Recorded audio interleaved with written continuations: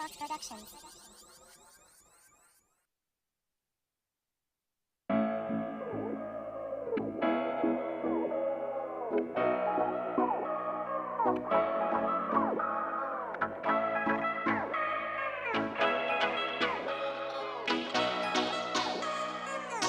System.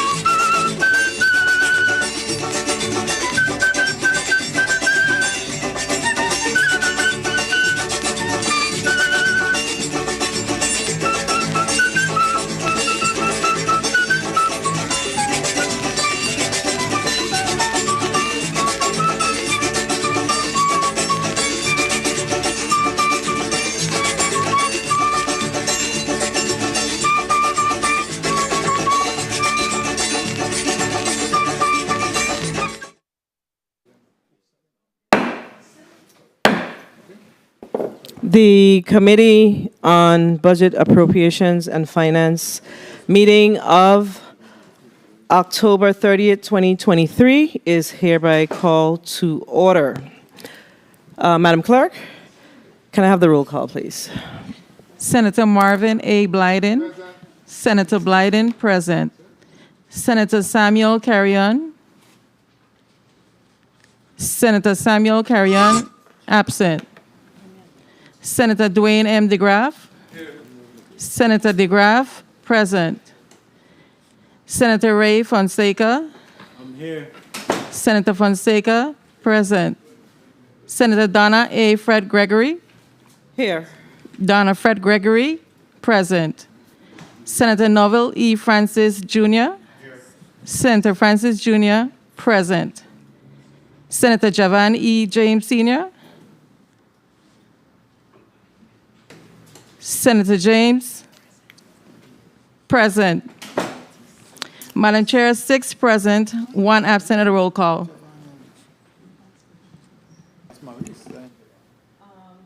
Madam Clerk, I don't see Senator James. So, so you're looking at Senator Maurice James. She's not a committee member. This Senator Javon James is a committee member, and he's not here yet. Madam Chair, 5 present, 2 absent at a roll call. Thank you, Madam Clerk. We do have a quorum. Do we have any correspondence to be read into the record? Yes, Madam Chair. You may proceed.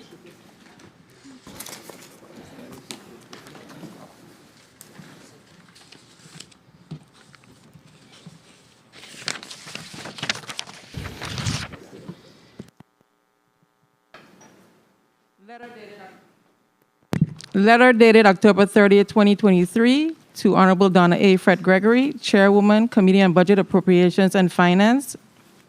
Dear Chairman Fred Gregory, I apologize for being late to today's Budget, Appropriation, and Finance Committee meeting. I am currently at an appointment, and I ask for your patience and understanding until I can join the meeting. I am eager to participate fully upon my arrival. Thank you in advance for your consideration and understanding. Sincerely, Samuel Carrion, Senator, 35th Legislature of the Virgin Islands. Correspondence number 2. Letter dated October 30th, 2023. Honorable Donna A. Fred Gregory, Legislature of the Virgin Islands, regarding Bill number 35-0099. There is a 1 second. That correspondence is from whom? The correspondence from Dwyer Ars. Okay, so we're not going to read that just yet. Okay. Do we have any other correspondence with regards to senators? No, Senator. All right, thank you. So we're going to hold that for now, and then we will hear it a little later on. All right. So good morning, everyone. We do have a quorum, so I'm going to ask the Madam Clerk to also read today's agenda into the record.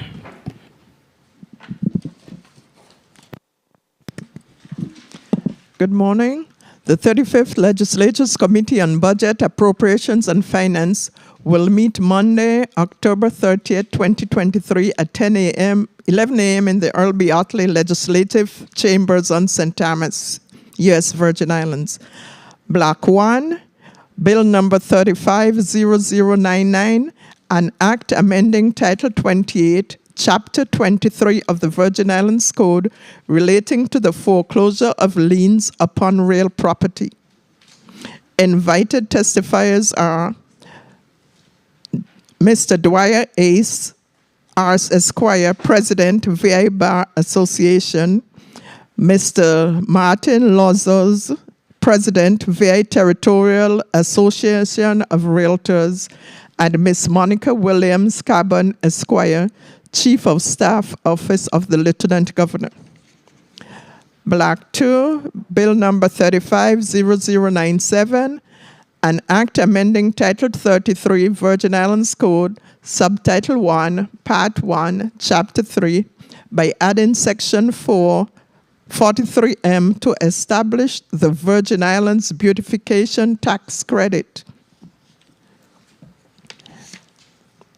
Invited testifiers are Mr. Joel Lee, CPA, CGMA, and CFE, Director, Virgin Islands Bureau of Internal Revenue. Mr. Jose Tony Rosario, St. Thomas business owner, and Mr. Alex Golubsky, attorney. Mr. Derek Gabriel, Commissioner, VI Department of Public Works, and Ms. Jody Olson, Sunny Days Property Management. Block 3, Bill number 350118, an act amending Title 33 Virgin Islands Code, Chapter 3, Section 54B, 3D3, allocating $2,500,000 of the timeshare environmental infrastructure impact fee to the Virgin Islands Waste Management Authority for beautification and cleanup of the territory. Invited testifiers are Mr. Roger F. Merritt Jr., Executive Director, VI Waste Management Authority, Mr. Derek Gabriel, Commissioner, VI Department of Public Works, Ms. Jennifer O'Neill, Director, VI Office of Management and Budget, and Mr. Joel Lee, Director, VI Bureau of Internal Revenue. Madam Chair, here ends the reading of the agenda. Thank you, Madam Clerk.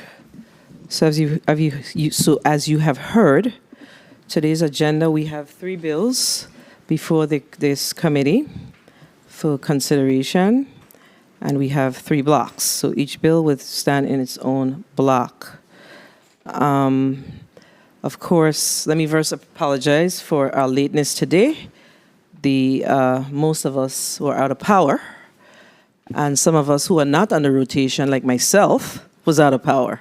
So we had to call WAPA. Apparently they forgot to turn back on a switch in the Frenchman's Bay area. And of course, it's a nice rainy day, so we should have a good day and a good discussion today. So I'm looking forward to that. So I'm going to ask the testifiers. I see that we have 3 testifiers before us here in the chambers, and we have 1 testifier in St. Croix in the committee room. So I'm going to start with the testifiers that's here on St. Thomas, and I see that we have Mr. Dwyer Esquire Archie. Yes, from the VI Bar Association, and I believe there's correspondence from him. So at some point, we will ask for that to be read into the record. And we have Mr., and I don't want to pronounce names incorrectly, Mr. Martin Luzet? No. So that's the president of the Territorial Association of Realtors. I'm sitting in for him today. Wait, 1 second. Oh, sorry. That should have been, I'm just talking about who we invited to the meeting. Okay? And then, so we'll figure out who's representing who. And of course, Mrs. Monica Williams-Carbon, the Chief of Staff for the Office of the Lieutenant Governor. So we're going to start with who's representing the Lieutenant Governor's office. Wait, 1 second. And what I did forget to do was ask who's introducing the bill, but I would prefer for you to put your names on the record so we could start. Yes.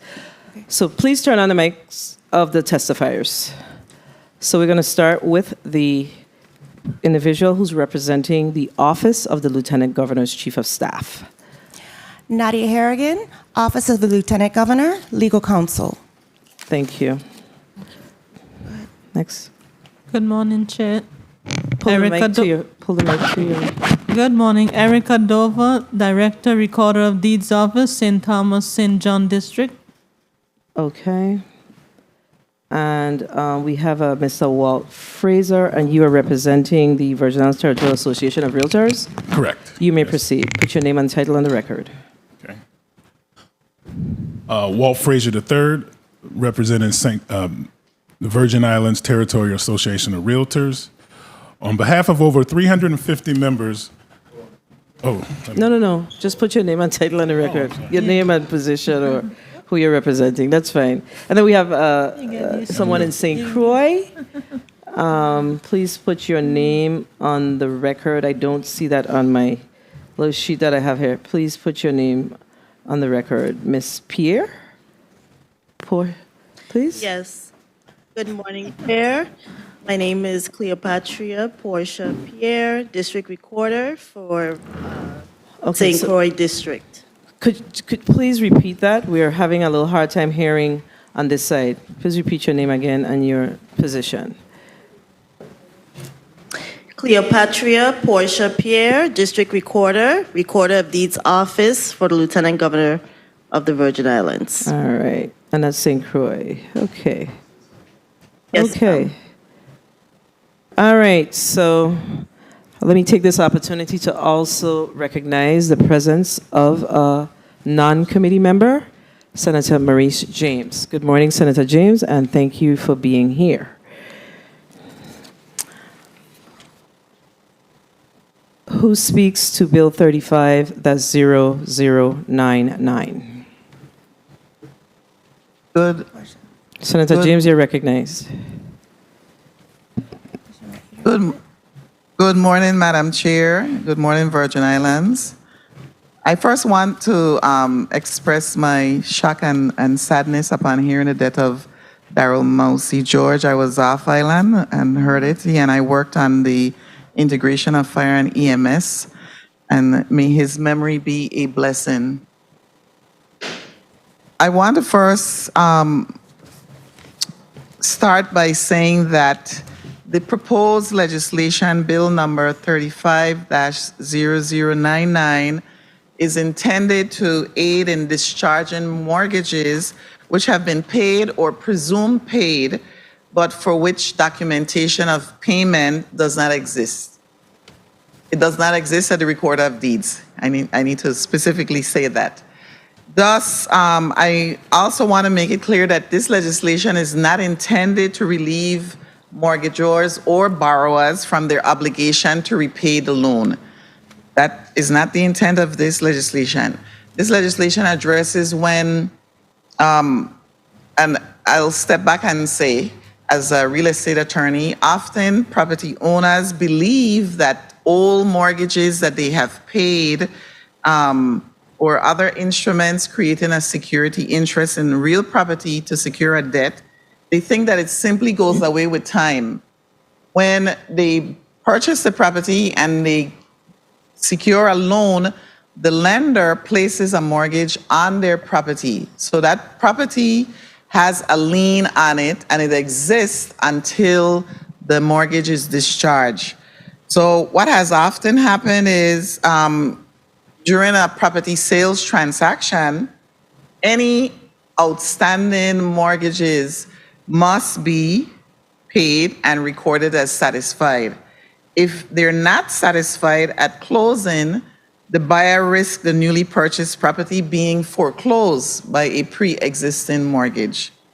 Similarly, a title insurer may refuse to insure a property without an outstanding mortgage that cannot be recorded as satisfied or discharged. Oftentimes in the Virgin Islands, we have owner financing deals where the owner of the property decides to finance the purchase by the buyer. And there are times when these private lenders and sometimes even old mortgage companies, they go out of business, they disappear, and it makes it impossible for the U.S. residents to clear title, and as a result, this blocks the sale. The title companies will not accept a copy of the release. As a matter of fact, the Recorder of Deeds needs an original. They need an original in order to release or discharge the mortgage. So what happens is this can block the sale entirely, and no attorney will advise a purchaser to make a purchase unless all previous mortgages are satisfied. And the title insurance is often one of the conditions of the lender for issuing the loan, and so That can't happen again. And I've seen cases where transactions have not gone forward simply because the mortgage, which the owner is saying to me and other attorneys, I paid this 10 years ago. It should have been released, and it's not. And then we have to track down the person, and it's especially difficult when it's an individual who has financed the deal. It's very hard.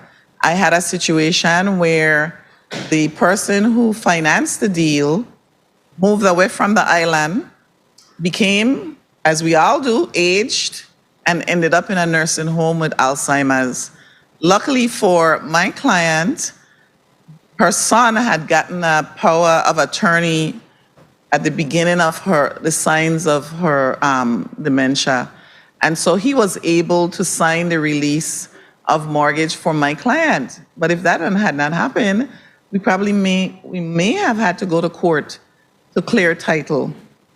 So not having this proposed legislation, it causes, not having a release, I should say, causes a chilling effect on property sales. And sometimes, even if the transaction proceeds, the amount due on the mortgage is sometimes even held in escrow. And the seller doesn't get all their money until that release is secured and recorded. That means that for the owner of the property, they have to hire an attorney. Of course, I'm an attorney and we make money that way, but it's unfair to especially the small homeowner who wants to sell the property now and has to hire an attorney. You should hire an attorney anyway for real property transactions. Let me just say that, okay? Because this is what happens. Sometimes you buy property and there are mortgages that are old that were not released, and you want to now sell your property and you can't. So this proposed legislation is necessary, and it's a necessary method for clearing title and promoting the alienability of real property. Thank you. Well, I'm asking my colleagues to support this. It will help the sale of property go smoothly in the Virgin Islands. I also want to, before I close, remind all homeowners out there, when you pay off your mortgage, get a release immediately and go to the recorder of deeds and record it. This, of course, addresses ancient mortgages where 30 years ago a mortgage was paid off and the lien is still existing at the recorder of deeds. Thank you, Madam Chair, for giving me the opportunity to propose the reason why I strongly ask for the support of you and your colleagues with this legislation. Thank you, Senator James, for your thorough explanation and the need for this particular measure. We're going to now ask the testifiers to present their testimonies, and we're going to start with Ms. Pierre from the Office of the Lieutenant Governor. You may proceed.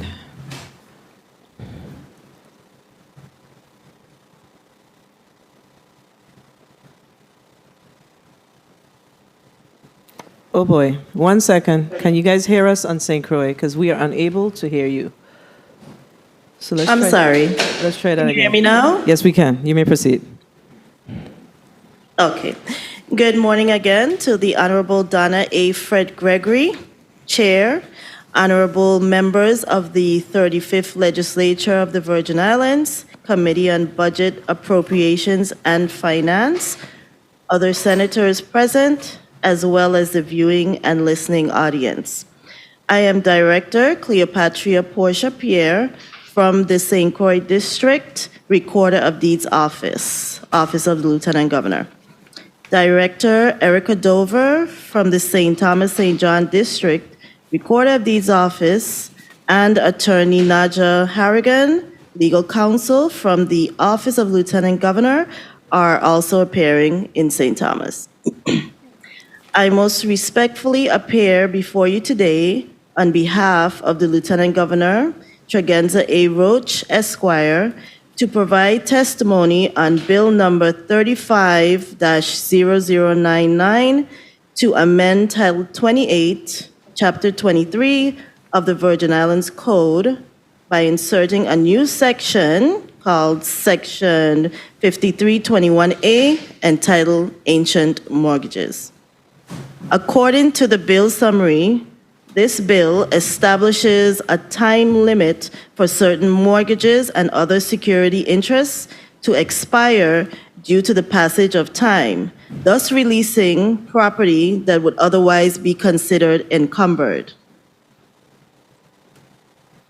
Pursuant to Title 28 of the Virgin Islands Code, Section 2362, the Recorder of Deeds Office inter alia records every deed of transfer of real property or interest therein and every mortgage or other security for debt secured by real property. The expiration timelines delineated in Section 531A, small a, 1, 2, 3 of Bill 35-0099 provide a mechanism to inform the Recorder of Deeds Office that a lien, mortgage, or security interest has expired. Accordingly, we propose that another section, 531 capital A, small a, 4, be added to state that the lien holder or owner of the security interest shall be required to file written notice in the Recorder of Deeds Office where the instrument is recorded that a lien, mortgage, deed of trust, or any other instrument that creates a security interest has expired, failing which the property owner may provide notice. Chair Fred Gregory, members of this committee, and other senators present, this concludes our office's testimony on Bill number 35-0099. We thank you and the members of the Committee on Budget, Appropriations, and Finance for the opportunity to appear before you today. We are prepared to respond to your questions on Bill 35-0099. Thank you. Thank you for your testimony. We'll now, Madam Clerk, can you please read the correspondence from Dyer Archie? October 30th, 2023, via email, Honorable Donna A. Fred Gregory, Legislature of the Virgin Islands, P.O. Box 1690, St. Thomas, U.S., Virgin Islands. Rebill number 350099. Dear Senator Fred Gregory, thank you for giving the Virgin Islands Bar Association an opportunity to comment and testify regarding Bill number 350099 related to foreclosure of liens upon real property. We are grateful to be involved in the legislative process and to do whatever we can to assist the legislature in its work. At this time, the Virgin Islands Bar Association has determined not to take a position on the proposed legislation. As a result, the Virgin Islands Bar Association is not able to send a representative to testify regarding the legislation at the hearing scheduled for October 30th, 2023 at 11 a.m. We greatly appreciate being invited to provide commentary on the proposed legislation and hope that you and other members of the Virgin Islands Legislature will continue reaching out to the bar for commentary and testimony in future legislation.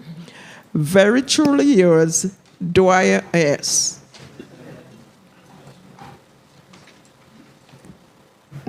That's it. Thank you. All right. Thank you for the reading. We'll now hear from Mr. Frazier. You may proceed with your testimony. Thank you. October 26, 2023, Honorable Donna Fred Gregory, Capitol Building, P.O. Box 1690, St. Thomas, Virgin Islands, 00804.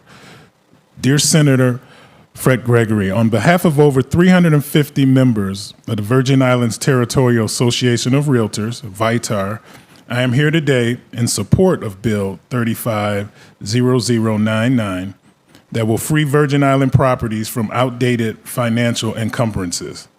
Home ownership is key to a thriving community. Economic stability, safer neighborhoods, and better health outcomes can all be traced to increased rates of home ownership. We believe this legislation will create more inventory for potential buyers, especially first-time home buyers, and our workforce who deserve more pathways to home ownership. The ease of any property to transact directly affects who can purchase a property. The rules and regulations for buyers using financing makes it more difficult than for a cash buyer to purchase the same property. For the most part, this is a fact that we cannot change. Fortunately, this bill would remove at least one roadblock for those utilizing a mortgage to purchase a home. It will not open the floodgates of properties available to our citizens, but it will help. FHA loans, VA loans, and conventional loans would all benefit from one less hurdle to clearing title on the property purchase. We are thankful for the work you and the legislature have done on behalf of this issue. I hope my testimony today before this committee will shed more light on this opportunity for our community. Homeownership affordability is a critical issue challenging the Virgin Islands. This is another step towards addressing it. If you have any questions regarding our position, I am happy to answer them now or at a later date. Thank you. Thank you for your testimony. Colleagues, we have heard the positions of the testifiers, and we will now move to a 4-minute round, and we will begin with Senator Novell E. Francis Jr. You may proceed with your 4 minutes. Thank you very much, Madam Chair. Good morning to you, my colleagues. Good morning to the testifiers, and good morning to the people of the Virgin Islands. I want to thank you all for your testimony this morning, and really also to commend the bill sponsor for moving this very important piece of legislation forward that seems to just level the playing field in respect to making sure that there is proper documentation throughout. I wanted to utilize this opportunity to ask the Office of the Lieutenant Governor in respect to whether or not, these liens and other information mortgages, is there an automation or computerization process at the Lieutenant Governor's office? Are these currently automated? Good morning, Senator. Morning. Erica Dover, Recorder of Deeds Office, St. Thomas.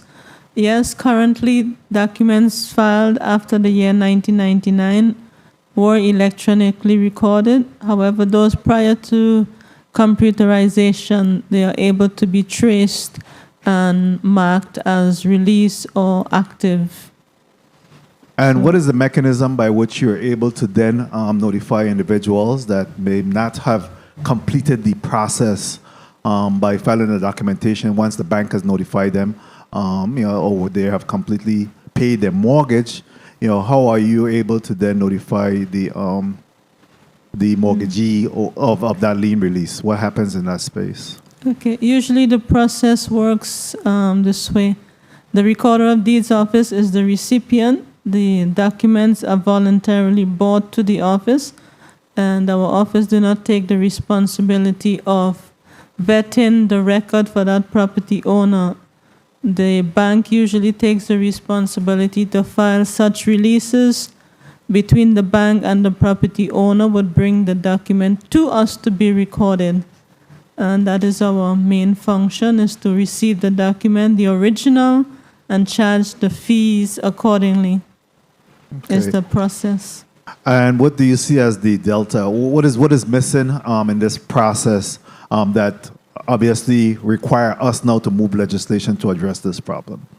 What usually happens, Senator, we may have owners who receive the documents, although the banks have the final responsibility. In between time, some banks may agree with the owner to have the owner bring the document in.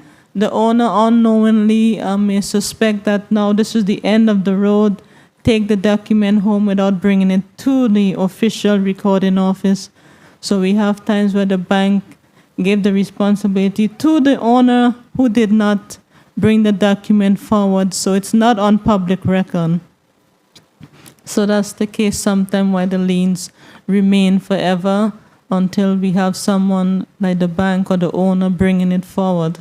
Because there's nothing the recording of deeds office legally can do in the meantime until it's brought to us. Very well. I guess my question really was, is there any guardrails, any indicators, red flags that you may have at the Lieutenant Governor's office then to prompt the individual to come in or notify them so that that process could be completed? There's no such thing. It has to be totally voluntary? No, the only prompting that may take place is when that individual actually come to us to request something like a title and encumbrance letter. They need it for various reasons. Now we are going to put everything that we can see historically, like liens and mortgages, on that document. And that is the way it's going to, advise the owner that there's something still outstanding and need to be taken care of at that point. Thank you. Real quickly, Mr. Fraser, in respect to Vitara's position on this matter, which you totally support, do you see a mechanism by which, we could strengthen this piece of legislation to make sure that the loop is completed? 30 seconds. 360 degrees. Is there any other opportunity for us to be able to add to this piece of legislation to make sure that process is totally completed? I think we can add maybe an education component. As they're getting the mortgage, remind them of this process. Hey, you pay this off, keep your paperwork, you go in yourself, regardless of what the bank may do, and take ownership of the payoff and the property. So more education. Very well. Thank you very much. Time. Thank you for your responses. I think that's a very good suggestion. Thank you for offering that. Thank you, Madam Chair, for the time and opportunity. Thank you, Senator Francis. And I was just about to ask the question of the Office of the Lieutenant Governor. Do you put out any marketing campaigns because of our small community? Do you have any marketing campaigns where you put out on an annual basis at least once or twice a year that, shares with our community that if once you pay off your mortgage, please come and check to ensure that there are no liens against your mortgages here in the territory? Oh, for Mr. Over. Currently, I know in the past the Lieutenant Governor office has had community outreach, sharing information vital to the community, but in recent months, I believe not yet. But I believe that's the intention of the Lieutenant Governor office, to continue to educate the public on such important matters as clearing titles on properties. All right, so I think that that's a good amendment to this legislation because, the last thing that we want, we need to ensure continuity of, whatever we do here. So we don't want to leave it up to an individual. We want to make sure that it's clearly understood by law that the Lieutenant Governor's office is required to do X, Y, Z. And I believe that this is an important component because we do have a small community and a lot of our people are not aware of these, these nuances. The dream is to have your own home, etc. But these types of nuances, folks don't really pay much attention to. If they hear it, then it becomes a part of, what they know is their responsibility. So I think that is a good amendment for the sponsor of this legislation. Senator Fonseca, you're recognized for your 4 minutes. Yes. Thank you so kindly, Madam Chair, and pleasant good morning and blessings to everyone. I bring warm greetings to all those providing testimony and also to everyone listening to the sound of my voice at this time. Blessings. Bill number 35-0099, an act amending Title 28, Chapter 23, VI Code relating to the foreclosure of liens upon real property. I'm in support of this. It will discharge the mortgages, that have been paid. Like the bill sponsor said earlier, these are for mortgages that have been paid off, and you get the release. Also, it's good in that it would remove at least one roadblock from you being able to get your mortgage release, a release of lien. I got one. I was so proud when I got one. I had Banco Popular, had owned my property in Frenchman's Bay, and I was able to pay it off, and I got a release. I still got it. I put it in plastic laminate. It's good. It's a proud document to have, Of course, I went and I got another mortgage, but still, I still got a one, So I am definitely in support of it. I got a question here for Ms. Dover with the record of deeds. I don't know if you're going to answer it, but you want to propose another section to state that the lien holder or owner of the security shall be required to file written notice. Explain that to me a little bit more. Ms. Dover, or the legal counsel, Ms. Harrigan, I don't know who's going to talk to it. Good morning, Yes. Nadia Harrigan, Legal Counsel, Office of the Lieutenant Governor. We thought that it would be key that the lien holder file actual notice with the Recorder of Deeds office. And it's not they can, restated specifically that they shall be required. And that puts the onus on banks or anybody that has a security interest to notify the Recorder of Deeds office that a lien or security interest has expired. We said, and then we added that if the lien holder doesn't do this, the property owner must do it. But I think going to what Senator Fred Gregory stated, that if the banks and these mortgagors know that they have to do this initially, I think that would help and facilitate the process. So we'd also have to really notify the banks and mortgagors and people that have security interests about this legislation. Okay, so that's a clear explanation, but I don't have a PhD, so I want you to clarify a little thing for me. If I buy in the property, I'm the buyer, right? Who is the lien holder? The lien holder. Well, in your situation, when you talked about framing your release in plastic, it would be Banco Popular. Okay, bank. Okay. So the Banco Popular would file notice that the lien, because they would have more information, and there are several timelines in this legislation, so they would know exactly when the lien expires. Thank you very much for that class in education, Ms. Harrigan. Time. And thank you very much, Madam Chair, for the time. All right. Let me recognize the presence of both Senator Javon E. James Sr. as well as Senator Samuel Carrion. Please mark the two senators as present. All right. Senator DeGraff, you recognize for your 4 minutes. Please recognize the mic of Senator DeGraff. Thank you, Madam Chair. Good morning, colleagues. Good morning, testifiers, all viewers, listeners, and present. I was glad that I support the bill, but I was glad that the sponsor of the bill explained it, because in reading the bill, for me, I didn't see anything that says it has to be recorded. So when I heard the bill sponsor say that it should be recorded to get that release, it made real good sense. But with the amendment that the director on St. Croix mentioned in regard to written notification to the record of deeds, I think that's the one amendment that is needed, because it's not really clear. So that clears that up for me.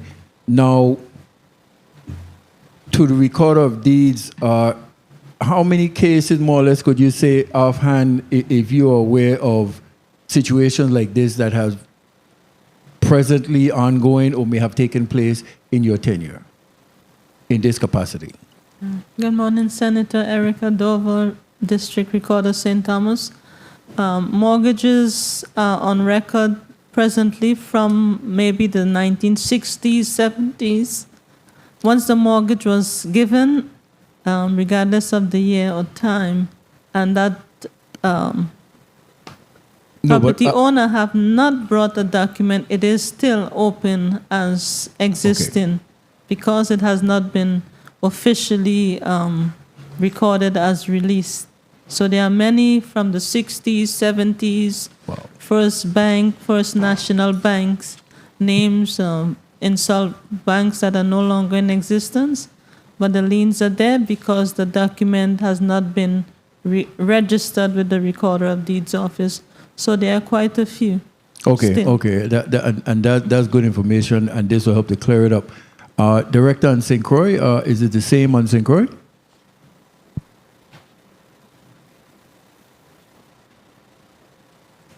It looked like she's speaking, but you can't. Sorry, can you repeat? I did not hear that. I apologize. In your tenure as director, about how many cases, more or less, have you seen present, ongoing, or from the past that this bill would help to clear up? I have seen many cases during my tenure. Actually, I had a case not too long ago where I was assisting a customer, or I should say a property owner, that had a lien against her property from a furniture store back in the 1960s or 50s, if I remember correctly. And she was trying to sell her property. And of course, this lien tied up the process. She came to me to see if I could assist her with having it released. And in the end, I had to refer her to an attorney because it was so old.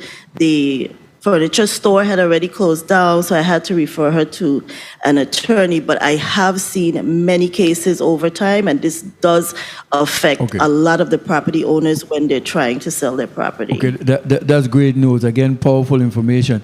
And Mr. Walt Fraser, you familiar with the NBA star Walt Fraser, your namesake? Yes. That's Okay, 30 good. seconds. And the realtor and with selling properties, what kind of hamper have you seen taking place that this bill will be able to clear up for you? Well, I think as you get into the process, if you can identify properties that have been cleared, if you have time to clear it up, let's say somebody wants to sell, they realize, hey, this lien is on the property. Before they put it on the market, they can get it sold and have a smooth transition for the sale. Okay, thank you for the time, Madam Chair. Thank you, Senator DeGraff. So let me just ask quickly, back to the Lieutenant Governor's office, just based on a question that Senator DeGraff asked. So do you have a database at the Office of the Lieutenant Governor's office where you are able to see what properties have liens against them? Do you have any information that you have in that office that you can readily look at and say, we have X number of properties here in the territory that has liens against them? Senator, Recorder of Deeds St. Thomas. And I mean besides the mortgage holder, the primary mortgage holder portion of it. Generally, the way the procedure is set up to search for a property is by the address. So there's no specific category of properties with existing mortgages. So without the address, once you look for the address, it will show you the history of all liens against that particular property, but not that there is a database specific only for mortgages. However, if you were to look currently on our website, you're able to search by property, category type. So you would search by mortgage, and you can look for all the mortgages by year. After 1999 to present, you can search by categories. So the answer is no. And of course, we know that we have, again, it all ties into education, because sometimes you have, and I'm not speaking specifically about a lien that's tied to the primary mortgage holder. I'm specifically talking about sometimes you may have a plumber that come to your house and you don't pay the plumber or whatever the case is, and they put a lien on your house for $5,000, $10,000. So we have to educate our people, because that's where we use and this is why this bill is so important. That's why we should be using, and we should be educating our community about using the court system. What is it, small claims court? I think I saw someone has a piece of legislation to increase the amount, and I think it's a good idea. So we are able to, now that a person is able to go to small claims court and take care of that. A lot of times people really don't know what their recourse is. So, I mean, I don't know that the Lieutenant Governor's office responsibility is to keep data on liens in a bucket per se, but I really believe that we should be educating our community a lot more on, what are their rights and what are the things that they could do if they run into certain challenges. Senator Blyden, you're recognized for your 4 minutes. Thank you, Madam Chair. Good morning to my colleagues, listening and viewing audience, staff, central staff. Good morning, testifiers, and thank you for your testimonies. I first want to start off by thanking the sponsor for bringing this most important measure forward that basically serve the needs and interests of Virgin Islanders, homeowners.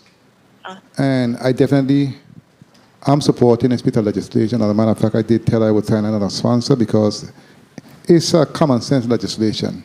It's straightforward. And as Mayor believed over from the Lieutenant Governor's office mentioned, when my colleague asked his line of questioning from anyone before 1999, those that are individuals we are speaking to in terms of many of them, still have this issue and do not know. And I'm glad the young man spoke in terms of educating our people, because that's critical. That's the key. But what the bill basically does is automatically, upon the closing, in these instances, after 5 years, it actually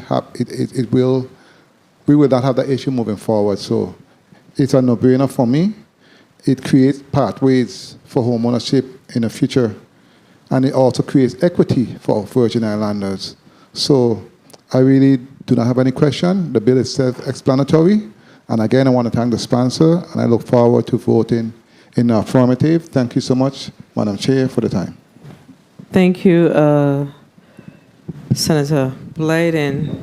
I just have a question for Mr. Fraser, as well as the Lieutenant Governor's office, and it's tied to the Fair Credit Reporting Act. This bill says 5 years, and of course, the Fair Credit Reporting Act gives 7 years.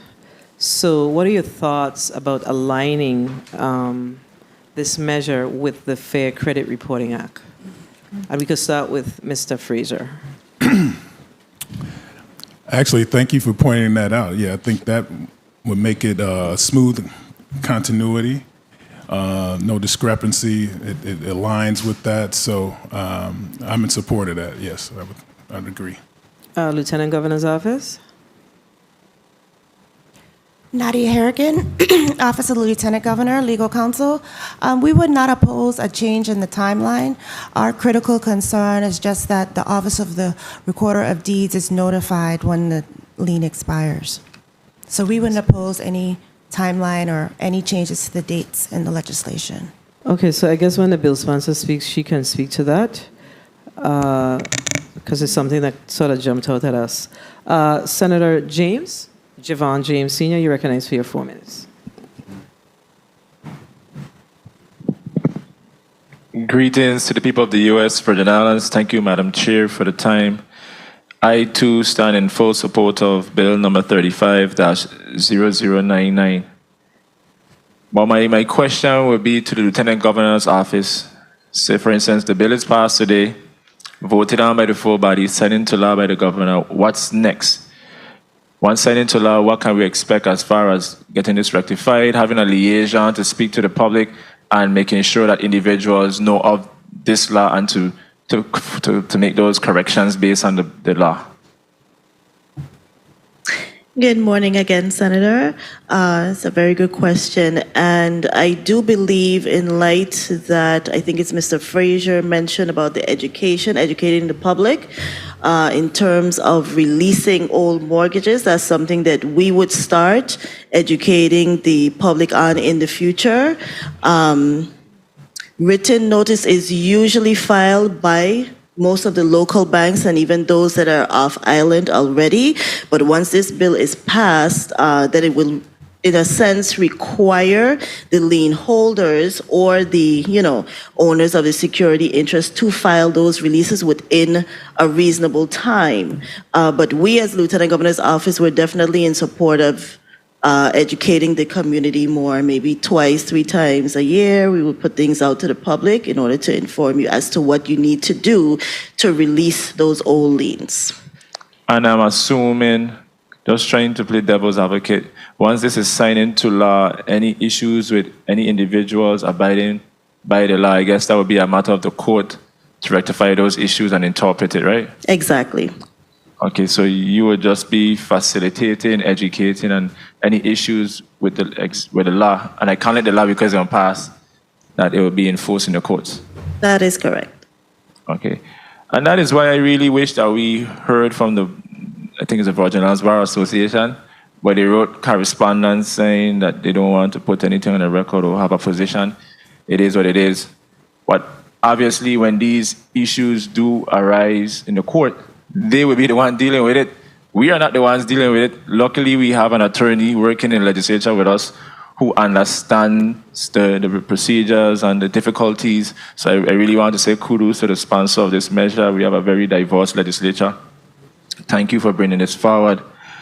My only concern was just the enforceability and making sure that we get the word out, because we live in a community where sometimes negativity spreads faster than positivity. But this is a very great measure, and it needs to be put out there, not just in those press releases or all over. So kudos once again to the sponsor of this measure, and I look forward, hopefully, I don't know who's going to do it, but 1 minute. Lieutenant Governor's office, testimony, a recommendation for the amendment, and the good minority leader mentioned that. So he basically took some of my talking points, but I stand in full support of the measure. Thank you, Madam Chair, for the time. Thank you, Senator James. Senator Carrion, you're recognized for your 4 minutes. Thank you, Madam Chair. Good morning. Good morning to you, my colleagues, the testifiers, and the people of the Virgin Islands. I also want to join my colleagues, in supporting Measure 35-0099 and commend the sponsor of this bill, because it really makes the process much easier. It's navigating through this process is complicated in itself for someone who is selling a property at times, and finding himself with these hurdles, sometimes, most of the times, are unexpected, then really delays the process, and then obligates the individual to get into other costs that weren't expected, because some additional work is necessary to be able to clear it up. So this is really helping our community by making the process much easier and much simple for them. The reality is, like we'd heard here before, sometimes a lot of these companies or agencies that place these liens become non-existent, or individuals pass, and making the situation even more difficult to be able to clear property. So I stand in support. I really don't have any questions. I do agree that maybe we should look into doing 7 years instead of 5, just to have some sort of consistency with the Federal Credit Union report, which I think is important in the process. I agree with my colleagues. I think we have to do more. The department, Lieutenant Governor's office, should do a bit more educating, so that members in the community know, the process. So once this is implemented, my question to the Lieutenant Governor's office: once this is implemented, how will the office execute and this law? And I'm also concerned, I know our president was asking about digitalization. And how would that process be easier, maybe through digitalization, through your systems? Good morning again, Senator Carrion.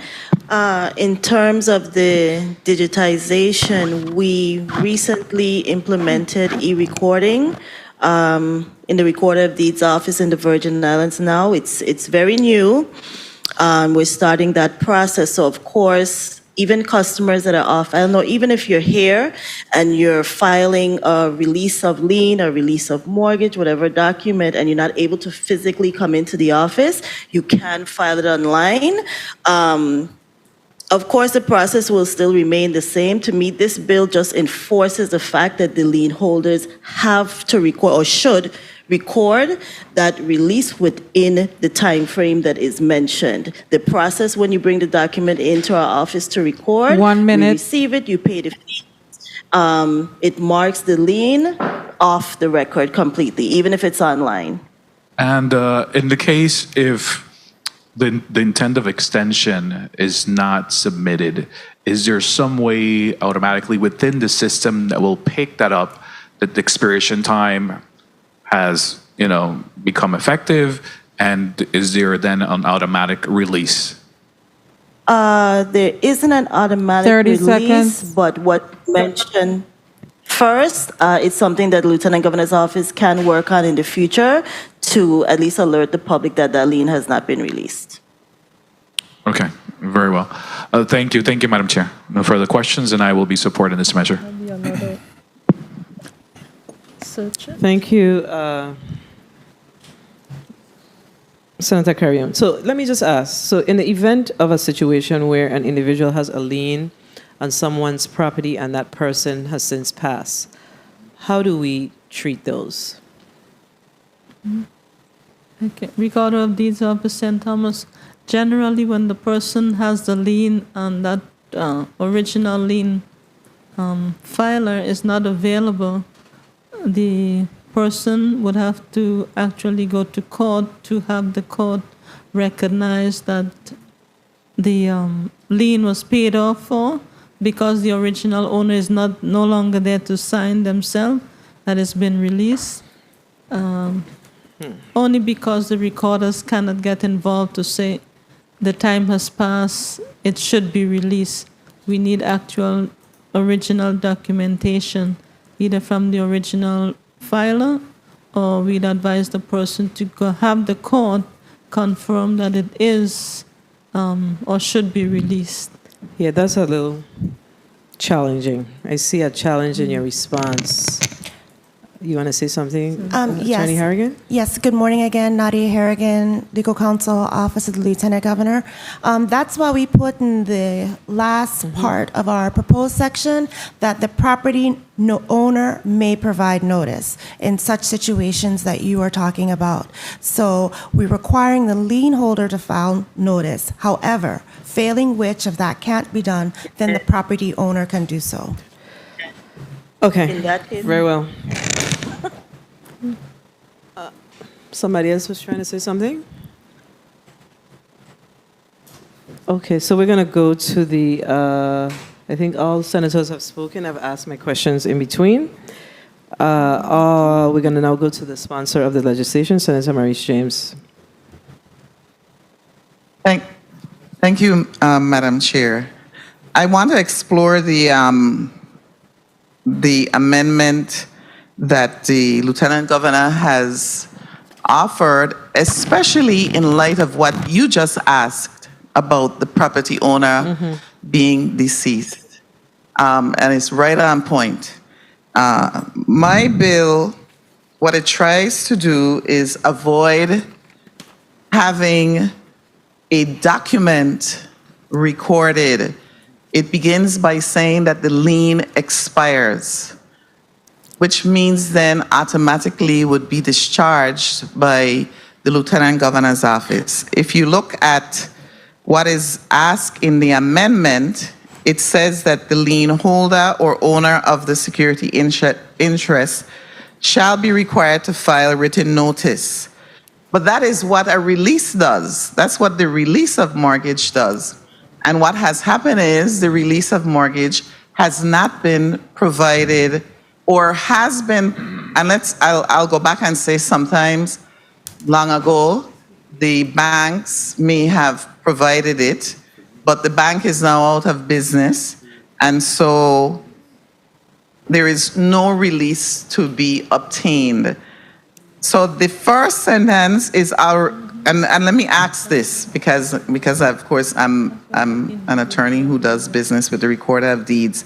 When you say that the lien holder or owner of the security interest, which, okay, let's say the lender, Right. for purposes of the layman out there, the bank, shall be required to file a written notice.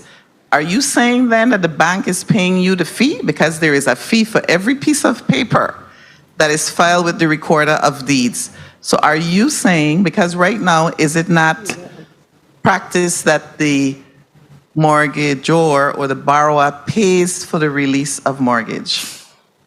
So I'd like an answer to that. Thank you. Yes. Anyone?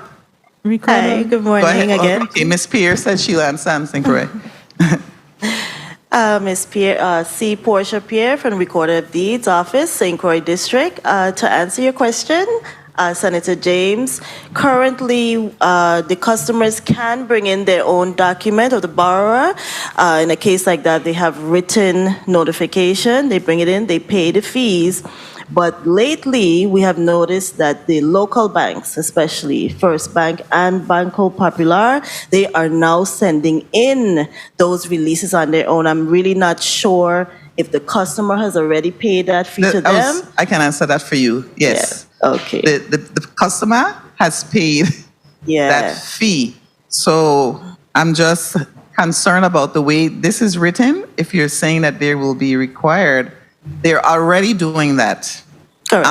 And you're asking them to do something in addition to what in the proposed bill, is saying is expired. And I also take issue with the word expired for the lien holder to provide, because the lien holder should be saying that the mortgage is discharged. Or satisfied. Or satisfied. Thank you. I agree. Right. You agree Yes. with that? Yes, I Okay. agree. In addition to that, you're also requiring the property owner to provide notice when the bill is saying that the lien has expired. I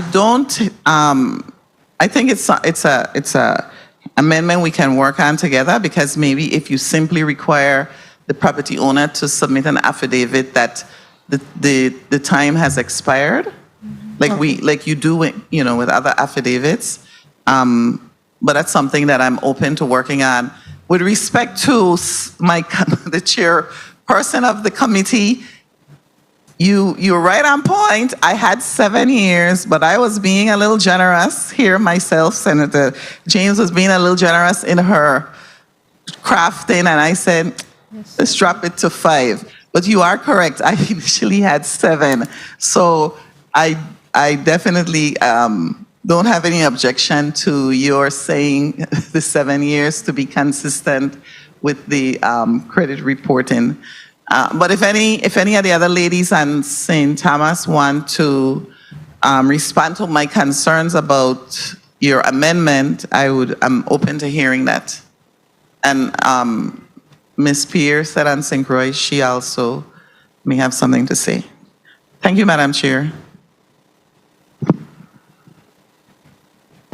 Any other responses? Good morning, Nadia Harrigan, Legal Counsel, Office of the Lieutenant Governor. Our concern was basically that there's a mechanism by which the Recorder of Deeds office would be notified that the lien or security interest has been discharged.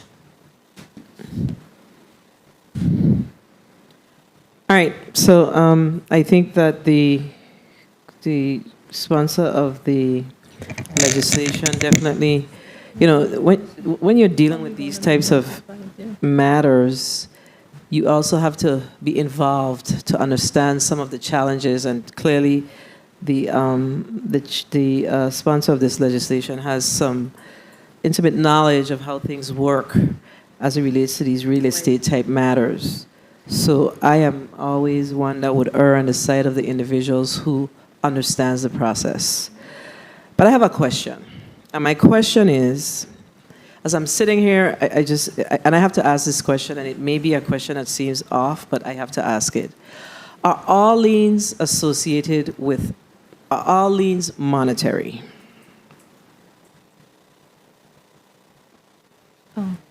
Recorder of Deeds Office, St. Thomas, monitor in the sense that it's actually on the public record. No. Any interested party is able to view and see that it exists? No, that's not what I mean. So when you place a lien on someone's property, is it always an instance where that individual owes you money, or there was a accident and they didn't pay their part, or whatever it is? Or it can be an interest, a family interest, or where there's a situation where you have a trust and someone tries to sell our property out of the trust and you decide to put a lien on it because the trust does not allow them to do that, but they're trying to do that. You know, that's what I'm trying to understand. I think it's a complicated question, but it's a question that I have to ask because, you know, just saying that a lien is settled because we've passed a particular number of years, I need to make sure that we flesh this out in totality. Mr. Fraser, I see you have a little confused look on your face, but it's a real important question.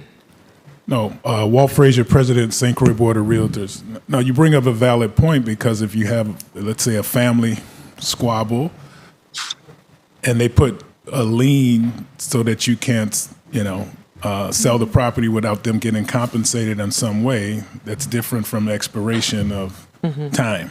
Yeah, so So do you view this legislation as impacting something like that? And I guess that the sponsor could answer, because I want to make sure that I'm clear on that as well. Did I hear a point of information from the sponsor? This is mortgage. Madam Chair? Yes. Yes, I was trying to understand your concern has to do with other liens other than what this legislation specifically addresses, which is interest in real property to secure a debt or other obligation. Okay. So this is specific to those, and you ask a very complicated question. I am just happy that my bill doesn't have to deal with what your question was pertaining to. That's what I'll say. Mine is specific to mortgages and security interest in real property. Okay. And thank you for that clarification, because like I said earlier, if you're not involved in this stuff every day, it could become a little convoluted to you. So it's important that I don't think that any question that we ask in order to make a final decision is a skewed question. I think it's important to ask the question and make sure you understand what you're really voting on and what it means, what the impact is down the road. So I thought it important that I would ask the question. All right, colleagues, we have exhausted all of our questions, I believe, on this matter. And I think I'm hearing a motion from Senator Blyden. You're recognized for your motion. Thank you so much, Madam Chair. I move that Bill number 35-0099, an act amending Title 28, Chapter 23 of the Virgin Islands Code. 23. Title 23. Title 28, Chapter 23 of the Virgin Islands Code relating to the foreclosure of liens upon real property shall be voted on favorably in this committee and moved to the Committee of Rules and Judiciary for further consideration and amendments. I so move. Second. Okay, Bill number 35-0099, an act amending Title 28, Chapter 23 of the Virgin Islands Code relating to the foreclosure of liens upon real property has been properly moved by Senator Marvin Blyden, seconded by Senator Novalee Francis, Senator Dwayne M. DeGraff, and Senator Samuel Carrion. Hearing no objections, roll call, please. Senator Marvin A. Blyden. Senator Blyden, yay. Senator Samuel Carrion. Yes. Senator Carrion, yay. Senator Dwayne M. DeGraff. Yes. Senator DeGraff, yay. Senator Ray Fonseca. Yay. Senator Fonseca, yay. Senator Donna A. Fred Gregory. Yes. Senator Fred Gregory, yay. Senator Norville E. Francis Jr. Yay. Senator Francis Jr., yay. Senator Javon E. James Sr. Yes. Senator James Sr., yay. Madam Chair, 7 yeas at roll call. Thank you, Madam Clerk. Bill number 35-0099, an act amending Title 28, Chapter 23 of the Virgin Islands Code relating to the foreclosure of liens upon real property has been favorably voted on by this committee and will be forwarded to the Rules Committee for further consideration and action. We're going to give the testifiers a 30-second close, and we're going to start with the Office of the Lieutenant Governor. It's Representative Miss Pierre. Madam Chair, I am definitely in support of this bill by Senator Maurice James. It's definitely something that has plagued the Recorder of Deeds office as well when we're trying to assist our customers with old release documents, in order to free their property from any liens or encumbrances. So we are definitely in support of the bill. Thank you, Senator James. Thank you. Now we'll hear from Mr. Frazier. Thank you. I want to thank the Senator Fred Gregory. We are in support of this. Anytime we can remove obstacles to home ownership, it's a great day for realtors and brokers on the island, so people get to enjoy what it means to own a home. So we're in support, and we also look forward to some education with our colleagues here on the panel. Well, thank you for your responses, and thank you for being here today. And stay dry. You are dismissed. And the Committee on Budget Appropriations and Finance stands in recess for 5 minutes.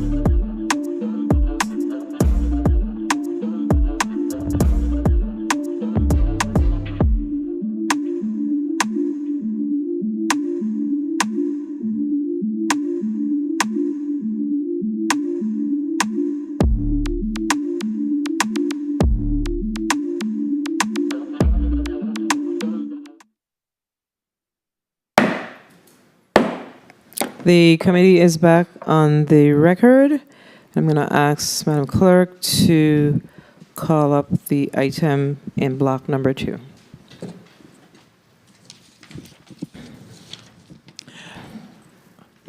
Block number 2, Bill number 350097, an act amending Title 33 Virgin Islands Code, Subtitle 1, Part 1, Chapter 3, by adding Section 43M to establish the Virgin Islands Beautification Tax Credit.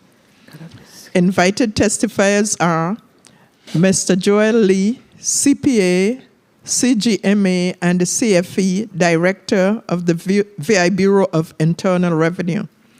Mr. Jose Tony Rosario, St. Thomas business owner. Mr. Alex Golubitsky, attorney. Mr. Derek Gabriel, Commissioner, VI Department of Public Works. And Ms. Jody Olson, Sunny Days Property Management. That concludes the reading. Thank you, Madam Clerk. We're going to go right into the bill. We're going to do it a little differently to how we did it earlier this morning. I'm going to ask who speaks to this measure, Bill number 35-0097. You may proceed, Senator Francis Jr. Thank you very much, Madam Chair, for this opportunity. And before I go into the presentation of the bill, I just want to recognize former Senate Vice President Janet Millen Young. Good morning, Senator. My apologies for not recognizing you earlier. Good to see you. Madam Chair and colleagues, thank you for this opportunity to speak on Bill number 35-0097, which is a proposed to establish the Virgin Islands Beautification Tax Credit.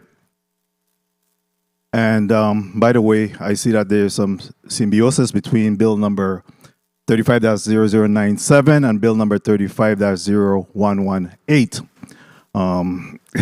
Great minds think alike. So the rain over the last few days has been mostly great. It's filled up our cisterns and everything is green and growing. The challenge will be to keep up with the grass and roadside because much as we would like them to, the government, namely, cannot do everything. And certainly the Department of Public Works can't do everything. This bill incentivizes corporate participation in local beautification efforts. It creates a collaboration between the Department of Public Works and local corporate partners to support a cleaner community. This is not a giveaway. The territory has historically incentivized programs to attract businesses as part of its economic development strategy. Why not similarly incentivize corporate participation in ways that enhance our quality of life? This is an opportunity to build partnership between the public and private sectors in ways that reap significant economic, social, and environmental benefits for the Virgin Islands, with the added benefits of supporting our tourism product. What can we expect from this type of collaboration? We can expect to encourage a diverse community support and enhance the quality of life. Most importantly, by collaborating with government, we can actually move the needle and reducing litter and keeping our community clean and safe and attractive. For those who have suggested giving a credit against property taxes, please know this is not the solution. Not every corporate partner owns a property. This approach would not be fair and equitable to all. Finally, Bill number 35-0097 creates important guardrails for the management of the program. The Department of Public Works will collaborate with the Bureau of Internal Revenue to create rules and regulations. I want to thank all of the testifiers that will be here this morning, again, for giving due consideration to this piece of legislation. And I look forward to the robust discussion that we'll have. And at the end of the day, I ask for my colleagues' support as we endeavor to continue to beautify and keep our islands clean, not just for the tourists, but for ourselves here in this community. Thank you very much for this opportunity to present this bill, Madam Chair. Thank you, Senator Francis Jr. And now we're going to hear from the testifiers, and I'm going to start I'm going to ask the testifiers to please put their names and title or business relation on the record, and I'm going to start with our Director of the Bureau of Internal Revenue. Director Lee, you may proceed. I am the Director of the Bureau of Internal Revenue. I think you broke up. Could you say that one more time? Good morning, everyone. My name is Joel Lee. I am the Director of the Bureau of Internal Revenue. Thank you. And then we're going to go to our Commissioner of Public Works. Good afternoon, Derek Gabriel, Commissioner for the Department of Public Works. And let me make sure I get his name right. Mr. Alex Golubiski. Thank you. Attorney, and you're representing, it doesn't say, so please put your name and who you're representing on the record. Good afternoon. My name is Alex Golubiski. I'm an attorney in the Virgin Islands. I practice tax law. I'm not here representing anybody in particular, just in support of the legislation. Absolutely. Thank you for that. And Mr. Jose, I almost said Tony, but Jose Rosario, St. Thomas business owner. Please put your name on the record. My name is Jose Tony Rosario. My company is Westline Production. Okay. And Miss Judy, and we didn't want to leave the girl for last, but we did, right? We always save the best for last. Yes. So Miss Judy Olson, Sunny Days Property Management, please put your name on the record. Yep, my name is Jody Olson, and I have a property management company here called Sunny Days. Okay, very well. Thank you. So we're going to start with the testimony from the Director of the Bureau of Internal Revenue.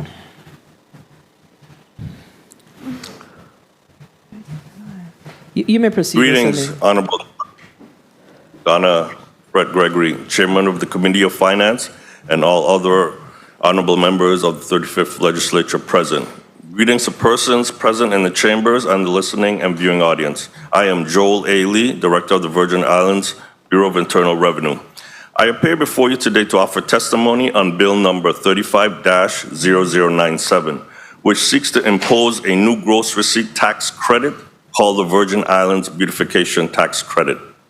Based on the language of the bill, this credit will be granted to any person's entity or association who endeavors to participate in an approved beautification project in the Virgin Islands. The Virgin Islands Beautification Tax Credit will be equal to the amount of payroll and contractual expenses, as well as the cost of equipment and related shipping expense for use in the cleaning and maintaining of any approved beautification project. The bill further requires that the approved participant, known to the Bureau as the taxpayer, maintain contemporaneous records of the payroll for employees or contractors who work for the approved project, as well as the time log for the use of the equipment for the project. The bill provides a 30-day window for the taxpayer to provide the requested documentation to the Bureau to substantiate the amount of the beautification credit. From an administrative standpoint, the Bureau can implement the new tax credit by doing the routine steps of updating the tax system, revising the tax forms, and educating the public on the eligibility for the credit. To that end, we would request a minimum of 180 days to properly implement this new credit. From a technical standpoint, this bill represents an opportunity for avoidance of payment of the gross receipt tax. As written, the approved participant under subsection A2 must apply and be accepted by the Department of Public Works to clean a portion of a designated area. Is there a bidding process, a licensing requirement, and the execution of a contract? Would the participant be held to all other government vendor requirements under the procurement laws, such as registering with sam.gov? Will Department of Public Works ensure that the participant is enrolled in workman's compensation and obtain the required insurance for this type of work? In subsection C1, the expenditure can be a payment to an employee or a contractor. Can the contractor be another taxpayer, separate and apart from the approved participant? Does this mean that the participant can, in effect, get another person to do the work and receive the tax credit? If so, an approved participant can simply buy tax credits since there will be no alignment with the beautification project and the taxpayer. These credits then can be used to offset the gross receipts of the taxpayer's other potential businesses. Is it the intent of this legislation to allow beautification credit to offset other unrelated source of income in the Virgin Islands? If so, this bill has the potential to result in an undetermined reduction of the gross receipt tax collections from other businesses that would not normally be exempt from tax.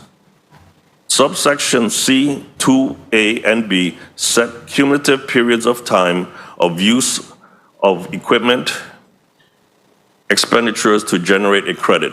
For a credit of 1,000 or less, the period time is 40 hours. For a credit greater than 1,000, the period is 40 hours. The bill is silent as to how long an approved participant has to accumulate the hours.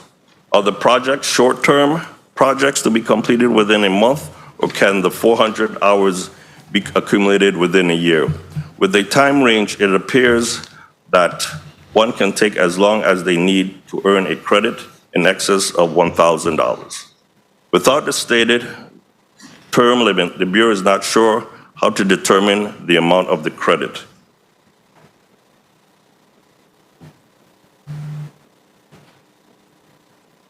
One second. I think I misaligned my paperwork.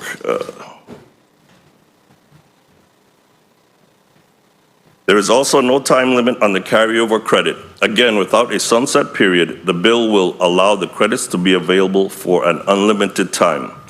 The credit will be verified with the mere maintenance of a log. We would suggest a verification process with the government agency that has statutory mandate to oversee this type of work. The Bureau cannot be the regulatory body that is responsible for compliance process for this credit.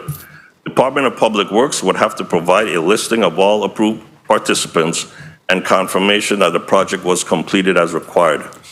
In its present form, there is no completion requirement prior to the use of the beautification credit. This could result in an approved participant prolonging a project to increase the credit beyond a reasonable time period such a project would require, if only to get the required accumulated hours. On a final note, we are all aware that the gross receipt taxes are tied to the bond covenants, which precludes us from doing anything that would reduce its collections without a formal approval, risking the government of the U.S. Virgin Islands being put into default status. Bill number 35-0097 could potentially result in a reduction of the gross receipts collections in an amount that we cannot quantify if passed in its present form. Madam Chair, thank you and other members of this body for affording us the opportunity to testify on this bill. We are available to answer any questions that you may have at this time. Thank you for your testimony. Commissioner Gabriel, I note that you have two testimonies to present to us today. Can you please break out just the section that speaks specifically to this measure? Thank you. Ma'am. You may proceed. Good day, Senator Donna Fred Gregory, Chairperson of the Committee on Budget, Appropriations, and Finance, committee members, all other senators in attendance today, all those seated in the Senate chambers, as well as those in the listening and viewing audience. My name is Derek Gabriel, and I am the Commissioner of the Department of Public Works. With me today is DPW Chief of Staff Keneela Callender. Thank you for the opportunity to provide testimony to this committee on the establishment of the Virgin Islands Beautification Tax Credit. The Department of Public Works supports the intent of this bill, which is to utilize corporate sponsors to fund beautification efforts throughout the territory. However, we are not tax subject matter experts and will defer to the Bureau of Internal Revenue and others regarding the implications of taxes and bonds, as we understand that revenues generated from gross receipt taxes are directly tied to bond obligations. Our testimony today will outline DPW's goals regarding landscaping and discuss the necessary steps we would need to undertake to implement the legislation if passed. My team and I are very passionate about the appearance of our roadsides, not only for the tourists who visit our territory every year, but more importantly for our residents. Maintaining and beautifying our roads is not only important to us, but also to Governor Bryan and Lieutenant Governor Roach, who have identified it as one of this administration's priorities. There are many benefits to beautified public spaces, and as a community, we can all attest to the positive impact of the Veterans Drive Promenade. It has not only improved the look of the area, but also allows for an improved quality of life, walkability, and increased Virgin Islands pride. The department spends millions of dollars every year to maintain our roadsides, but it is very clear that more needs to be done. I believe with dedicated beautification funding, the department could transform the look and feel of our roadsides and medians across the territory. It would be a great benefit to the territory if we allowed private companies to contribute to this effort, as the money we currently receive for roadside contractors is insufficient to handle the workload on all three islands. The requirements of DPW outlined in the bill are a concern for us. Building a program of this magnitude in-house, where we will be responsible for promulgating regulations and managing the process, will require additional personnel and capacity which we currently do not have on staff. For this initiative to be successful, we suggest onboarding a landscape architect and a landscape assistant at the very least. These two individuals could use their expertise to develop comprehensive rules, liaise with contractors and businesses, and own this process fully. Additionally, these professionals would assist in vetting, recommending, and approving public art, as we have received several inquiries and requests to use public space for this purpose from various nonprofit organizations and for-profit businesses. Overall, we strongly believe beautification projects, public art approval, and the like should be done in a comprehensive and planned manner, and certainly in conjunction with the comprehensive land and water use plan currently in progress by the Department of Planning and Natural Resources. There is also some synergy between this prospective program and the roadside advertising program that can also bring better organization and efficiency, and we look forward to bringing them together. Thank you again. Thank you for this opportunity to testify, and we stand ready to answer any questions you may have. Thank you for your testimony. Attorney, let me read the paper. You always have to have late moments. Attorney Golubiski? Yes.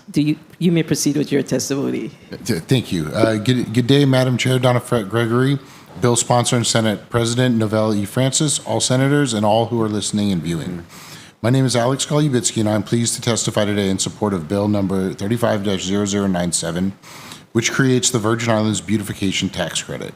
The bill amends Title 33 of the Virgin Islands Code by adding Section 43M, creating the Virgin Islands Beautification Tax Credit, or VIBTC. The tax credit would allow a person to receive a credit against their gross receipts tax for efforts made to clean up and maintain public spaces in the USVI. The VIBTC would be equal to the lesser of a person's gross receipts tax liability or the person's qualified beautification expenditures, or QBEs. A QBE is an expenditure made by any approved business in the USVI for the purpose of cleaning and maintaining areas designated by the Department of Public Works. If the person's QBEs exceed their gross receipts tax liability, they can carry the excess credit forward. But the VIBTC will never cause the Bureau of Internal Revenue to issue a tax refund to any taxpayer. QBEs include payments to employees or contractors in the purchase of qualified cleaning equipment.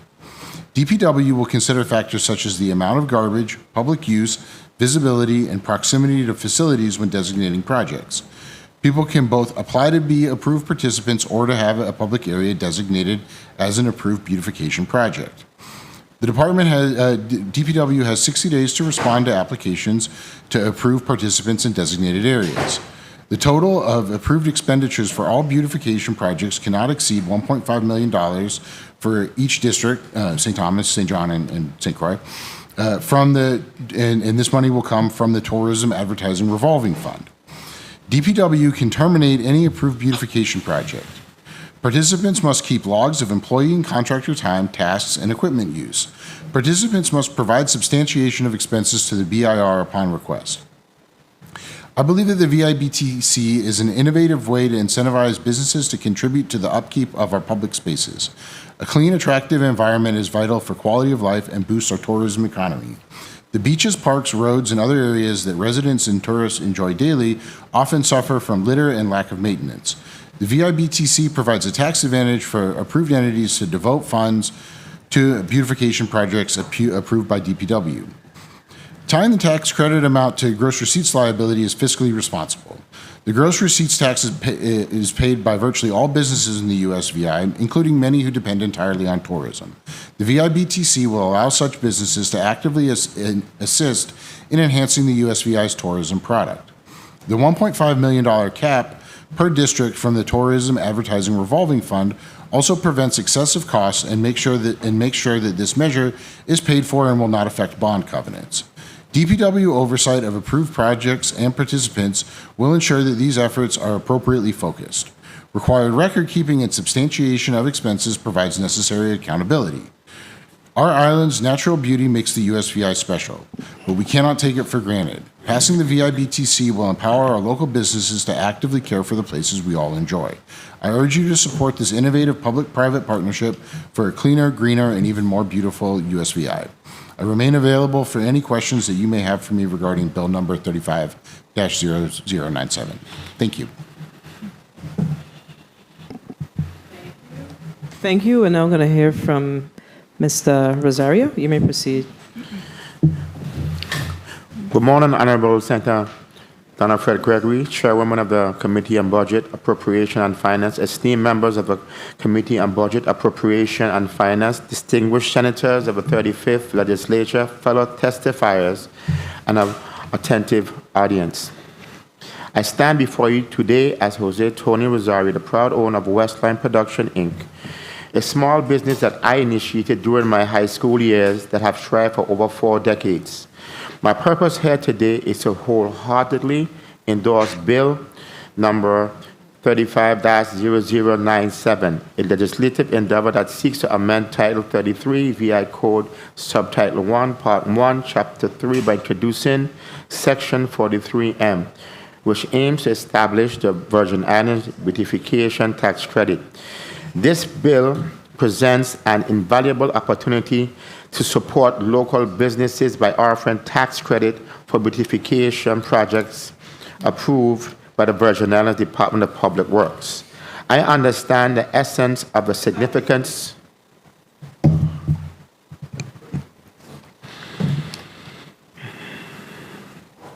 and the significance of Bill number 35-0097 personally. I have on numerous occasions undertaken island-wide cleanups initiative. These endeavors, such as the project organized by Mr. Bill Perkins, spanning 2 days, involving over 70 compensated individuals, have significantly contributed to beautification of our islands. From Lakes Chicken Fry and Smith Bay to Shirley King Airport, these projects have made visible impacts. Furthermore, I have coordinated beach cleanups sponsored by Corona, and the staggering amount of litter that we have collected from our pristine beaches is a stark reminder for the need of immediate action. It is vital to underscore that the responsibility, management, and expenses associated with these cleanups efforts have largely fallen on small business owners like me. We have generously provided meals, T-shirts, gloves, trash bags, rakes, water, trucks to collect the litter from roadside and beaches. Our volunteers work tirelessly with designated team leaders to ensure the cleanliness of the areas that we target. It is disheartening to witness these areas being marred by litter again shortly after our efforts. There have been occasions that we have had to return to locations that we have just cleaned just the day before, which is disheartening. I wholeheartedly endorse Bill number 35-0097 proposal to grant tax credit to local businesses. This initiative has the potential to inspire and galvanize more businesses and participants in the beautification of our islands. While I'm an ardent supporter of this bill, I must express my profound dissatisfaction in the government's current approach to the anti-litter campaign. Over the years, we have regrettably become more increasingly littered. Our Virgin Islands represents a rich tapestry of diverse culture from around the world, which contribute to our strength. Has also led to the lack of cultural pride in our community. In my youth, the adage, cleanliness is next to godliness, held a meaning that we were taught to keep our yards, neighborhoods, and our communities clean. Sadly, this seems to have eroded over time. I, like many of you, have witnessed individuals callously discarding trash from their vehicles into the bushes or roadways. Some even carry trash openly in the trucks, allowing it to scatter across the streets. When confronted, some choose to ignore or respond with hostility. I have personally encountered investors who visited St. Thomas and remarked on the cleanliness of our island, or rather the lack thereof. Consequently, they chose to invest elsewhere. We invest millions in advertising to promote the Virgin Islands as a premier tourist destination.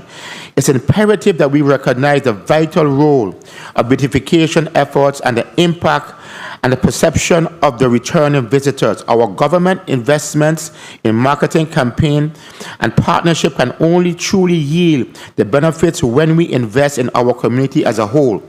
Beautification campaigns and robust enforcement strategies are integral components of our tourism product. Complementing media campaign that promotes the territory as a prime tourist destination. In conclusion, the beautification of islands is not just a matter of aesthetics, but imperative for economic growth. This bill has the potential to attract investors and increase our recurring visitors to our shores, ultimately benefiting us all financially. To remain appealing to the visitors from abroad and to secure our future, we must do better. The funding proposed by Bill 35-0097 will serve as a powerful incentive for individuals and businesses alike to undertake the necessary action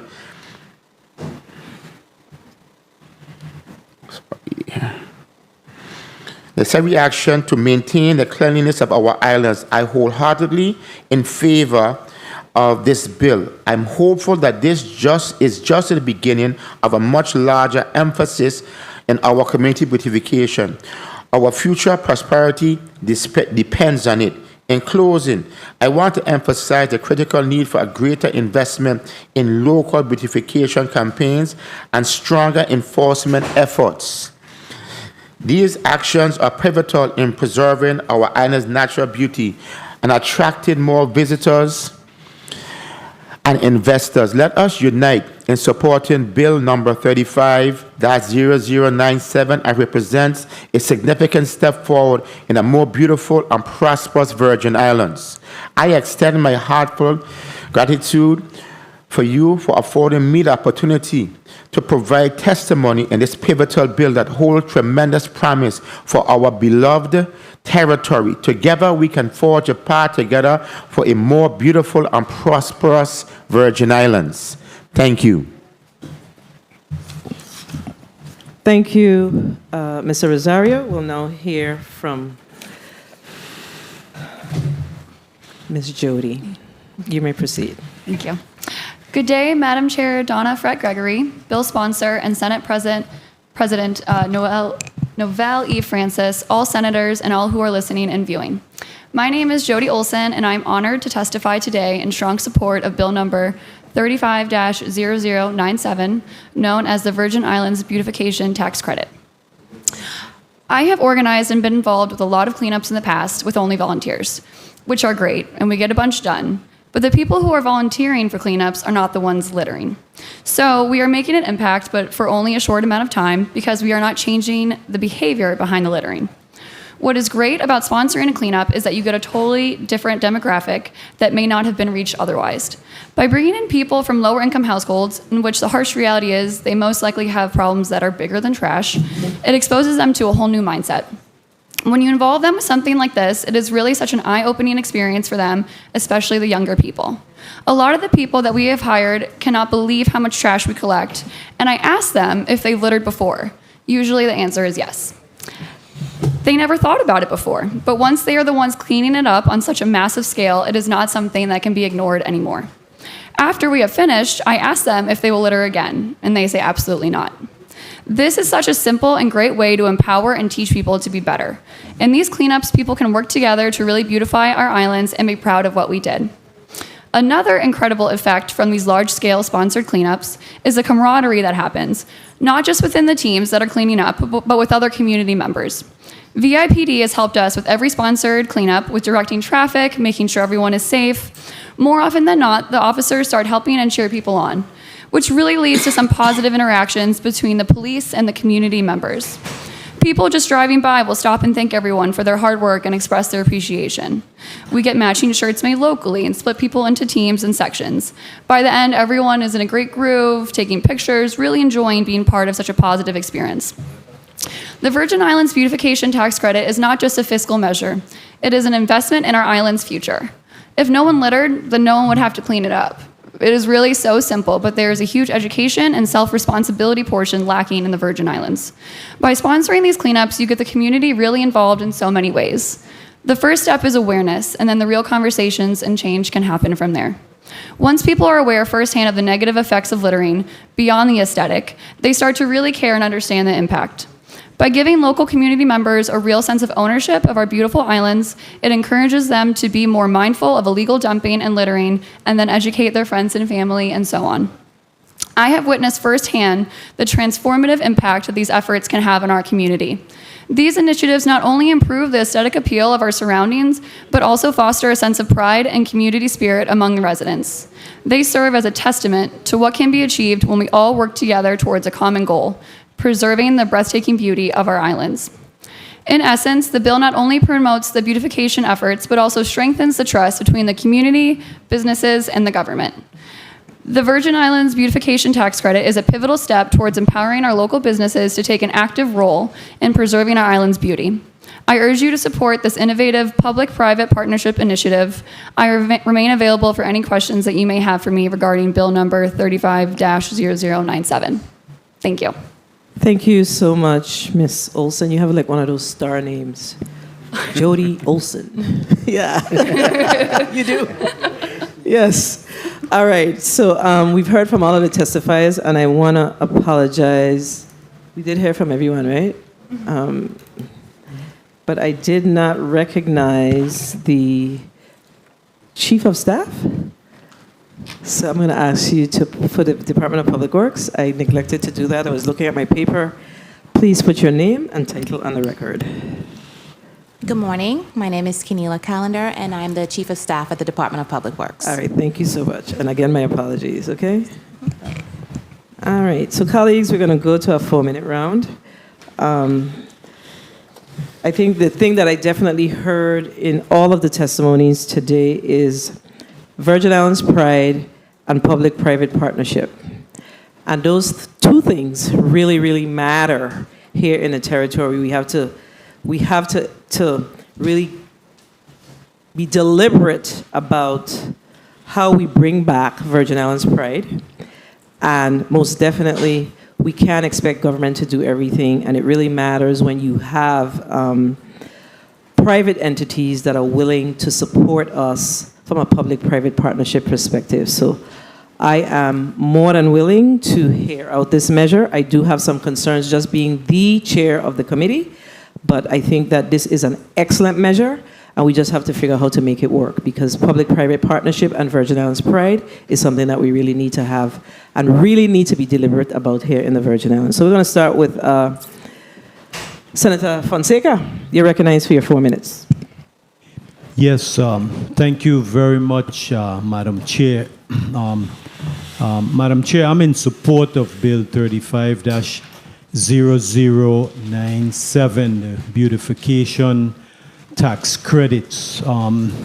They got some little nuances. I read the testimony of the Commissioner of Public Works, where we have to create the rules, regulations. We may have to look at additional staff, etc., etc. But you see, this here is VI pride, and I'm going to take the testimony of Tony, Jose Rosario, because the cleanup efforts is so important. You see, I'm a born Savanero. Last campaign season, right, we clean up. We did a beautification cleanup right in the back of Dover School in front of where Miss Sebastian them was. I used to have an ice cream shop there a long time ago when I was young. We collected 21 bags of litter in that one street by just the one house. And ladies and gentlemen, Virgin Islands, this is we. We're the one that's littering and throwing the garbage. It's us. I want to also mention something that a lot of people don't realize, and I learned this from the Humane Society. When you're eating and you throw that McDonald's and that Kentucky Fried Chicken out the door, right? That causes the animals to die because the dog and cat them running in the road to get that bone, to pick it up, they ain't watching the car. And the car come and daddy kill the dog and the cat them. That is causing deaths to the animals. Tony, is true. You would clean up, and I've seen your people, the West Posse, and them cleaning up. The next day, we as us, we throw the garbage right back out, the litter right back up on the street. So it's good. Just look at Savan, okay? When we were young, Savan was a clean, respectable neighborhood. Now they got a lot of, areas where people don't live and think. They're full of litter. So this is not about the money, the 2.5. This is about Virgin Islands pride. We are a tourist destination.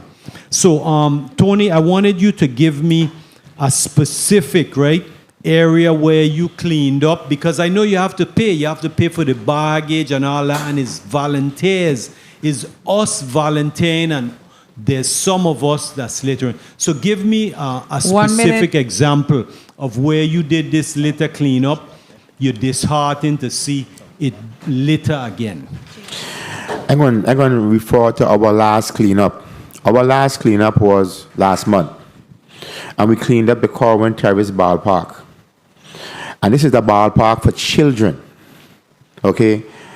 And the amount of garbage around, I'm not going to say in the park, but around the park was disheartening. It still had garbage from the hurricane. 30 seconds.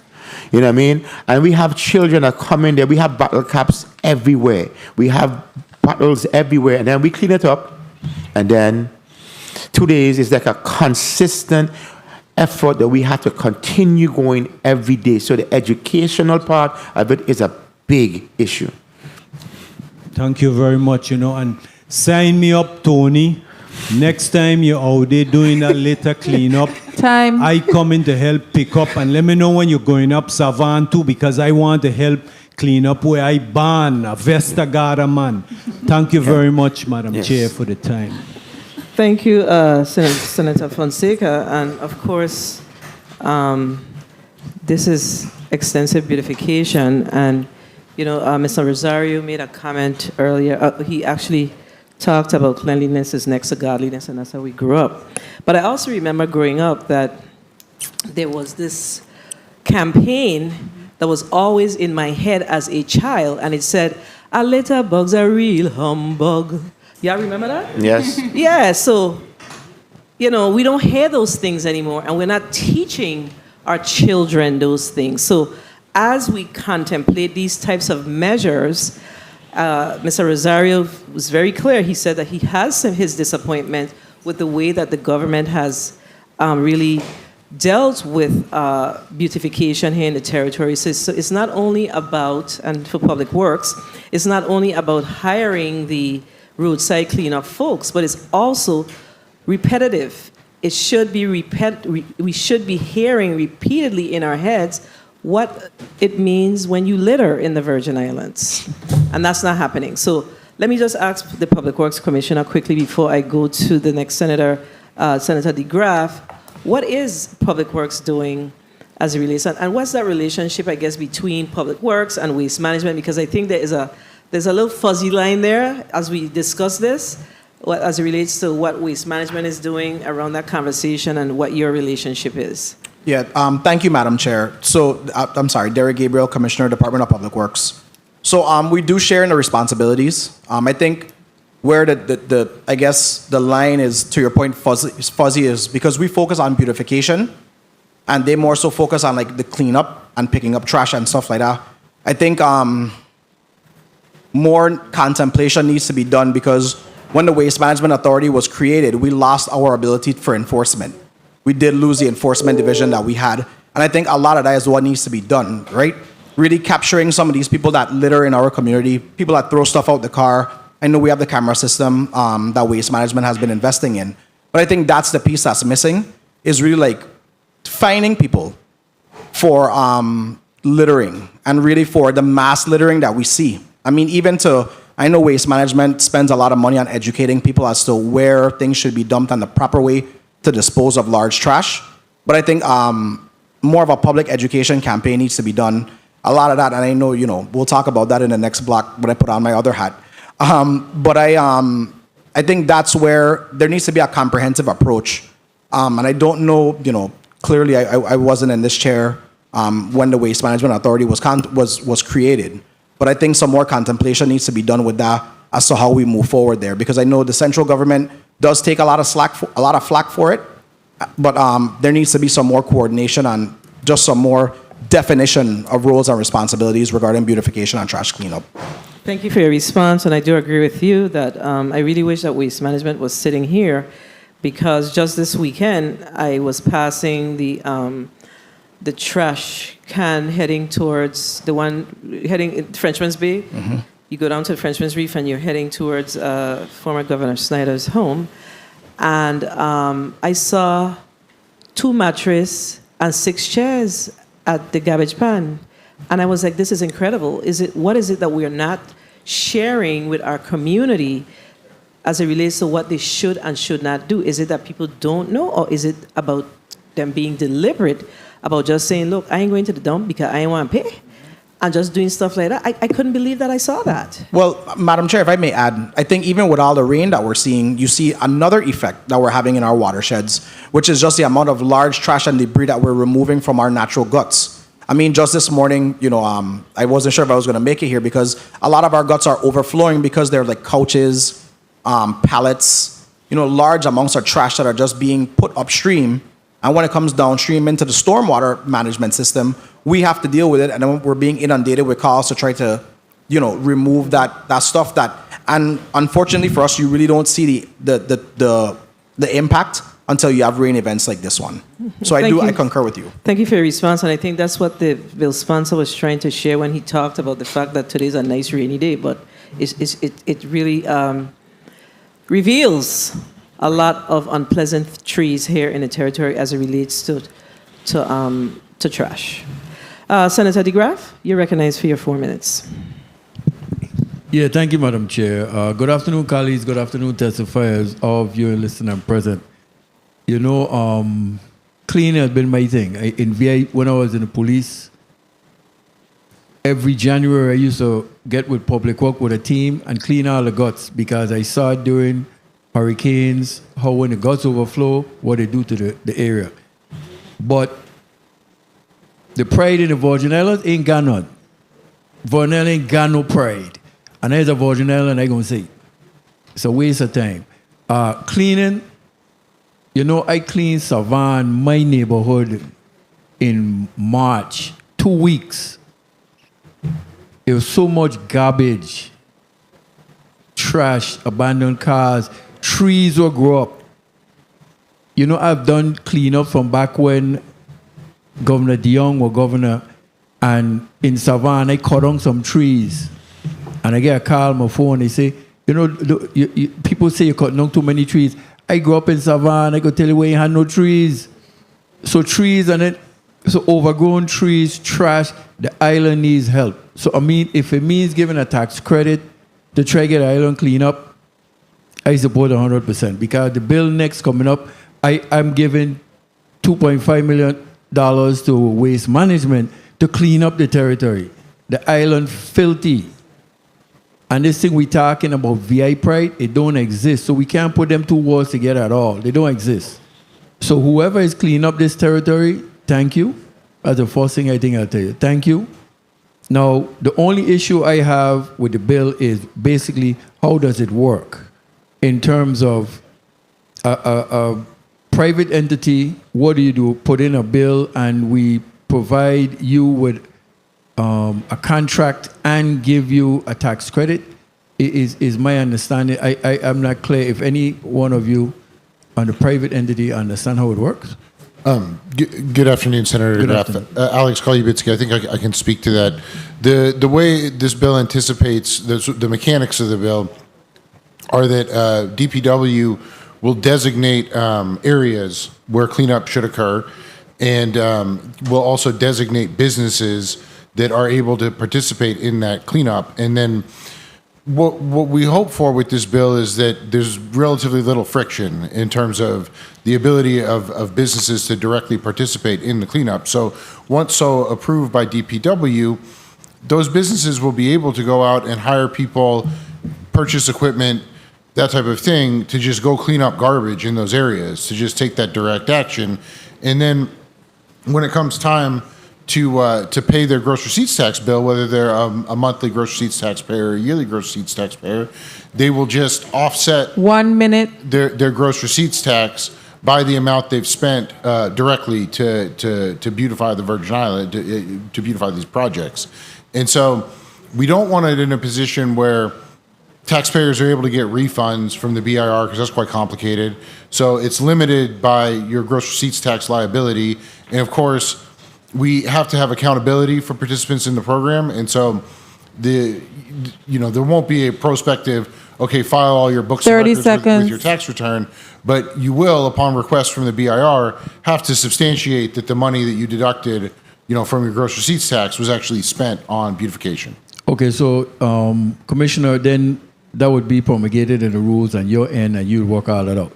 Okay, I also think what it needs, because I'm going to remain somebody who gonna clean this territory up for free. I ain't gonna charge nobody no money to clean up my neighborhood, to clean up the territory, because I'm a Virgin Islander. So I ain't want no tax credit. I just want to be able to have a chance to clean up the place. That's where the VI pride comes in. So you can't put VI pride, and nobody should put VI pride in the same conversation with where you're gonna be compensated for it. It doesn't work that way. VI pride is for Virgin Islanders who are part of a village that raises the children, that protects the community, that comes out and do these things for free. That's how I equate VI pride to. So everything I do in cleaning up, I'll never charge a fee. So thank you for the time, Madam Chair. I support the bill as it is, and we're going to make it happen. Thank you. Thank you, Senator DeGraaf. Senator Blayden, you're recognized for your 4 minutes. Thank you so much, Madam Chair. Good afternoon, testifiers. And thank you for your testimonies. I mean, I heard my colleagues that spoke before me, but there is VI pride here still. He himself have done many cleanup and cares deeply, along with some of my other colleagues, myself, and some of the testifiers on a regular basis. The problem and issue we have is those who do not have VI pride basically violating in many ways. And as a matter of fact, I actually sponsored legislation to put cameras at the bin sites, that will assist waste management and also assist in terms of beautification. But that's a next matter, because we need to talk about enforcement. That's another issue also that's very critical. And that's a funding source that can gain a lot of funding for the department. But nonetheless, I want to speak specifically to the bill. And the Commissioner of Public Works and the IRB Director spoke in respect to some issues they have in terms of requirements within a bill for both entities. I know, Commissioner Gabriel, you spoke to the code of the rules and regulations, etc. Also, the IRB director spoke to bonding and having an issue with the gross receipt. So can you clarify for us, first of all, Director Lee, in respect to your concerns when it comes to gross receipts and bonding issues, in particularly when it comes to this bit of legislation? What's your concerns?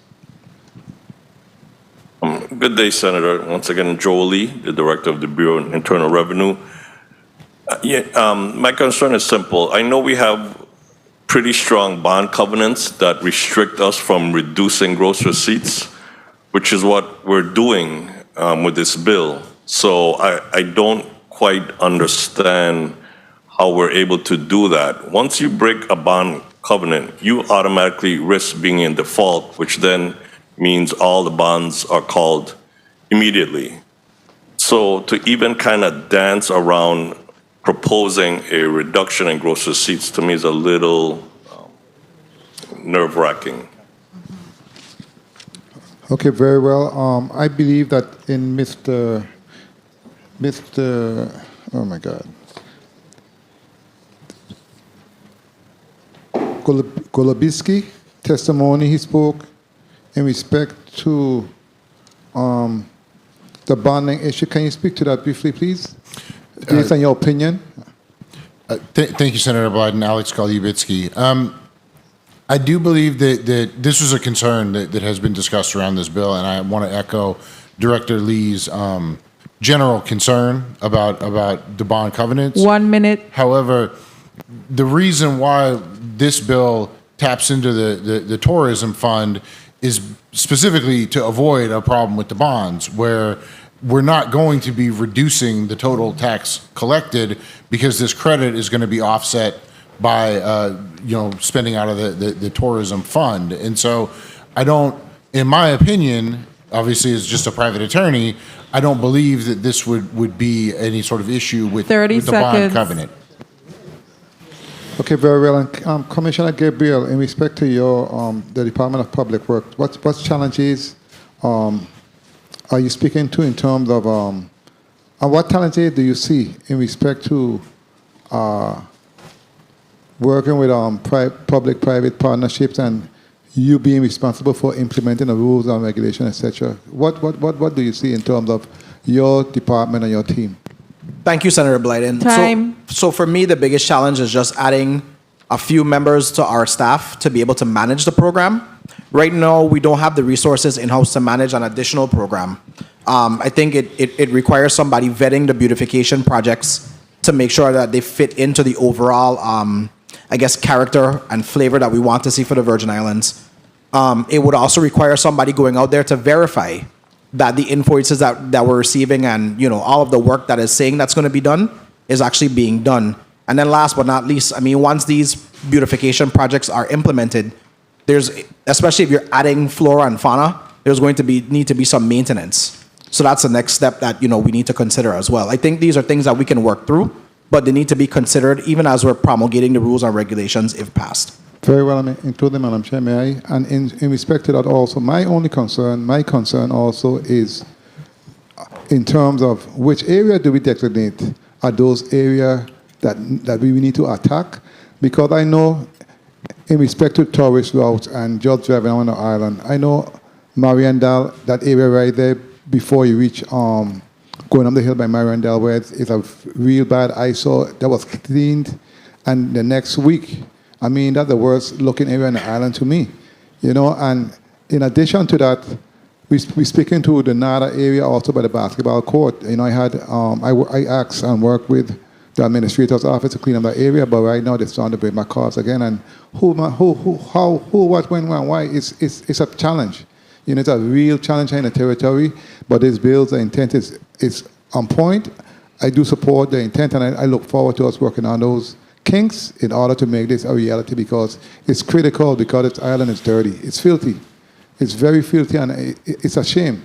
Many individuals speak to the state of the island when it comes to trash and debris and the blighted areas. And, it's a shame, for us at the territory, having individuals putting us in that position. And like I said, We do have VI pride, but those that do not, we need to get them in line and assure that they are fine, and we can really point them out and separate them from what they're doing to us, because it's not a good look for us. Thank you, Madam Chair, for the time. Senator Francis Jr., you recognize your point. Thank you very much, Madam Chair. I just want to, again, inform that while some may look at challenges, I look at opportunities. Let not allow for challenges to be the hindrance of us being able to address the issue that we're seeing in this community. For years, we keep having this circular discussion about how nasty the island looks, how filthy it looks. We have an opportunity now to be able to get not just the government side to do their part, but allow for investment to be made on the private sector to make this contribution. This bill have also contemplated Director Lee conversation in respect to impacting our gross receipt taxes. Hence, there was a appropriation in the bill that will allow for the cap, the $3 million to be offset by our tourism funding, beautification funding, that could go towards that offset. So it's a wash. So really and truly, the IRB will not be seeing any reduction in terms of the gross receipt taxes. That seems to be his concern in this measure. But please, let's not focus on the challenges. Let's truly focus on the opportunities and that we have to collectively address the issue that we're seeing here. And we're talking about trash and filth and the appearance of our island. Thank you very much, Madam Chair, for the time and opportunity. Thank you, Senator Francis Jr. So let me just ask the IRB Director a very quick question, because I'm looking at the September report in the Bureau of Internal Revenue for FY 2023. And when you compare your year on year between FY 22 and FY 23 as it relates to the revenues that we've generated, what is your what do you see as what are our challenges as far as what we've generated in FY 23 compared to FY 22? And if you don't have it in front of you, if you don't have it in front of you, you could pull it up. Yeah, give me a second so I can pull up the 22. Yeah, you can pull it up and we could come back to it. And the reason why I asked the question is because there's always this concern about one of our responsibilities as legislators is to ensure that we are bringing revenues into the coffers. So one will argue that this measure appears to be removing revenues from our gross receipt taxes. And we know that we are challenged with generating revenues. The days of COVID are gone, and I pray that they never come back as it relates to illness, but we probably need to figure out, we do need to figure out how do we generate new revenues for this territory. That is a must. But how I look at this, and I've done the dance on this because I do have my concerns, but how I look at this is based on the testimony of the Public Works Commissioner. He shared that,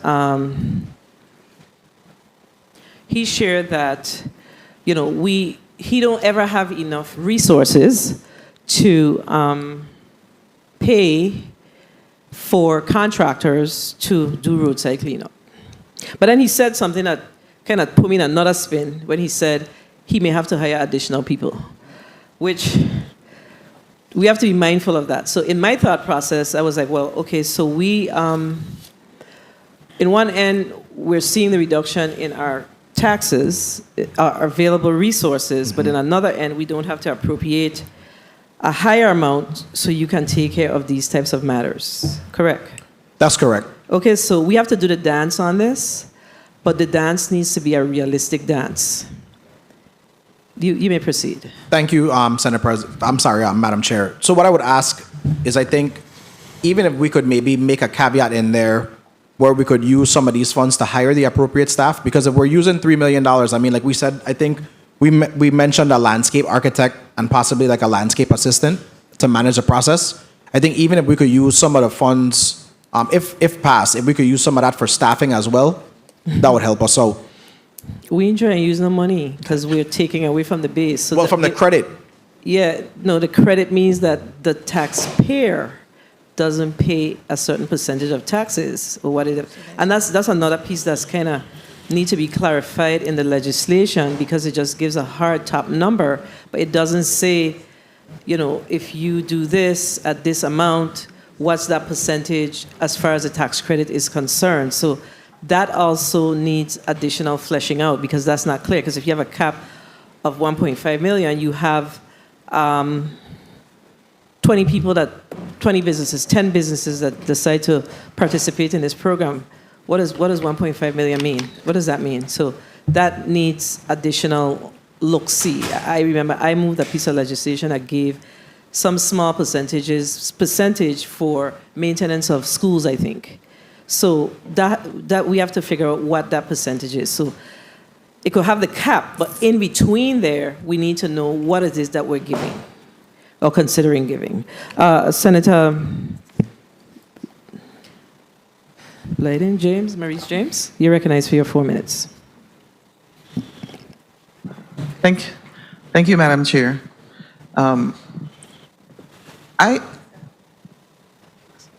It's me. Okay, thank you. Thank you, Madam Chair. We had a little confusion as to which James it was you were referring to. I have a lot of questions concerning this. I'm a non-committee member, of course, but I am a little confused, not confused really, concerned, I think is the more appropriate word. The department designates the 5 projects per year.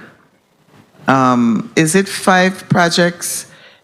It's 5 projects in each district, correct? And I don't know who can answer these questions for me, but then it says that the applicant must specify why the public area meets the criteria, but if the department has already designated it, I would think that the department has already decided that the criteria has been met. So those are my concern. That's one of my concerns about the bill, the language in the bill, because it seems as if that's redundant or an unnecessary language. And then one of the concerns I have too is that the department may terminate the project upon 30 days written notice to the participant. And there's no, I mean, is it going to be, the department has the discretion for cause?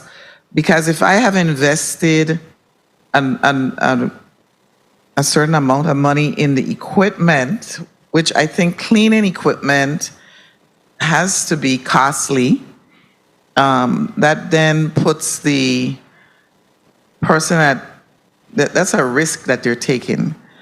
There just seems to be too many areas that are vague in a sense. I'm also wondering when it comes to beautification project, it seems as if the conversation this morning is more directed at littering as opposed to, and I'll give an example of a beautification project that was done for free on the island of St. Croix by Miss Santana at Lagoon, who actually went out there and beautified Lagoon without getting any tax credit and without getting any financing or funds.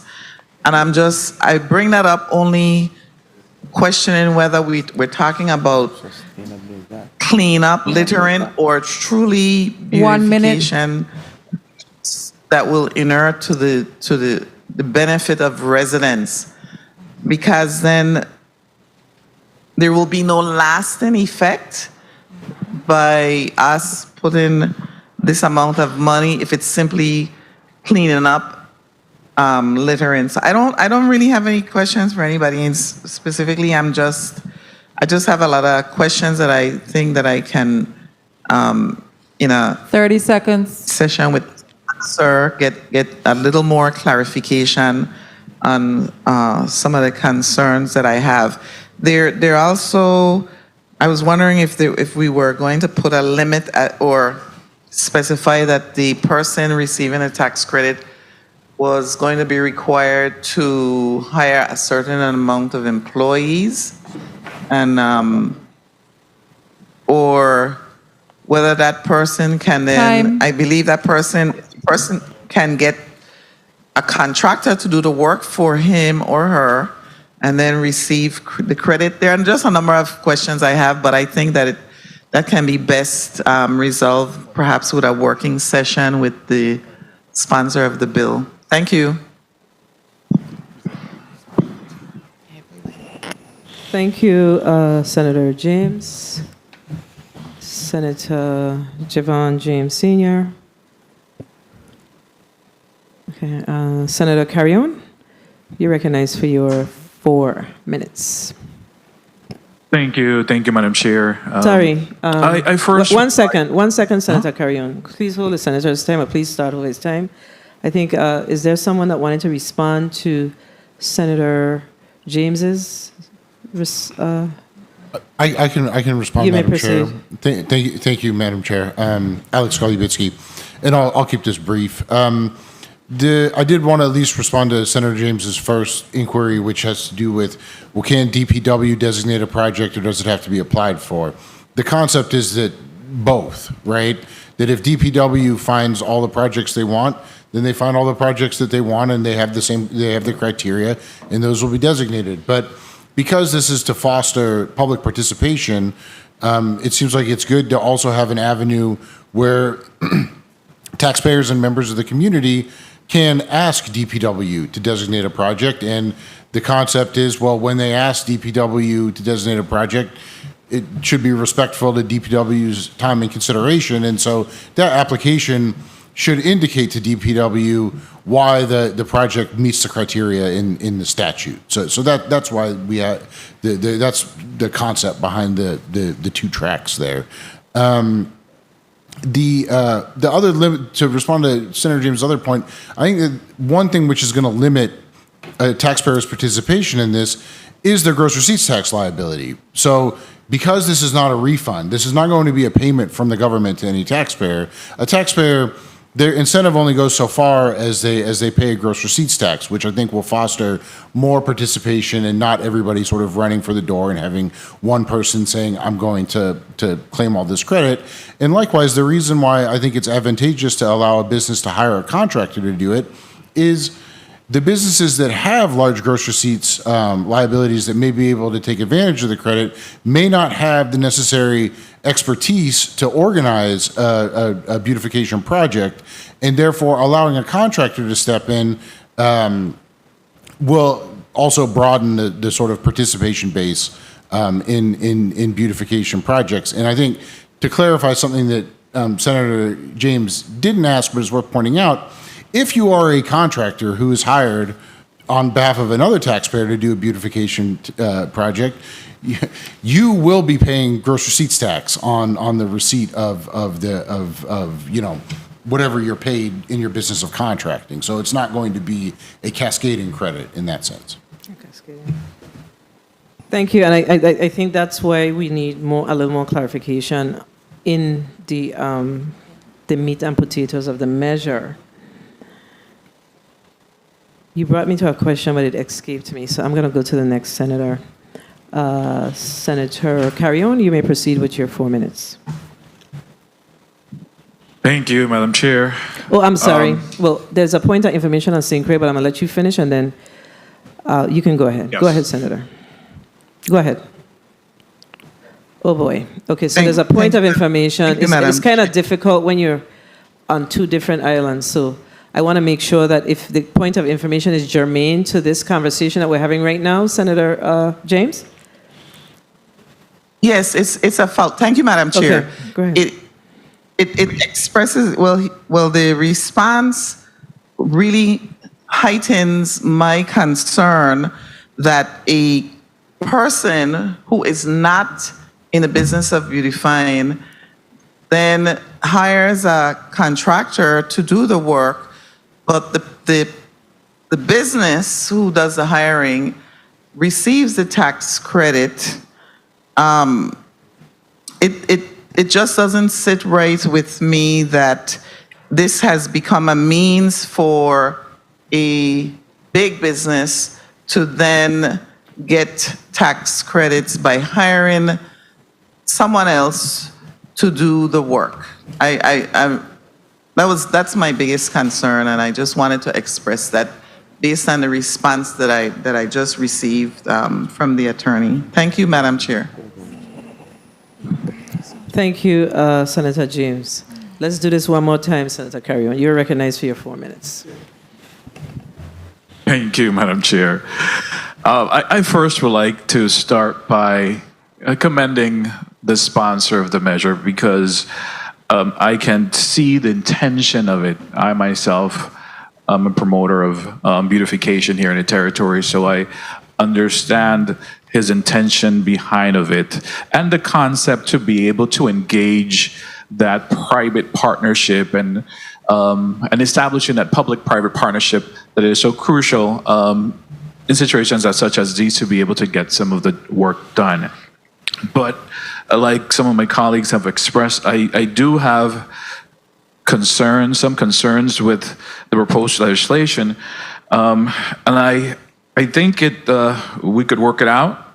There's some areas that need tweaking and need some more clarification. For example, if we are using the Tourism Revolving Fund, then we can pay directly from the Tourism Revolving Fund and hire contractors to do the beautification, public work, or waste management, establish the projects, and just hire them to do the job. My concern really lies, and this could be a tax loop, if we are allowing corporations that have nothing to do with beautification to engage in projects that they have no expertise for. And if it's not really going to be a tax credit because we cannot touch our gross receipt because we have bond covenants, then we shouldn't even explore this measure and perhaps find another way to do it.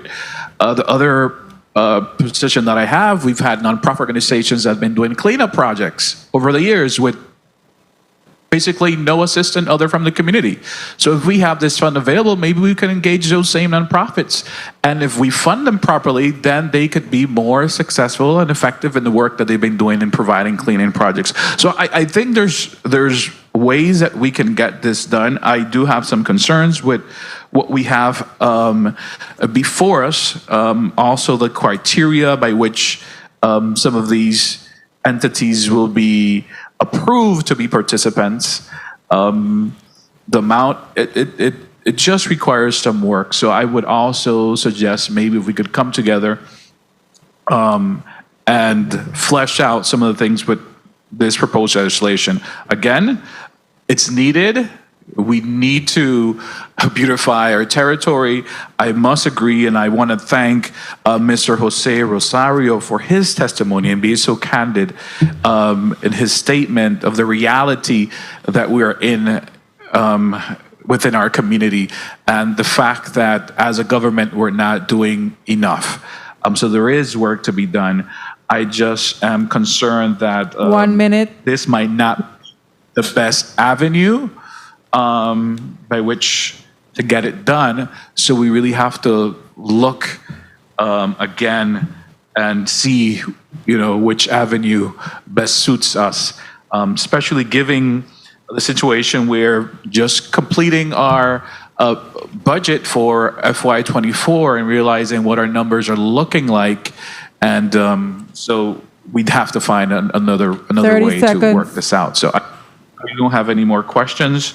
That's my position. So at the time, presently, how they stand, I will not be voting in favor of this proposed legislation, but I am willing to work in any way possible to come up with something that would be suitable. Thank you, Madam Chair.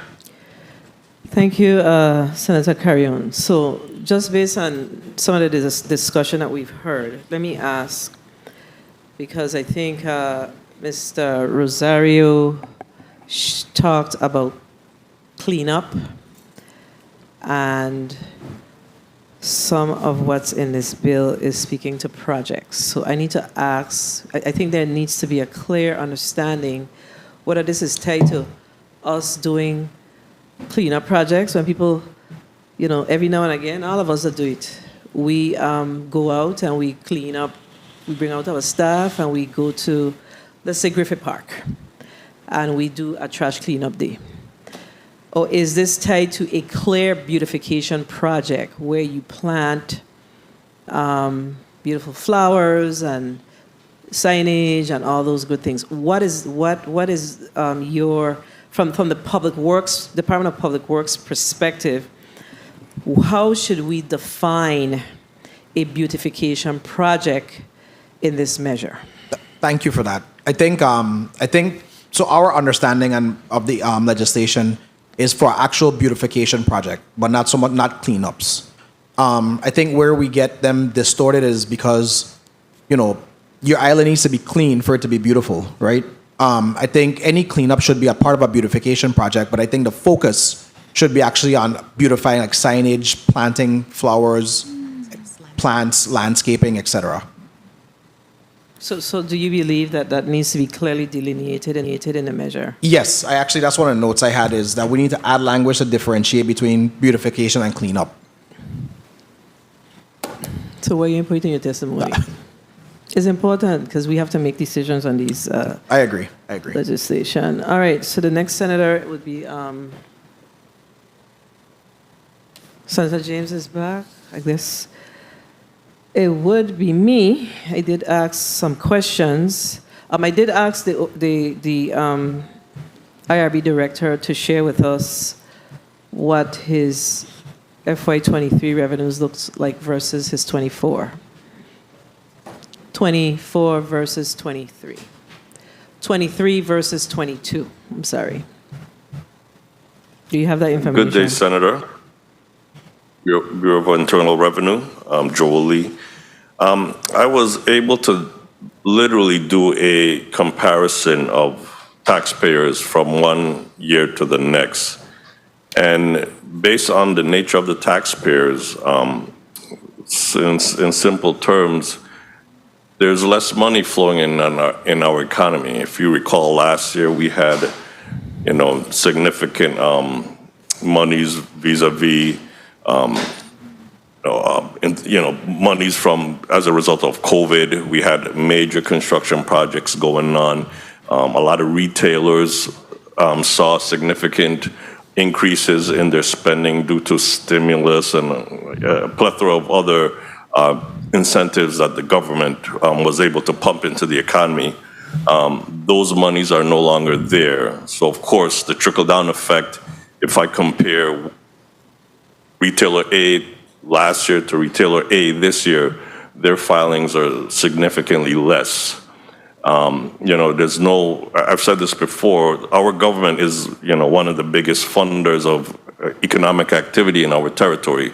So when things slow down as far as, what we do project related, it does trickle down, which end result meaning we do have lower income taxes to account for. So that's primarily what the drop is. It's just less money flowing. Director BIR, can you please provide me with the numbers? I would like to know what is the difference between what we collected in gross receipts in FY23 or FY22 compared to FY23. I have the information, but I believe it's important for you to put it on the record because of what you said earlier. Understood. As it relates to the fact that we saw an uptick in our revenues in FY22, and now we're seeing a big difference in FY 2023. So what is it? How does our revenues collections look compared to this year on year? These 2 years. So in fiscal year 22, our gross receipts were about $225 million. In this fiscal year 23, it amounted to 210. So it's a shortfall of about 15 million. Okay, so we've seen a $15 million reduction. I know that you are not the lead of the financial team, but did you consult with the financial team when you brought the testimony around the fact that reducing our gross receipts can create an issue for our bonds that we currently are paying on in the territory? No, not specifically, Senator. We are satisfying our bond needs. Our previous year, fiscal year 2022, was extremely robust. So one could argue that we did extremely well that year, but at the end of the day, we're still able to cover our bond commitments. All right.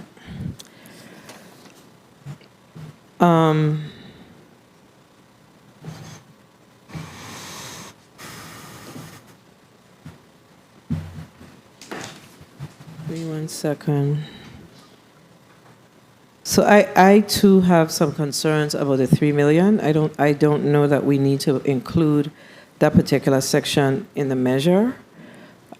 We can't give money back to the Bureau of Internal Revenue to support this particular measure. I'm not clear on that. But I think the Public Works Commissioner was clear that these projects are real, true beautification projects. So we would need your assistance with getting some language around what is a beautification project. And I guess the bill sponsor will speak to, some of what was discussed today. But I think what I'm hearing in the discussion is that it's like 5 projects per island. That's your understanding, Mr. I can just call you by your first name. Attorney Alex. That's fine, Madam Chair. Thank you very much. Yes, that's correct. You're correct. Okay. All right, so we're going to hear from the sponsor of the legislation. You may proceed. I think everybody that's here has had an opportunity to speak. So Senator Francis Jr., you are recognized for your 4 minutes.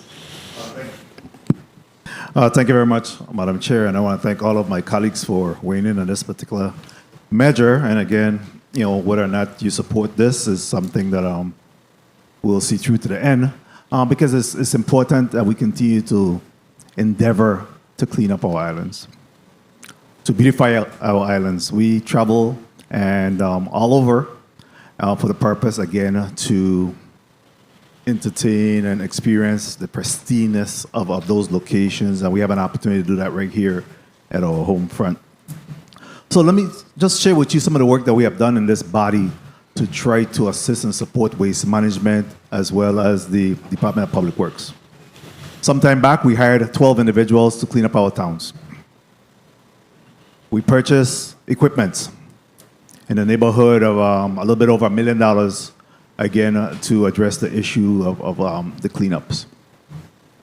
We have given and provided $50 million to waste management to go towards trash haulers and those different areas to clean up our island. There is essentially a value added when you are able to get your private sector to invest into their communities. Simply stated. Individuals that invest with their money and their time have a vested interest then to protect and police that investment. Here we're having this conversation. Yes, we talk about the cleanups that's being done throughout our island and supporting and assisting, but we're hoping to go a little bit even beyond the cleanups. And once the cleanup is done, then we want individuals to be able to police those cleanup that goes there. But we're talking about beautification of our island. 5 such projects, a cap of $1.5 million. We're talking about if, BIR talk about it having a gross receipt impact, then we're talking about providing them with the money so that it could be a wash and there could be a balance so that we don't have to be concerned with that. But there's a social, environmental, impact to our islands when we have to address this little concern. None of us could be happy when we drive around this territory and see what is being done in our islands. And yes, I totally agree. Some of it is being done by our very own people.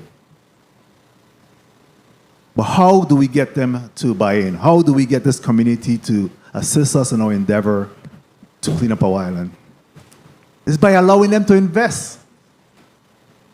When they invest in our island, then they're going to help us to police it.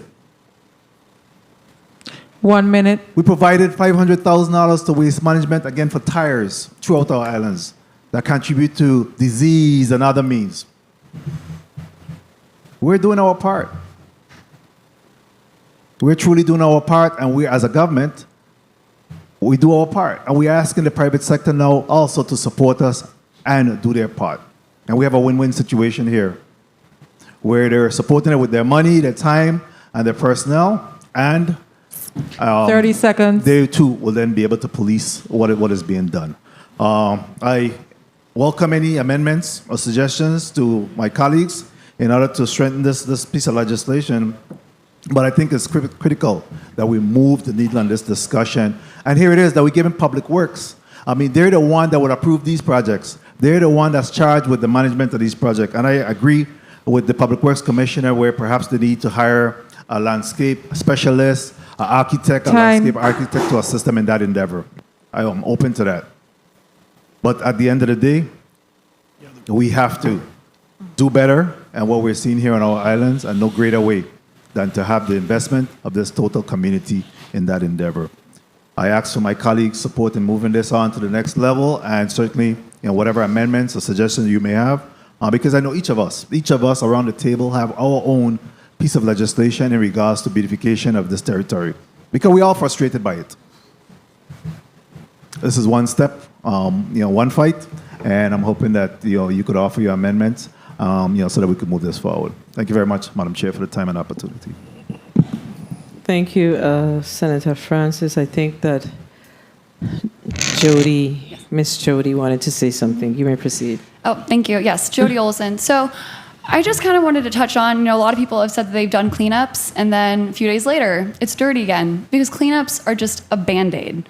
They're not solving the root problem, which goes to the education factor of why is littering bad? It doesn't just look bad, but it's literally poisoning us. Plastic goes into the ocean, fish eat the plastic, we eat the fish, we're eating plastic. Like, it's so cyclical, but we just tend to be short-sighted.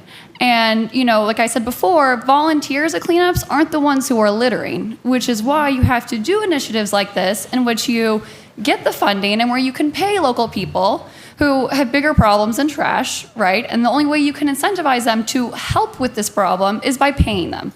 Okay, so you pay them, we've done a few of these sponsored cleanups with a few of my clients, and, $20 an hour, $20 an hour, a few days, and then it's not just about the money by the end of it, because they really feel like they're a part of something and that they're cleaning up their home, and you give them that ownership. And then when they go on to wherever they live or whatever they do, and other people are littering, then they say something. They say, hey, wait, that's actually not cool, because then I just cleaned that up, and that's not fair. I'm not the one who threw it up, and now I'm the one who's cleaning it up. And like I said before, if no one littered, there'd be nothing to clean up. And so I think that a program like this is a really simple, effective way to reach the people who are actually littering and to show them on a grand scale why it's a problem, and then to start that conversation, and then to hopefully branch out to more education programs in the school. Like when I was growing up here, we had the litter critter. Where is he?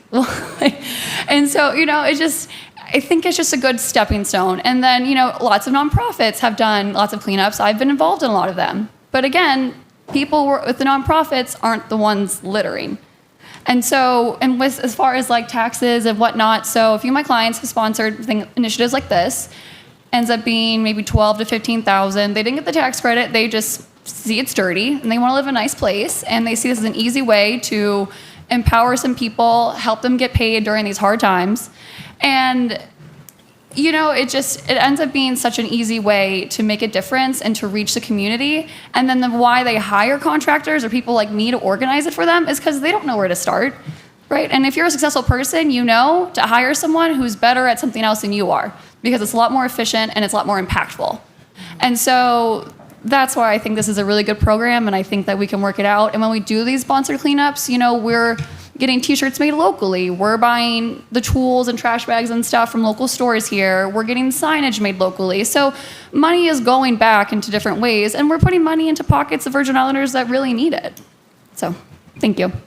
Thank you for your response. Let me just ask the Public Works Commissioner. 1 second, Senator James.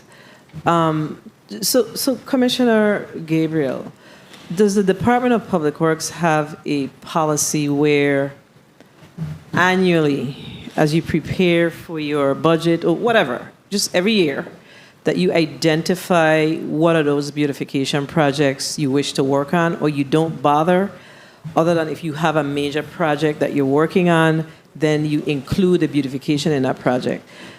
Do you have like a 5-year beautification plan that you build on annually, or you don't do it because there is no true funding tied to beautification? Because I think the senator in St. Croix, the female senator that's here with us, you know, she kind of opened my eyes to the discussion around beautification projects and cleanup projects or anti-litter type projects. So that kind of creates some challenges with what we're discussing today as it relates to what are we truly trying to accomplish here? Is it beautification projects or businesses supporting the cleanup of areas around their businesses or in the community overall? So, Derek Gabriel, Commissioner for the Department of Public Works. So when I first came on board, that was one of the things that Governor Bryan actually asked us to do. And I will say he has found a way through the budgetary process and, of course, with the assistance of this body, to fund some beautification projects that you're finally beginning to see take shape. We've started with the tourism, the areas that we consider our tourism corridors.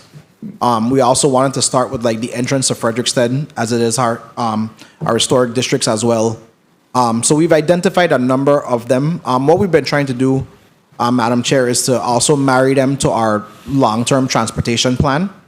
One of the things that we've seen is, and we mentioned it in our testimony, is just what, you know, with good planning, what a project like Veterans Drive can do for beautification and for enhancement, right, of public spaces. And I think that for us has really brought the conversation to the forefront. We want to see it in other areas, particularly in Frederiksted. We want to see it more in downtown Charlotte, Amalie as well. We want to see it in areas like, you know, we started doing some small beautification projects right outside of our airports. So that's our focus right now. And then, of course, like I said, we do want to partner. We have been having some really good conversations with some corporate sponsors about them also participating and to do some complementary areas around the areas that I've spoken about. So right now we're entertaining somebody that wants to beautify the William Hastie Park. We're discussing that with Sports Parks and Recreation. And then there are a few other areas that people want to do like seasonal beautification projects, if you will. So things that will come for like Christmas season or like Carnival, that kind of stuff. As far as it, so that's what we've done. I hope that answers your question. It does, sort of. So annually, I mean, based on based on what's before us, this measure will require Public Works to identify what are those true beautification projects that we want to see throughout the territory, per district, if you will. So, but I think that the measure also allows businesses, because we can't see everything, right? Businesses to say, you know, there's a beautification project in this area that I think we want to embark on, and that's part of the application process, et cetera, that you approve it or not approve it, et cetera. But I really believe that we should have, as a Department of Public Works, as a territory, those beautification projects that we want to see fleshed out on an annual basis, whether there's funding available or not.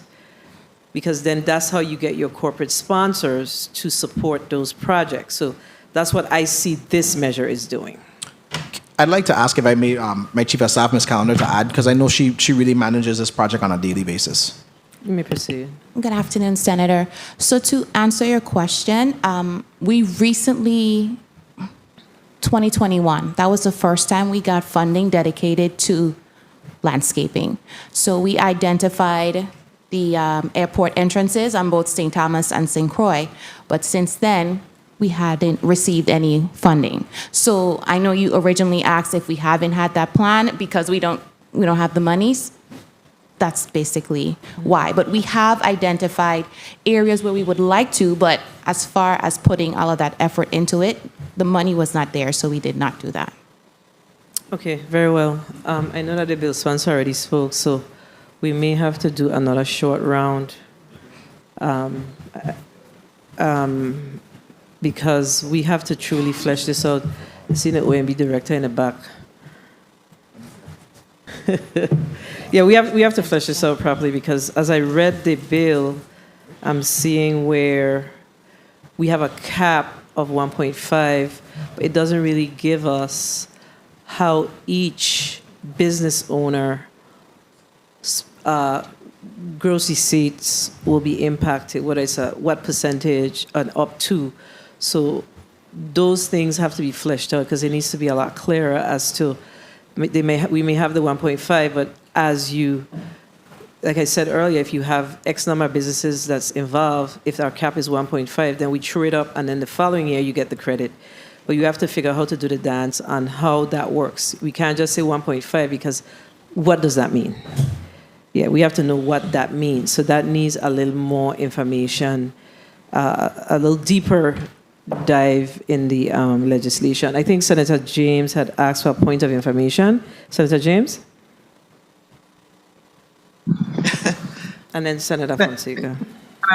Madam Chair, thank you. You went down the road that I was just trying to figure out about the 1.5 million in each district. So I too am trying to understand that, but I wanted to ask Ms. Olson also,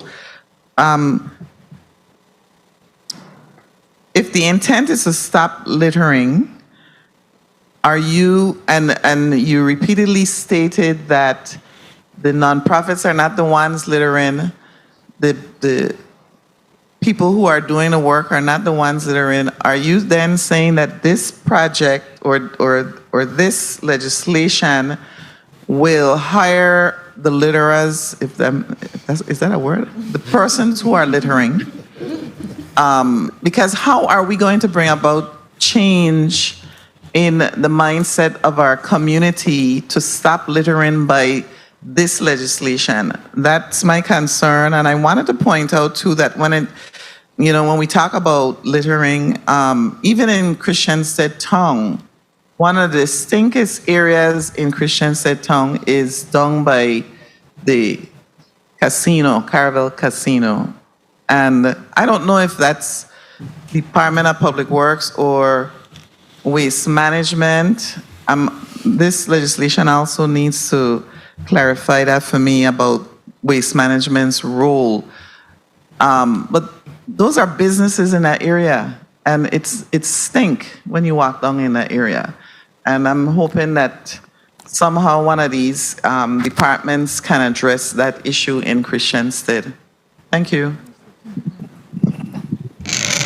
Thank you. Yes, Jody Olson. What I was saying is that, we have to reach the people who are part of the problem. And so I think, the way to do that is we work with community leaders such as Mr. Rosario and other people who are really involved, right? And can reach the young people who, I don't want to say we're going to target only the litterers, but, if you get a whole group of people, 50 people, odds are some of them out of it, we're only there for the money, probably litter. And so that's just, I think, is just an easy way to kind of capture some of, the litterers, to then teach them and show them in real time, their actions, like the consequences of them and what happens when they completely do these things they don't think about. And it's just to educate and to show them. Did that answer? Senator James? Thank you, Madam Chair. I'm just hopeful that I agree with the sponsor of the legislation. All the islands really need to be cleaned up.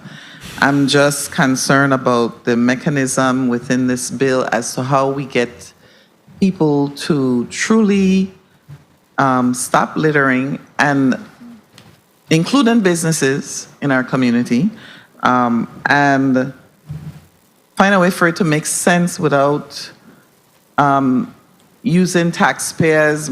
I'm just concerned, let's just put it this way. I'm also concerned about the longevity and the sustainability of this legislation.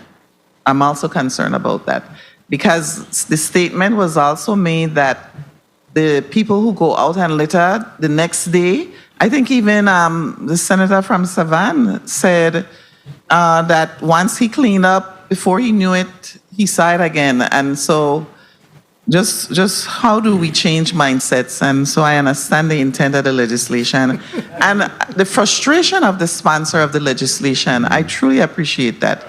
I just want to make sure that we're going to be effectively and efficiently changing mindsets and cleaning up the islands. Thank you, Madam Chair, for the time. Thank you. We're going to come to you, Senator Fonseca. Mr. Rosario wanted to make a quick comment.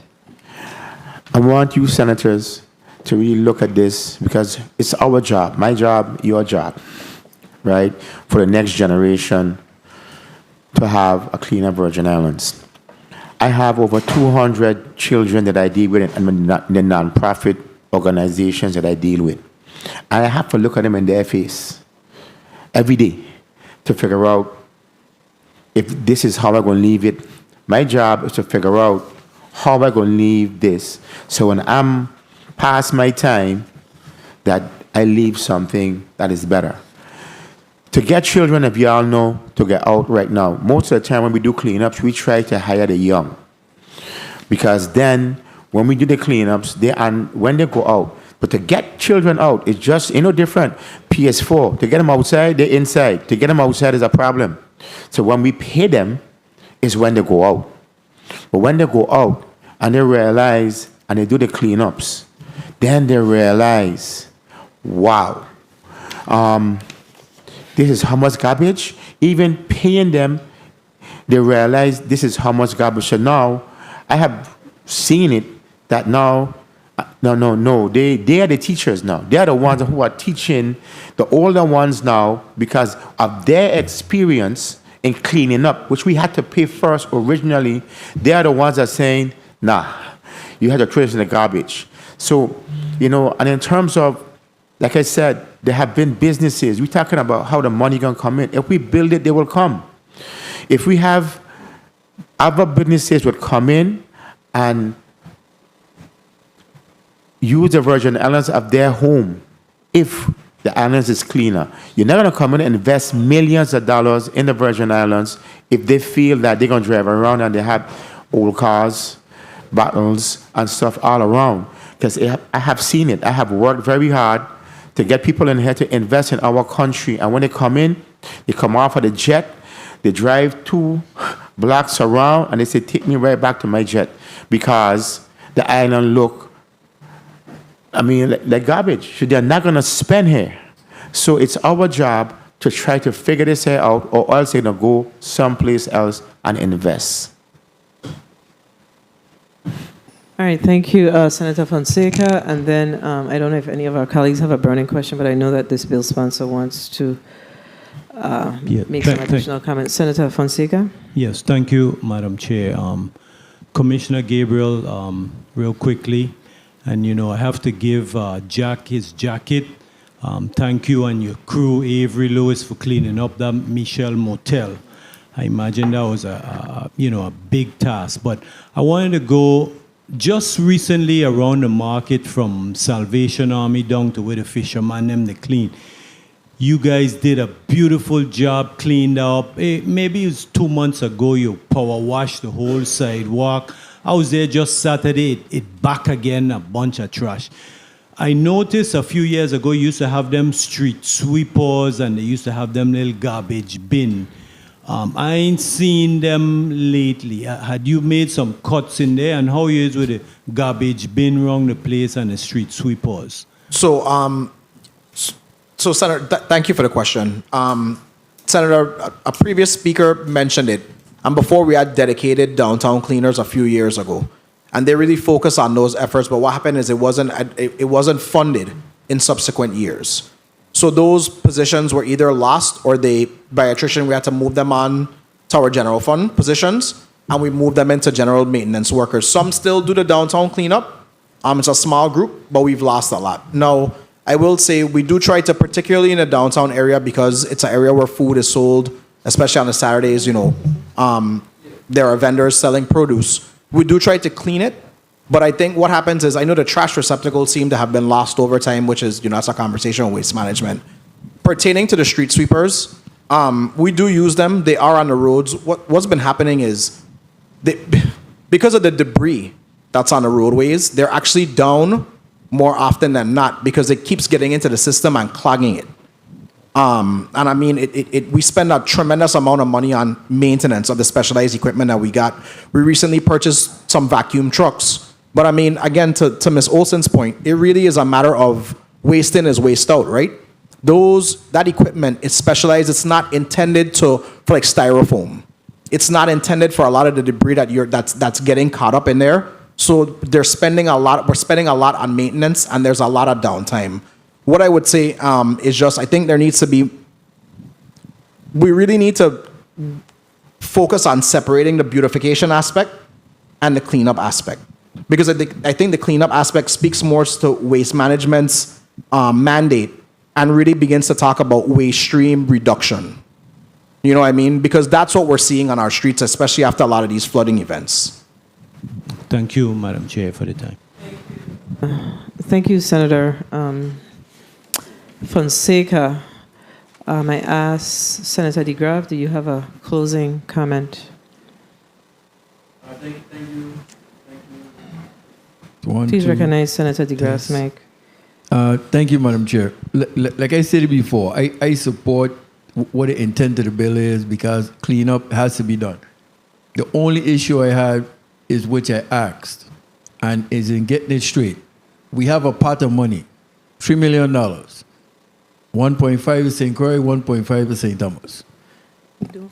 We want to designate 5 areas per territory, per district.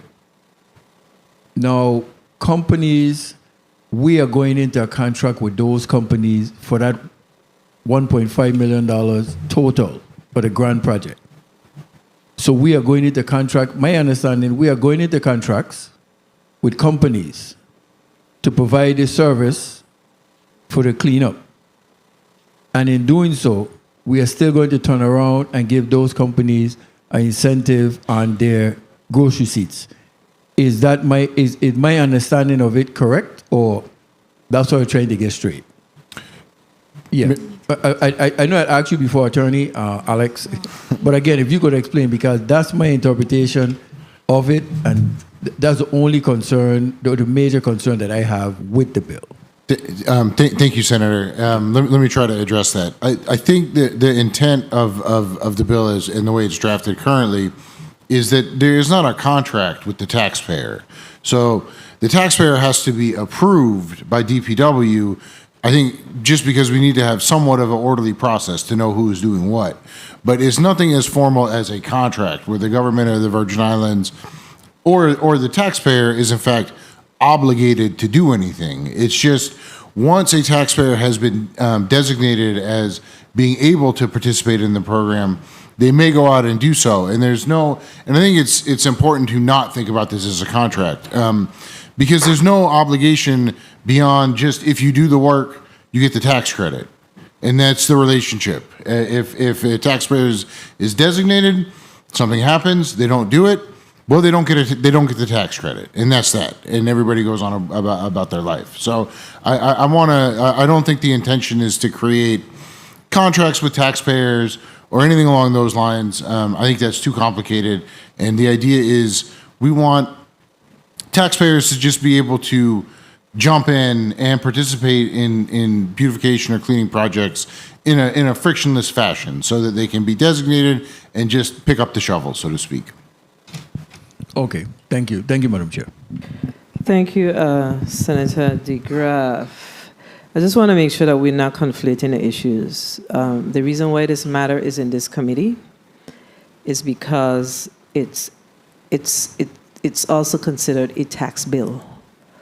So if it didn't have any tax implications, it probably would have sat in the Government Operations Committee. So I want to make sure that we're clear that it's here because of the tax impact. Okay? Senator, you said correct, right? Senator James went already. Senator Carrion, do you have anything you want to add before we give the bill sponsor an opportunity to respond?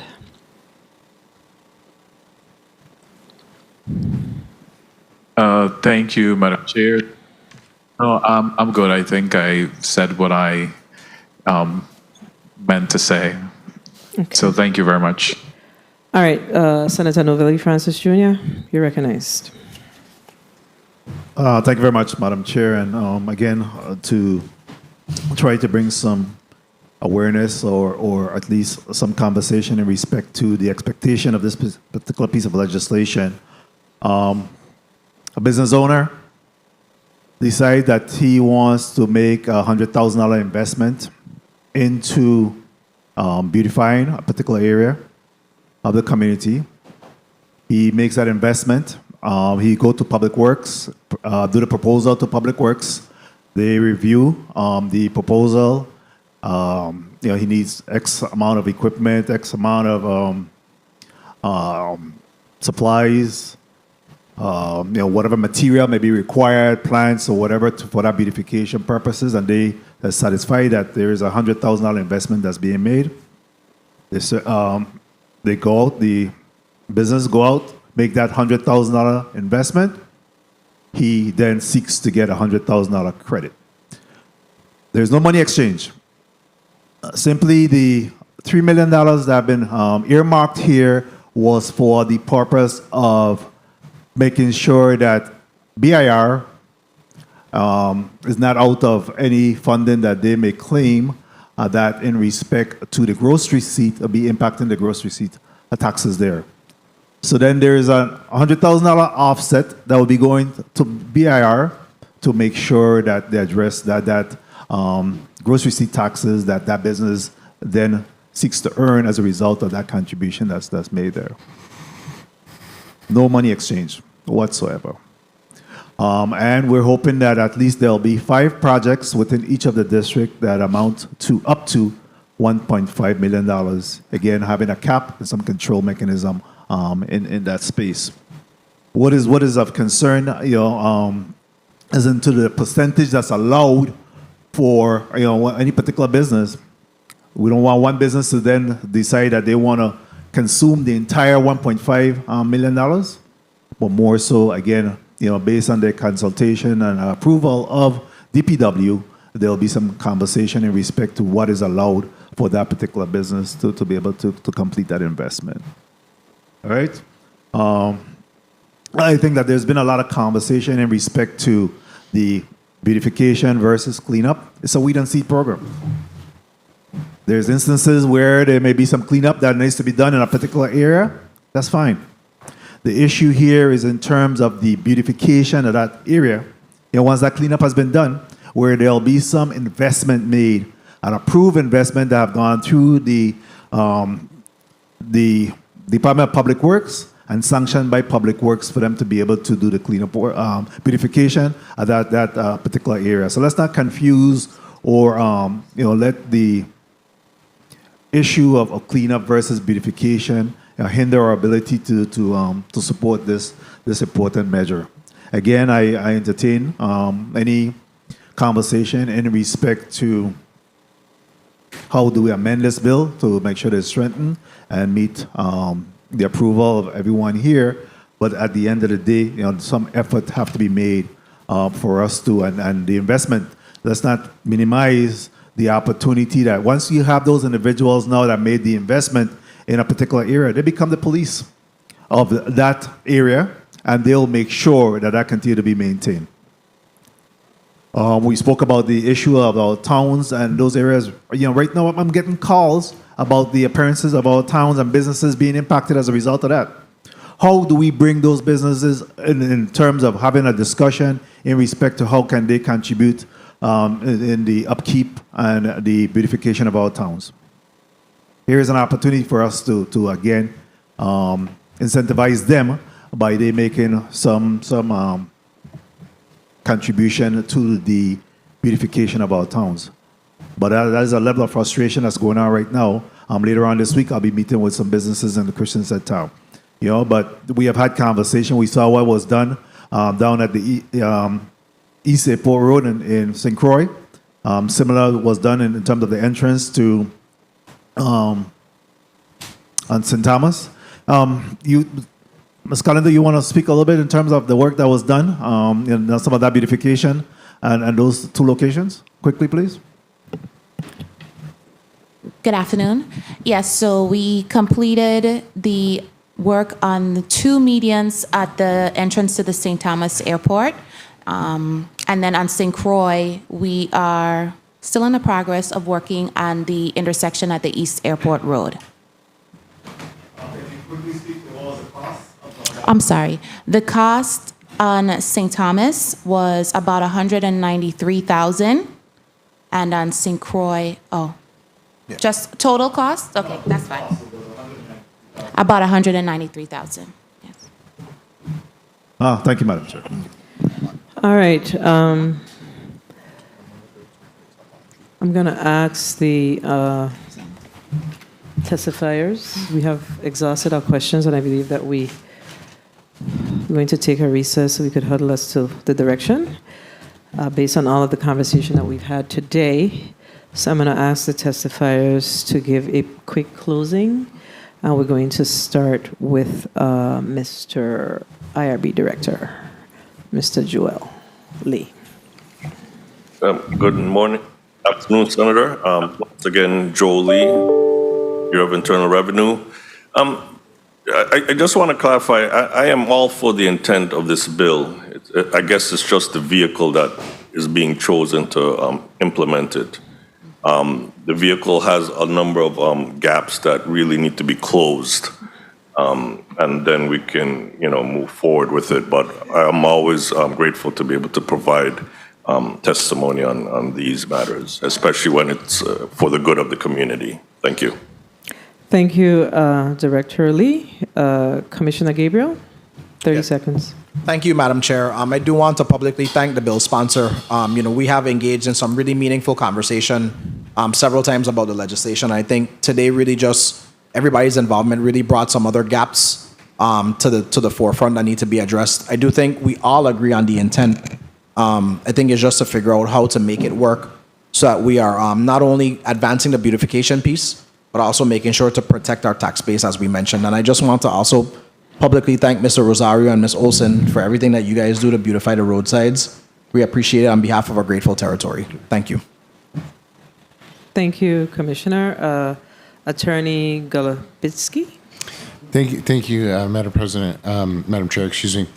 I appreciate all of the questions and comments from all the senators today. I think it's quite useful to hone in and make this a better bill, and it's encouraging to hear everybody so supportive of the concept. I will say, just in closing, I think that a gross receipts tax credit is an appropriate thing to offer taxpayers to get involved. I know that in my practice, I hear a lot from my clients that they find the gross receipts tax to be onerous, and oftentimes I hear complaints about the gross receipts tax combined with complaints about the government and about trash specifically. And I think that even if it's somewhat symbolic, giving taxpayers the opportunity to put their money where their mouth is, I think is quite valuable. And I think that is an important aspect of this bill. And I very much appreciate the efforts of the sponsor and the rest of the Senate to figure out a way to make that a reality, because I know it's very complicated to tinker with the gross receipts tax. Thank you very much for the opportunity to testify. Thank you, Mr. Rosario. This bill is very dear to me. I want to thank the bill sponsor for bringing this forward. And I pray that the senators will come together and figure it out. I'm a proud Virgin Islander, proud. And my home is everything to me. So, appearance is everything. Like you said, cleanliness is next to godliness. And I hope that when y'all sit together and try to figure this out, y'all come to a solution. Thank you. Thank you so much. Ms. Olstein? Thank you. Thank you for allowing me the opportunity to speak today and talk about my experience. And I think the best part about a private-public partnership is that on the private side, they're able to get things done so much faster because they have the funds. It doesn't have to go through 18 steps or red tape. They just say, I want to clean it up. Let's clean it up. And we can just buy the stuff and pay people. And so I think, it is really it would be a missed opportunity to not take advantage of that. And it would really just enhance the sustainability of all of these cleanups, right? When you have someone paying for it. And like I said before, the cleanups are a Band-Aid. So I think this will just be like a stepping stone to engage the community members and educate everybody, and then hopefully move on to education programs in the schools and other programs and so forth to just have a beautiful home. No one wants to live in trash, and we live in a beautiful place. Absolutely. And so I think this is a great opportunity for us to really take advantage of that. Thank you all for your responses. And I just have to put in this piece because there is a level of frustration all around. So everyone in this room, with the exception of our colleague that says that he is a Bon Savanero, I ain't talking about the real Savanero, right? Was here, and my female colleague, and I believe my colleague, Mr. Espanol, right? In 2019, when I became a senator and I raised my hand, one of the very first measures that I passed was the establishment or the reestablishment of the Tax Study Commission. And I didn't think of it when I was coming here, but as we discuss, as we've engaged in this discussion, it just shows the importance of why we need a Tax Study Commission. And, the attorney here really made me think back about, why we brought that measure, why I brought that measure, because these are the things that we need to put into our into discussion around a Tax Study Commission. So we're going to call on the governor one more time, because I think I discussed it with him 2 weeks ago. Please send down the names of the individuals so we can establish a Tax Study Commission, because what happens is our colleagues, we bring these measures because we want to see the Virgin Islands moving forward. And then it puts us in a very unbalanced position when we have to make these decisions, when things like a Tax Study Commission, when you look at other states, every 5 years, they review their tax structure and they make decisions as to what they want to see taxed, what shouldn't be taxed. The attorney made an interesting point, Mr. Attorney Alex, when he said the gross receipts is very onerous. So there's work that we have to do. So this is a step that my colleague is trying to make. But the larger picture is that we have to look at how we're taxing our citizenry, our businesses, et cetera, here in the territory. It's an important measure that really needs to be addressed. And this conversation just brought it out, and it's appropriate for it to be brought out here in this particular committee. That's my takeaway from a lot of what was discussed today outside of the beautification component of this measure. Our colleagues, we're going to take first of all, let me just say that the testifiers are dismissed, and we're going to take a 10-minute recess. The committee stands in recess for 10 minutes.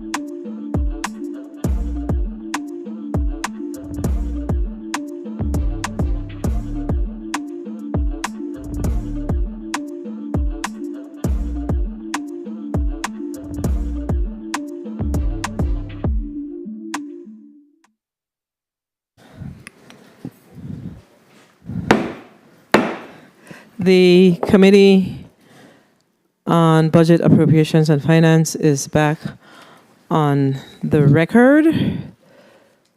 Do I hear a motion? Senator Francis Jr., recognize for your motion. Thank you very much, Madam Chair. Madam Chair and colleagues, I move that Bill number 35-0097, an act amending Title 33, Virgin Islands Code, Subtitle 1, Part 1, Chapter 3, by adding sections 43M, M as in Mike, to establish the Virgin Islands Beautification Tax Credit, be held in the Committee of Budget, Appropriation, and Finance, pending further edits and amendments. I so move. Bill number 35-0097, an act amending Title 33, Virgin Islands Code, Subtitle 1, Part 1, Chapter 3, by adding Section 43M to establish the Virgin Islands Beautification Tax Credit has a motion to hold has been properly moved by the Senator Novelli Francis Jr., seconded by Senator Dwayne M. DeGraff, Senator Reed Fonseca, Senator Marvin Blyden. Hearing no objections, roll call, please. Senator Marvin A. Blyden. Senator Blyden, yea. Senator Samuel Carrion. Yes. Senator Carrion, yea. Senator Dwayne M. DeGraff. Senator DeGraff, yea. Senator Ray Fonseca. Senator Fonseca, yea. Senator Donna A. Fred Gregory. Yes. Senator Fred Gregory, yea. Senator Novell E. Francis Jr. Senator Francis Jr., yea. Senator Javan E. James Sr. Yes. Senator James Sr., yea. Madam Chair, 7 yeas at roll call. Thank you, Madam Clerk. Motion to hold Bill number 35-0097, an act amending Title 33, Virgin Islands Code. Let me start that over. Motion to hold Bill number 35-0097 in committee, an act in the Committee of Budget, Finance, and Appropriation, an act amending Title 33, Virgin Islands Code, Subtitle 1, Part 1, Chapter 3, by adding Section 43 to establish the Virgin Islands Beautification Tax Credit has been properly moved, has been favorably approved by this committee, and will be held at the call of the chair. All right, Madam Clerk, can you call up the items in block number 3?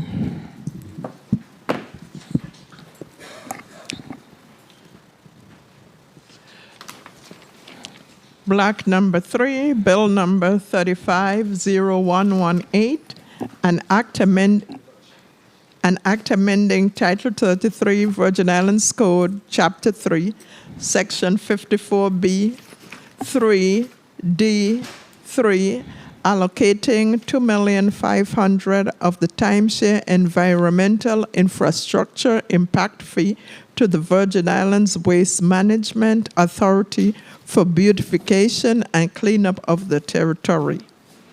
Invited testifiers are Mr. Roger F. Merritt, Jr., Executive Director, VI Waste Management Authority, Mr. Derek Gabriel, Commissioner, VI Department of Public Works, Ms. Jennifer O'Neill, Director, VI Office of Management and Budget, and Mr. Joel Lee, Director of VI Bureau of Internal Revenue. That concludes the reading, Madam Chair.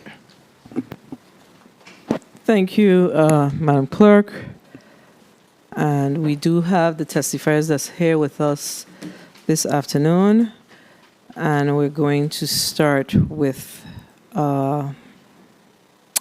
Mr. And I'm sorry, who speaks to this measure? You may proceed.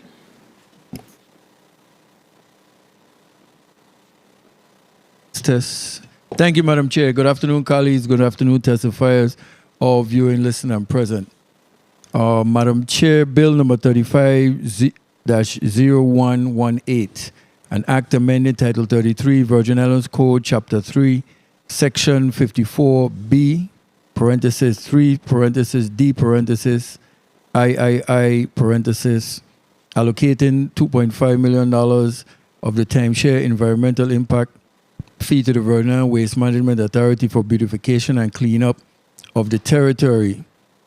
I am on a quest, also like my colleague before, Madam Chair, to clean up this territory. We have to find one way to do it or the other. And the timeshare monies, based on when I checked in September of this year, was approximately $4-point-something million in that account, 4.48. And basically from what the timeshare monies came from was when the bill came, I think originally $4 million out of that timeshare fund went to the two hospitals back, I think, in 2018, 2019. In 2021, I think it was supposed to put aside 15% of that money goes to Tourism Advertising Revolving Fund, and 85% of that fund remained to be put aside in an account which actually was supposed to pay the 8% to the government employees. When the government employees 8% was paid, the 85% of that money goes into the general fund.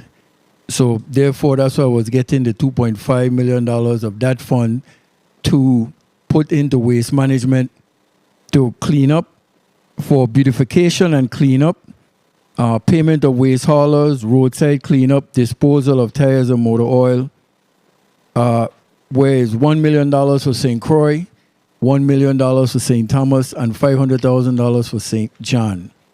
To try something that would be given to the Waste Management Authority, to try something, like I said, specifically to cleaning this territory up. This is my contribution to try and get it done. I'm asking my colleagues' support, and we would hear from everyone and give them the chance to add in and see where we could go with this. But I think it's viable for us to get this territory cleaned up, and putting this $2.5 million toward waste management is my contribution. So I'm asking the support again. Thank you for the time, Madam Chair. Thank you, Senator Graff. Colleagues, we're going to go to having the testifiers introduce themselves and for them to provide their testimony. I think I'm going ahead of myself. So we have with us this afternoon invited who represents Mr. Roger F. Merritt of the Waste Management Authority. I do. All right. Well, before we do that, I'm going to ask everybody to put their name and title on the record. So let's start with, I'm seeing Director O'Neill. Director O'Neill, please put your name and title on the record. Good afternoon, Jennifer O'Neill, Director, Office of Management and Budget. Commissioner Gabriel. Good afternoon, Derek Gabriel, Commissioner, Department of Public Works. The representative for Waste Management Authority. Good afternoon, Louis Sylvester, Deputy Executive Director, Waste Management Authority. And Director Lee.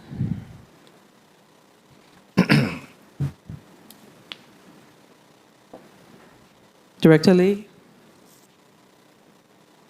Good afternoon. My name is Joe, and I'm the Bureau of Internal Revenue's Director. Okay, I think you have to say that one more time. You kind of broke up.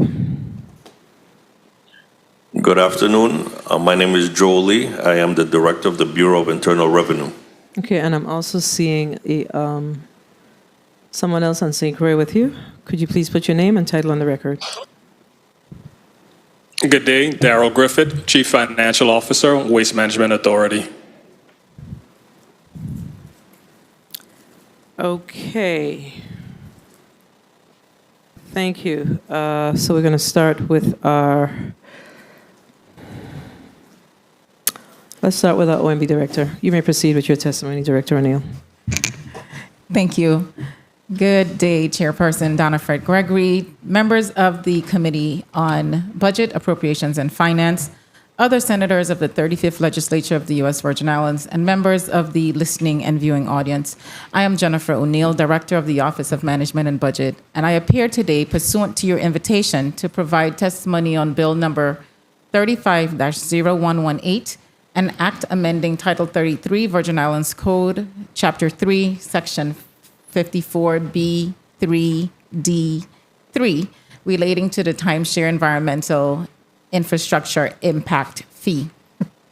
As currently enacted, the reference law allocates 40% of the environmental infrastructure impact fee revenues collected to the general fund, 15% to the Department of Tourism, and 45% to a contingency reserve account for the purpose of funding a negotiated settlement called the VIESA case, or VIESA, for fiscal years 2022 and 2023.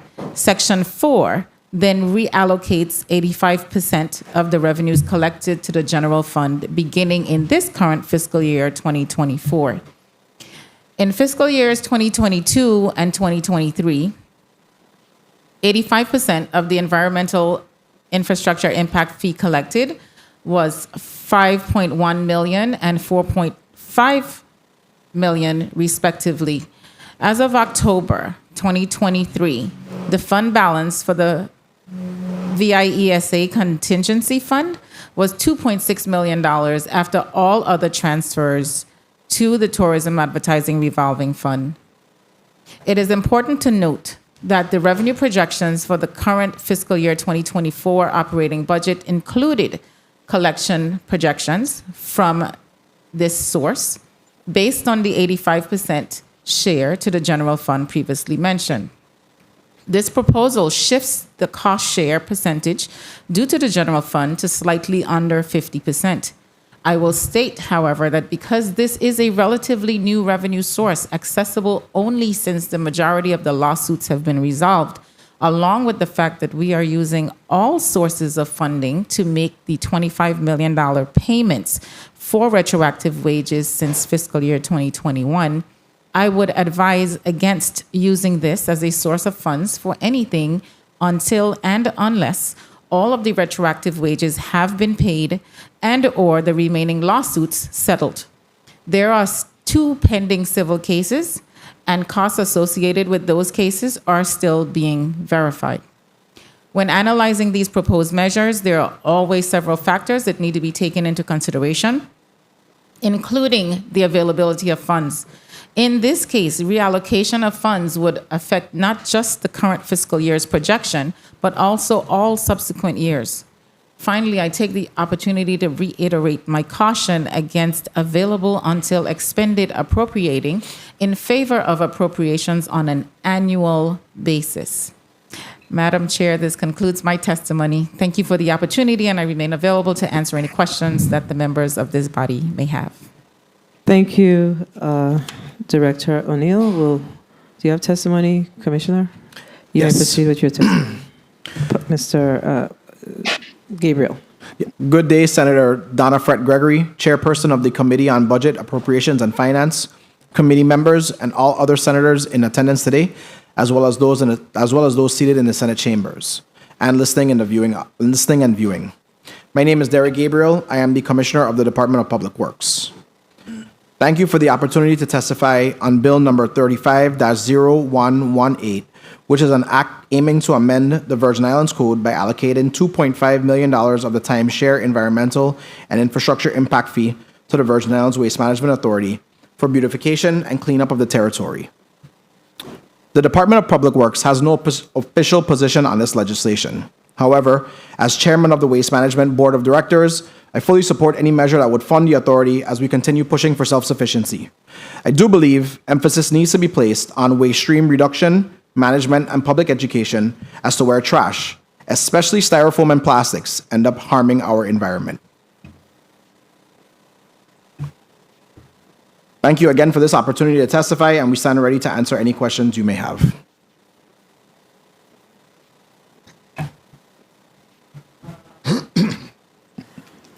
Director Lee. Greetings, Honorable Donna Fred Gregory, Chairman of the Committee on Finance, and all other honorable members of the 35th Legislature present.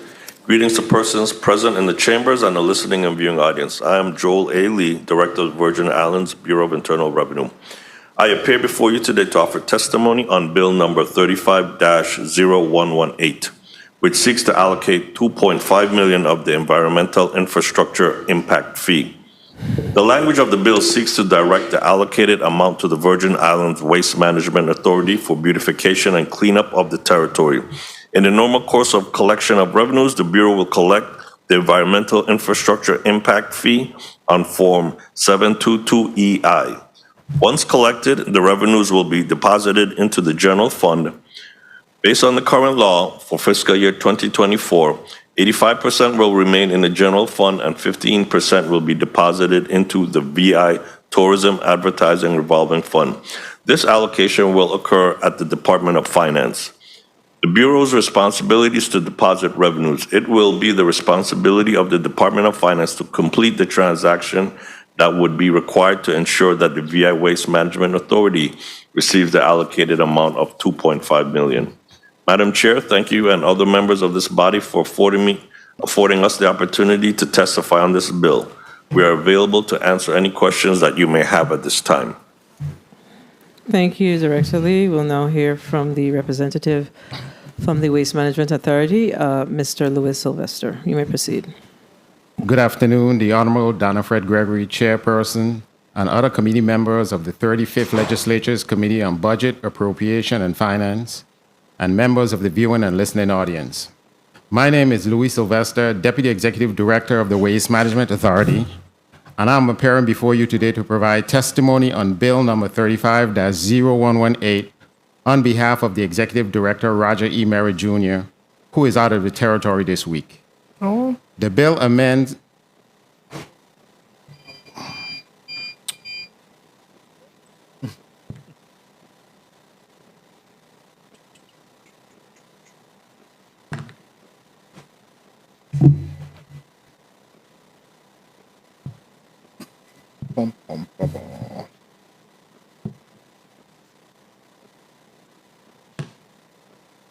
Yeah.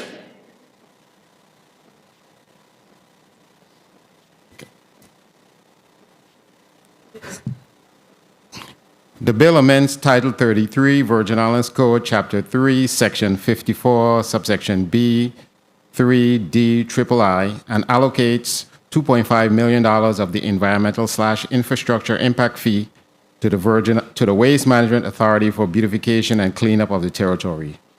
Appearing with me today is Darrell Griffith, Chief Financial Officer of the Waste Management Authority, who will be available to answer questions related to the finances of the Waste Management Authority.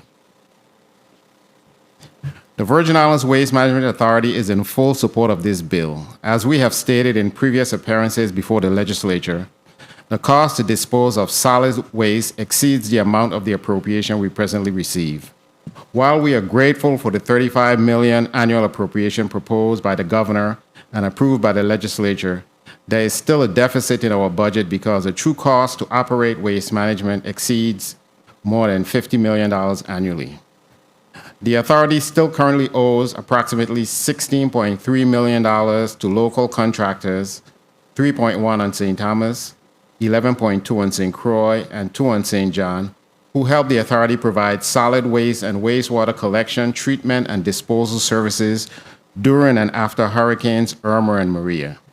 We appreciate the fact that Act 8647 appropriated $50 million to pay outstanding vendor payments, and we have received $11 million thus far to reduce the outstanding debt. Once the remaining $4 million is released, the number will be decreased to $12.3 million. Unfortunately, the agency is only generating approximately $2 million in revenues from the landfill tipping fees at this time, so we request that the Legislature provide the additional funds to help pay these vendors. While the authority is thankful to Senator DeGraff for sponsoring this measure, there's one amendment that we would like to see made to the bill. Since roadside cleanup is the responsibility of the Department of Public Works, we request the phrase roadside cleanup be deleted from the bill or that it be changed to binside cleanup. Let me take this opportunity to highlight some of our recurring solid waste costs. Household trash collection. Currently, the authority is responsible for the collection of garbage nearly 18,000 homes. On St. Croix, 13,225. On St. Thomas, 4,000 homes. In June of this year, the authority began in-house collection of the west side of St. Croix from Strawberry to Frederickstead and expects to take over the east side of the island in 2024. Additionally, the authority currently pays $960,000 a year on the island of St. Croix and $1,380,000 on the island of St. Thomas for bin site collection. Used tires. A stock of approximately 1 million used tires currently exists in piles within the territory, which is a significant problem because they can't be disposed of in a landfill. We continue to encourage the public to return used tires to dealers who will dispose of them for a fee because the disposal of tires is prohibited at the bin sites. The authority constantly must collect, transport, and store these illegally dumped tires at our solid waste disposal facilities throughout the territory. To handle our current stockpile of tires, Waste Management needs to purchase 4 tire balers at approximately $400,000 each for processing and compacting of the tires. Once the tires are clean and baled, they must be shipped to the United States for disposal at an estimated cost of $10 million. Used oil.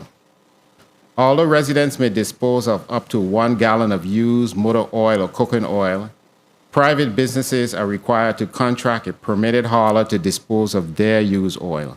However, the waste management bin sites are still overwhelmed with waste oil products.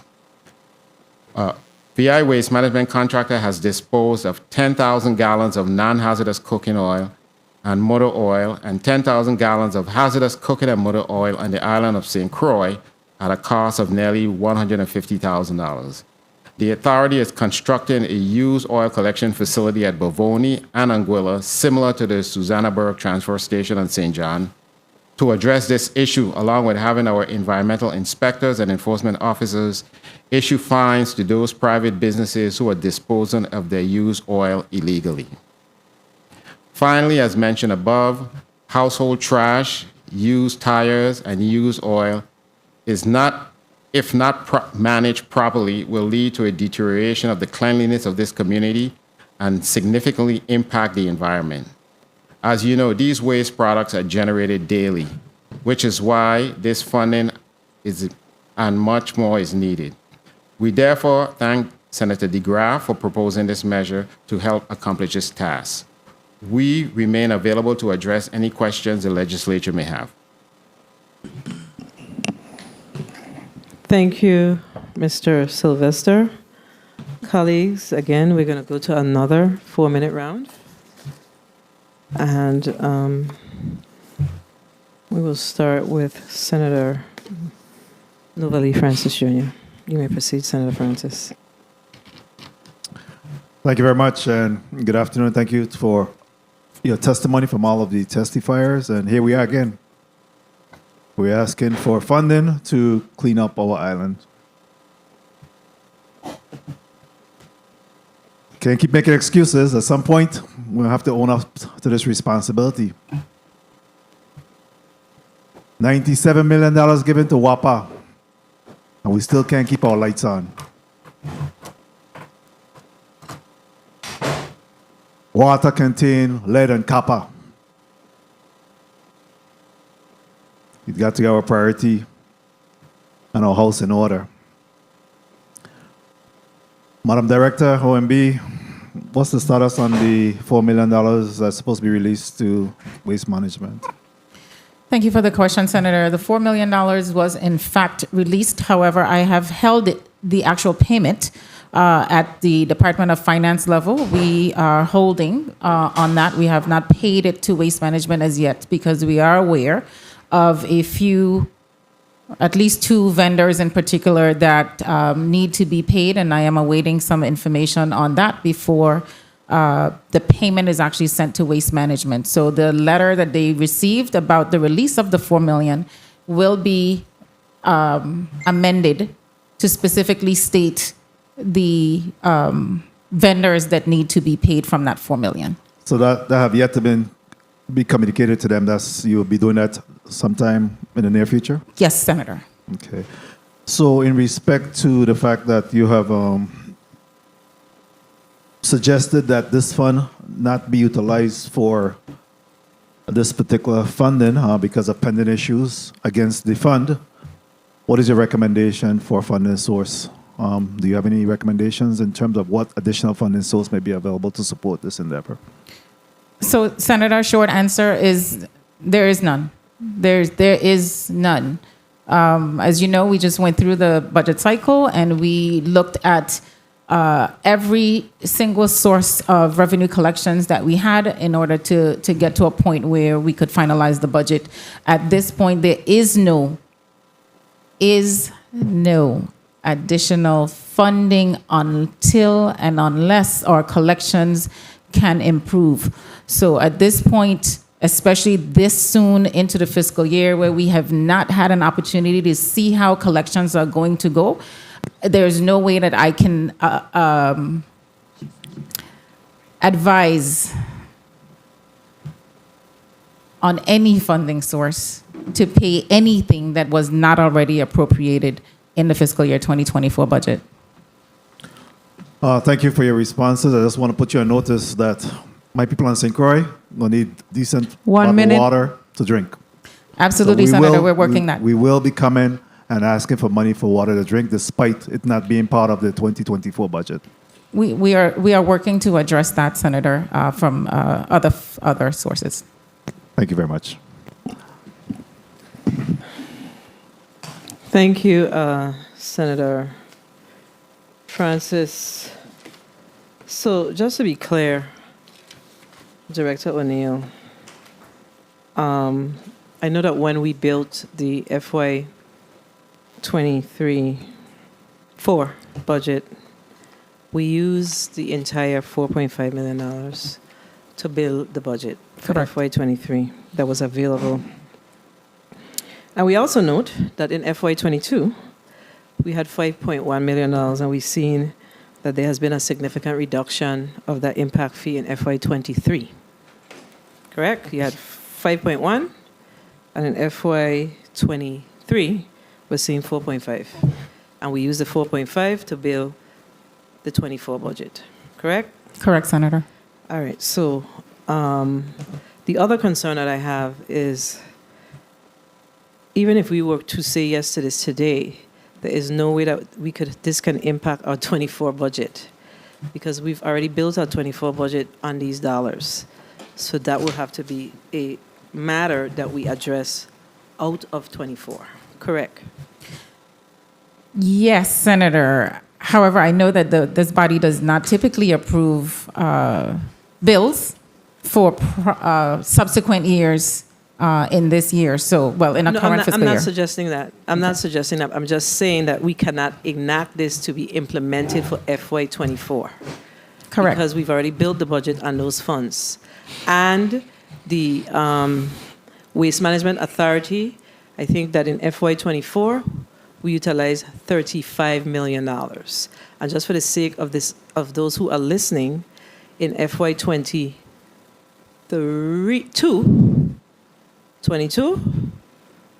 we appropriated an additional $15 million. And in FY 2021, on top of the 35, another $15 million. So we all recognize, I recognize that, I don't remember what year it was that the Waste Management Authority was established and moved out of the Department of Public Works. But definitely the institution of the legislature, there were additional things that needed to happen to make sure. So we can't only be concerned or frustrated with what's happening with waste management. Part of the responsibility is to ensure that it is funded properly. And to the point of the Mr. Sylvester, who's representing the organization today, they are saying that they're how much $1 million short? About 15 million. Yeah, speaking to me. Sorry, about 15 million. About 15 million if you have paid all your bills, though. Yes.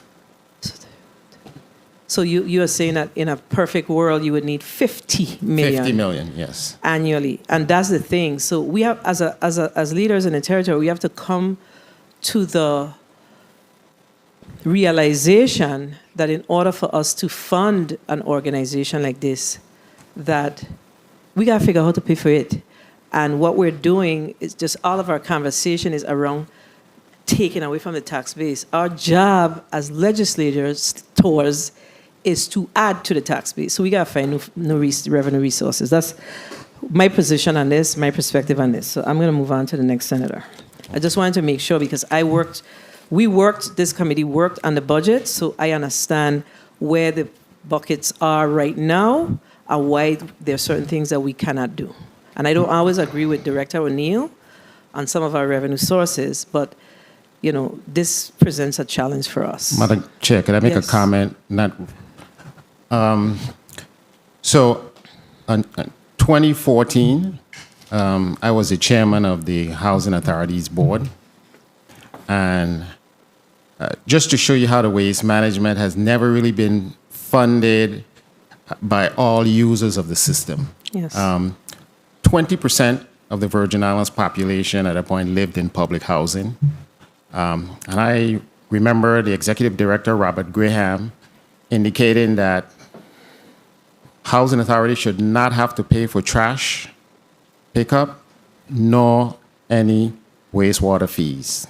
Now, as a chair, I didn't agree with that because the housing authority received an annual subsidy of $25 million.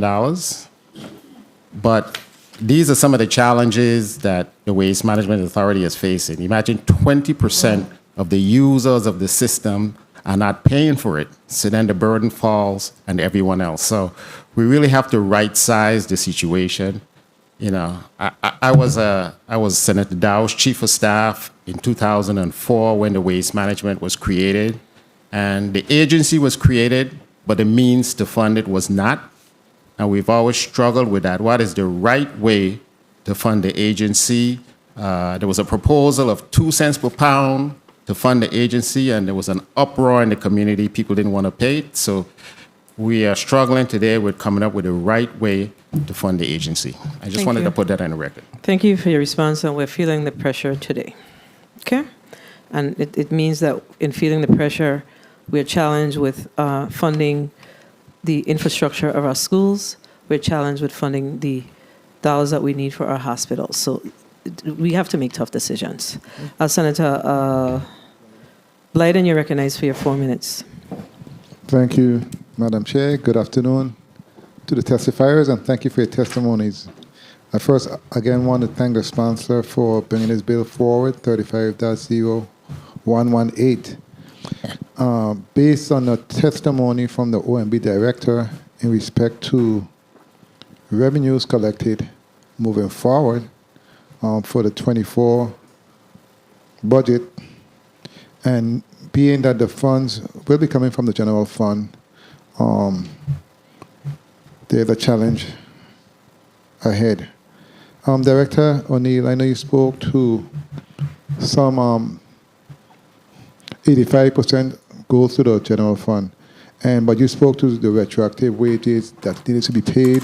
You spoke to two lawsuits that's still pending in terms of the amount being that's going to have to be rewarded. And you also spoke to, in terms of our ability moving forward to fund certain initiatives. Let me ask you, in respect to the revenues collected to the general fund and the shortfall. I know my colleague asked you in respect to what can be done. Of course, we need new funding, new revenues coming in from different funding sources. In respect to you balancing collections and balancing exactly what needs to be paid in terms of priorities, etc. In respect to this bill, and priorities moving forward when it comes to funding such initiatives with shortfalls in respect to what you speak to. Let me ask you, this timeshare environmental infrastructural impact fee, how much do you say we average on an annual basis from this fee? Senator, on average, as you saw, 22 and 23, what was collected, 5.1 and 4.5. So on average, you're saying roughly 4.5 million, right? And again, like every tax, it is voluntary. I say that and people look at me crazy, but it is voluntary. It is based on what you report. And there has to be, and will be, I'm hoping, a more concerted effort related to collections, enforcement, because we talk about this stuff. And the only way for us to collect more is actually to try to enforce more so that we have more on the books. Right now, we're looking at $4.5 million. That's what's being reported. We know when we look at stats, right? Or the flights that are coming in, et cetera, we see lots of people coming into the territory. Where are they staying? And we know that a lot of them are staying in these types of facilities where they should be paying more of a fee.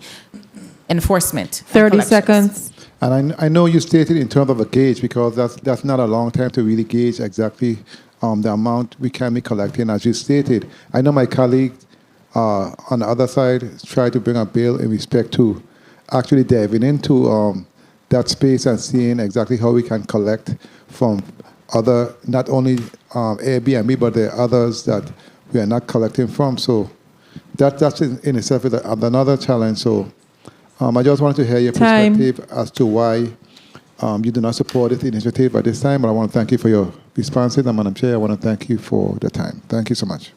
Thank you, Senator Blaine. And also, if I could just add to my comment before, we are still paying out the retroactive wages. Those lawsuits that are still pending will not go until all of the monies has been repaid to those employees who are owed. At last count, we had $126 roughly million that was still outstanding. This body, appropriated the $25 million for fiscal year 23 that we're beginning to pay out now. The Division of Personnel has already issued their notices, et cetera. So those payments will start in November for that $25 million for fiscal year 23 that we have through December to pay. And then in this fiscal year, we have another $25 million that's appropriated. That will bring it down to $76 million. But we still have $76 million that needs to be paid. If we are taking the little $4.5 million, at what point will we ever be able to pay off all that is still owed? We cannot continue to take money from Peter to pay Paul. It's the same money. So that's it. Thank you. Thank you. Joel Lee, Director Lee, you have a comment? Yeah, good day, Senator. Joel Lee, Bureau of Internal Revenue. I do want to point out, as this specific revenue sources tied to timeshare owners. Mm-hmm. I did want to point out that, the market is changing. We did lose a timeshare base on St. Croix. So that is going to, add to the deficit for this line item of revenue. That's it? Going forward. That's it. Thank you. So tell me, how are you enforcing the timeshare collections? Well, we do audits, but once again, like I said, St. Croix lost a significant revenue source altogether because of a hotel conversion. So that base is gone. Understood, but I'm still going to ask, how are you? Yeah, so we do audits. How often? Is it an annual audit? What is it? Do we know all of the timeshare? It varies. It varies. We don't have the resources to attack every business in the territory annually. So we do a lot of random. We look at trends. If we see there's a dip, we may go ahead and inquire. So you have information on the universe of timeshare holders in the territory? Yes. And from time to time, and I don't really know what I mean, is it a policy internally where you go out quarterly, annually, every 6 months? What is that? What does that look like? Yeah, we look at trends. We don't have a fixed approach simply because, our element of surprise has always worked for us. But, we look at trends. If we see some numbers dropping, we will, pursue an audit. Okay, understood. Thank you for your response. Senator Fonseca, you're recognized for your 4 minutes. Thank you so kindly, Madam Chair, and pleasant good afternoon and blessings to everyone, and warm greetings to the testifiers and also everyone listening to the sound of my voice today. Blessings. Bill number 35-0118. I think it's well-intentioned, and I think I can see at some point in time we're getting to this point. But, the testimony for the director of OMB rings out in my ear. And I know paying the retroactive wages for some of these employees, and I'm going to ask the OMB director, but I imagine some of them go back for many, many, many years. This is an obligation that the government has to hard-working employees, and the legislature is making a real good faith effort to pay it down. 25 million now, 25 million next fiscal year, we'll get it down to 76. And you can see, it's like a credit card, you can see where it's coming down. So, Ms. O'Neill, Director O'Neill, of the retroactive, you said it was a total now of 126 million. How long back does some of these retroactive payments go to these government employees? So, Senator, the period for the retroactive wages is from 1990 to 2001, with the first payment being made in 2008. Well, Sir Popa, that's going back over 20 years. So, okay, now with the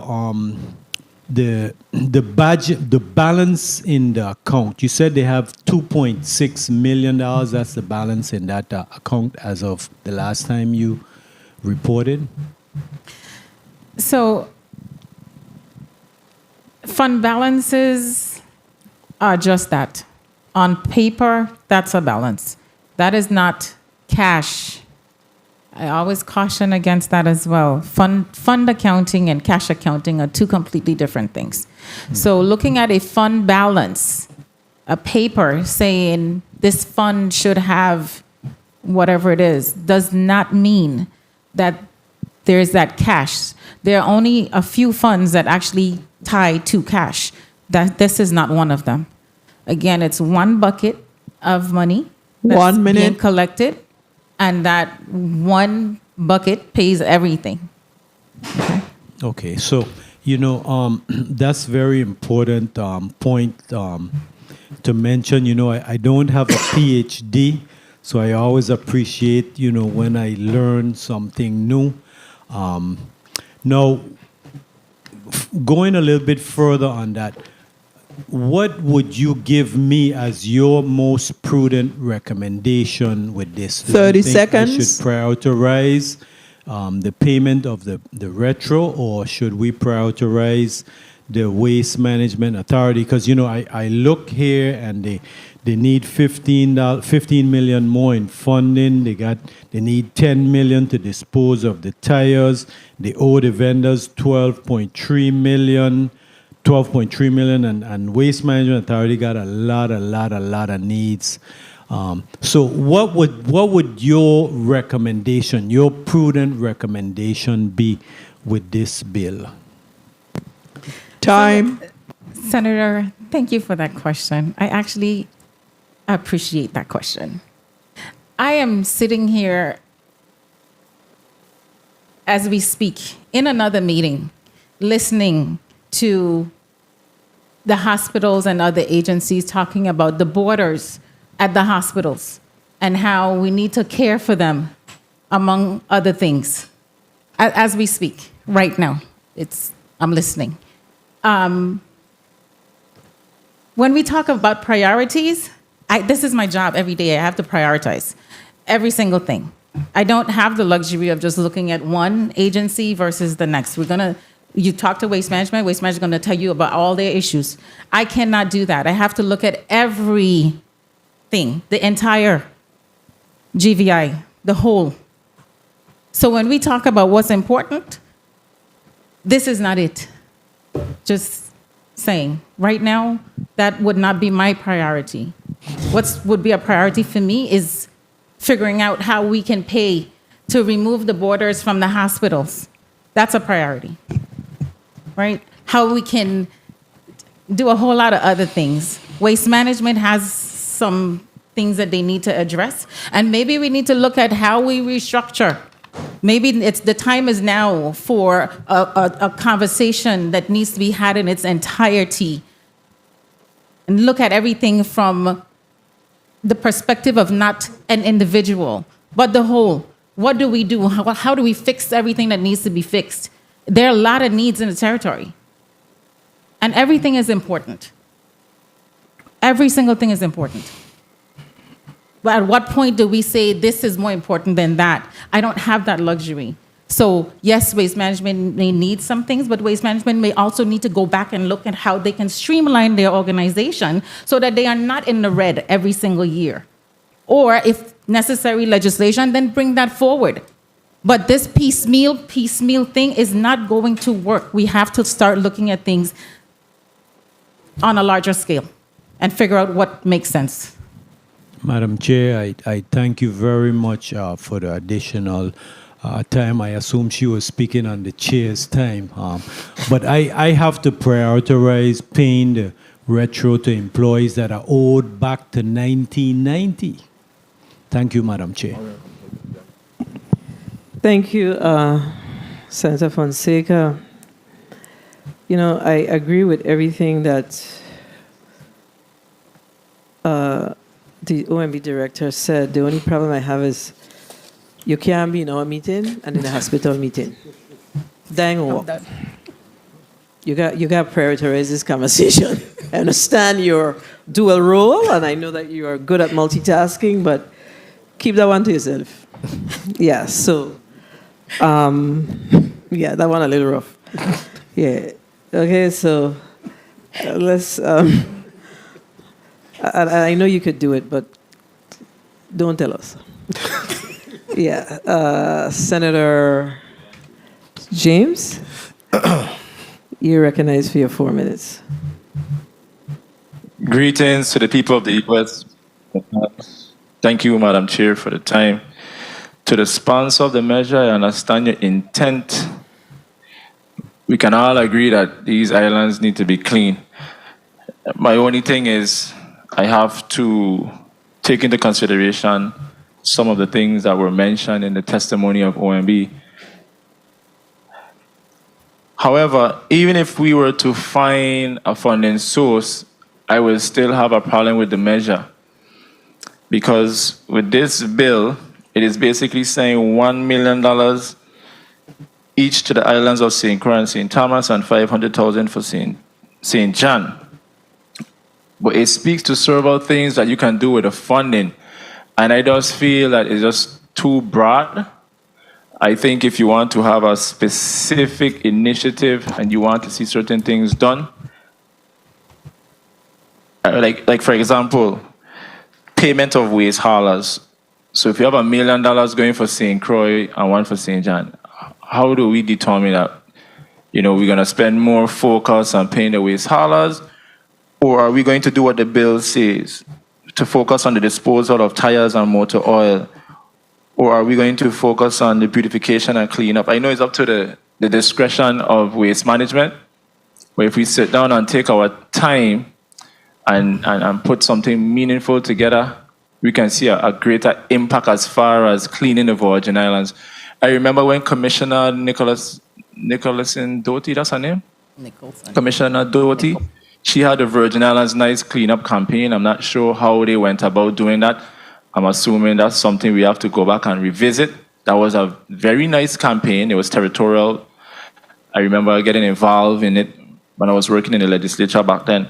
But I just feel that we need to wheel and come again, have a conversation with the stakeholders and find out how we can have something that is really impactful territorial-wide without having to touch this funding source in which OMB clearly said that there is some issue and she cautioned us.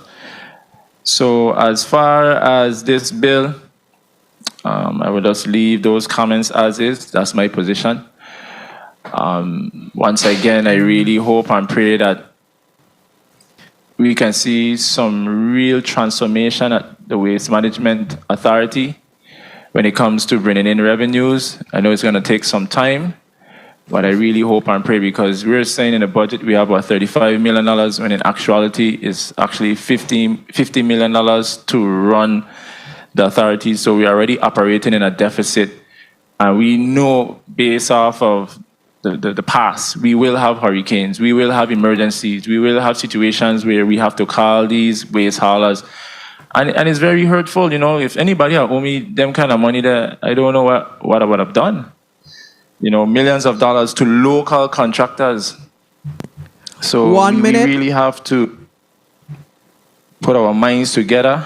I don't have any question when it comes to this bill. I know this has been coming up a lot with the Epstein Fund. I know they said 2 heads are better than 1. So we have 15 heads in the legislature. So we will work together to find out at some point how we prioritize what we're going to pay as far as vendors and to run this government efficiently. To the sponsor of this measure, once again, thank you for your intent, but we have to wheel and come again. Thank you, Madam Chair, for the time. Thank you, Senator James. Senator Carrion, you're recognized for your 4 minutes. Thank you, Madam Chair, and good afternoon to the testifiers that are here before us. Once again, we have here before us a proposed legislation that means well, because we definitely understand the challenges that we have and the challenges that the Waste Management Authority has. Nevertheless, we are faced with the reality of where we are as a territory when it comes to our finances. And having completed the budget, we are aware of everything we had to do to make sure we passed a balanced budget for the territory. Given all those factors at this time, I don't think it's prudent for us to move in this direction. And we heard the testimony presented by the director of OMB, where she advises us against using this as a source of fund for anything until we have more time and retroactive wages are paid and other necessary and priority matters are met. But I do have a question looking at the proposed legislation, and I think it really has to do with defining the role of each department, because in Section 1, Bill 350118 directs the Waste Management Authority for beautification. And earlier today, we had the Department of Public Work that was another measure given the responsibility of deal with beautification. With which department does this really falls under? Director or the representative from Waste Management? I don't think, okay, Commissioner is still here. Yeah, is that for me, Senator Carrion? So I guess I'll take a stab at it. So as far as beautification goes, that lies under the Department of Public Works. We do that as capital projects, if you will. I know you and I have had those conversations about our beautification efforts consistently. I think, and Mr. Sylvester mentioned it, the cleanup and removal of trash is the responsibility of waste management, which is why he asked for an amendment to remove beautification and add bin site management, I think it is. That was his request. Gotcha, and thank you for clearing that up once again. Could I make So a comment, Senator Carrion? Yes. Yeah, I just wanted to say that at one point, there was an anti-litter and beautification commission that was within waste management, and waste management did do beautification. They used to hire high school students to go around and do beautification efforts, but that initiative kind of went by the wayside. Okay. That was before the formation of Waste Management Authority, correct? Well, there was the anti-litter and beautification before waste management, but then when waste management came into existence, the anti-litter and beautification was transferred with it. But based on all the other expenses that waste management had to handle, 30 seconds. I think those anti-litter and beautification funds got prioritized other places. Then we also have roadside cleanup. So I think there's a thing line. Can you, both of you, kind of elaborate who that falls under? So every year we spend about $5.6 million to roadside contractors. So I think both myself and speaking for Director O'Neill, we would say that that's the central government's responsibility. Okay, that's what I thought. I just wanted to make sure we put that on the record because it's also placed within this proposed legislation, which is really addressed to Waste Management Authority. Thank you very much, Madam Chair. Thank you for the time. Thank you, Senator Carrion. I think the OMB director said it best. One part. Right. So if waste management want a line item, you give them a line item. But it's one part. We have to generate new revenues. There is no debating on this. We have to, this is the same pot of money. We got to generate new revenues. But I have to ask Waste Management, and I'm going to go to the bill sponsor. So Waste Management has come before the legislature over and over in their budget hearings, in the infrastructure committee, in this committee, and talk about their challenges with generating sufficient funds to manage the organization. And this is not unique to Waste Management. I just find that many of the agencies, they come before us and talk about what is not sufficient to run their organizations. Oh, the funding is not sufficient. But part of the responsibility of the leaders of those organizations as well is, because you do this every day, is to bring forward ideas as to how can we generate additional resources within those organizations. And I think that I think today's conversation is definitely a wake-up call if we didn't get a memo that we need to spend more time as legislators figuring out how to generate additional revenues in this territory. I've been holding on to the trash bill since I sat in this institution in 2019. I've met with Waste Management, with the director that's here now, when he was here before, the new one, him again. Guess what? Nothing. We need to sit and talk about how we're going to generate the sufficient revenues to support our waste here in the territory. Like I said, the director and I, sometimes we'll be at an impasse, but we see the budget. We worked on it this year, all of us in this committee. So we got to figure out what we're going to do. So, I'm going to let the bill sponsor speak, but we have to figure out how to generate additional revenues. And part of that bill was saying, look, because right now we have some people, you made a point,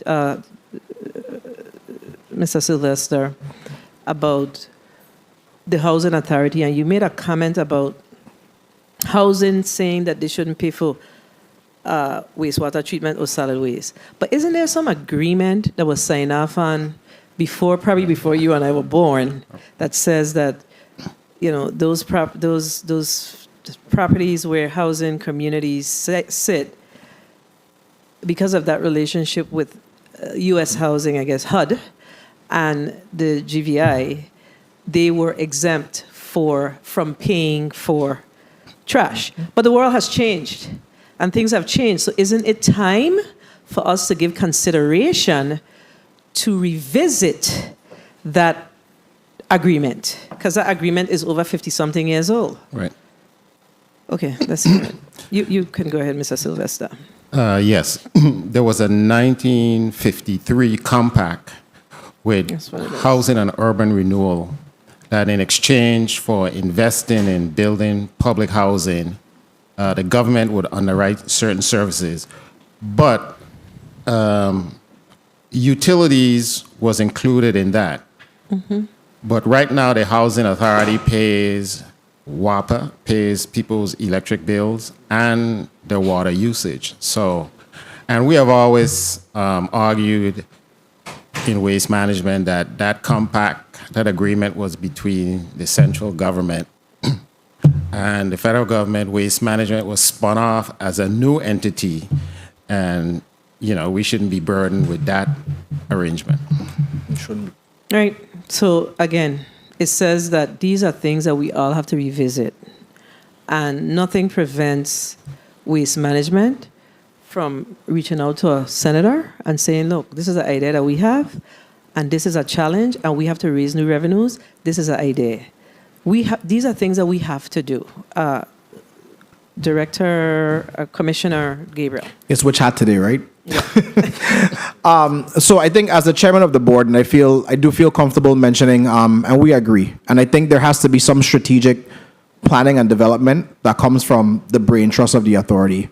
That's one of the things that we have consistently brought up in recent board meetings, particularly because I think, you know, even something as simple as developing a 5-year strategic plan for both the wastewater and solid waste side, especially as we're receiving federal funds, helps to put you in a better position to get them, right? And then we talked about simple things, and Mr. Sylvester mentioned it. We've taken over house-to-house collection on the West End on St. Croix. It's a perfect time to develop a fee structure for collection of house-to-house collection, so at least the board can approve it, and then we could go to the PSC and ultimately any other regulatory body that we need to enable that. Right now, every day, we collect thousands of gallons, or we accept thousands of gallons of wastewater from haulers in our system, and it's being processed, and that's a cost. And there is no fee structure for us to collect that. And I think so, as we continue to look at, and we talked about it, revenue generating ways, we have to really begin to make proposals so that our community can understand the true cost of waste management, not just on the solid waste side, but also on the wastewater side. I mean, right now, and Senator Francis mentioned it, WAPA is facing a deteriorated infrastructure because it's aged. Waste management is facing the same thing with our wastewater system. And that's how we collect it, and it's just causing problem after problem after problem. But I think the issue is, to Director O'Neill's point, you can't keep coming back to the same pot of money to ask without being willing to present solutions for consideration. So I think it's one thing for us to sit here and legislate, but it's also another thing to propose fees to enable that legislation. Okay, so thank you for your response. So just for the sake of the community, so I collect my own waste, right? But at some point, my waste has to be pumped out of my septic. So tell us, when I pump out of my septic and the person, the waste hauler, what do you call it? The wastewater hauler, that's what you call them? Mm-hmm. Yes. They come to do that for me. It's every 5 years, sometimes people will take longer. It just depends on when it raises up, right? They charge you a fee. So when they charge a fee, does any of those fees come back to Waste Management Authority? No, Senator. Currently, right now, these waste haulers are disposing of their sewage without paying a fee, and that needs to change. Right. So that's my point. So I'm happy that the commissioner brought it up. So why is it that these proposals are not coming before us? It's easy to come before the institution of the legislature and say, yeah, we need 50 million, we need 70 million. But yeah, you got to work with the senators. You have to work as stakeholders. We have to work with each other to get this done. This is a necessity, because I recall specifically when the bill was passed, somebody like myself or homeowners who are not using the public sewage directly, we don't pay that on our income taxes. But there's no consideration for what the Director of Public Works just said, which is when it's pumped out of my sewage, that business owner of the solid waste who removes the solid waste, it goes, where does it go? Into one of your... The waste treatment plant. Waste, right. So these are the things that we got to put our collective... It's time. Right. These conversations are ripe, because what this conversation says is that, yes, we are frustrated, but we are not putting our collective heads together to address these issues, because many times we are afraid of the political ramifications. But I believe that if you flesh out the narrative, then it allows our community to understand why these things matter, why we have to do these things. So as we are frustrated with things that's not happening in our community, we need to understand that we're spending $35 million of taxpayer dollars direct to waste management. That shouldn't be paid by us later.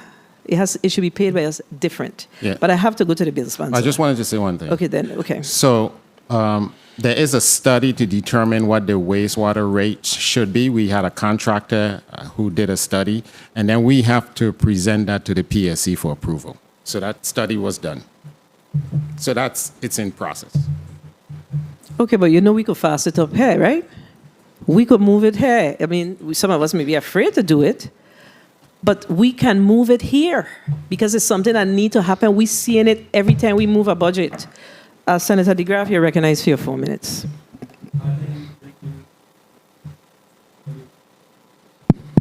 Thank you, Madam Chair. To everyone, the input, thank you.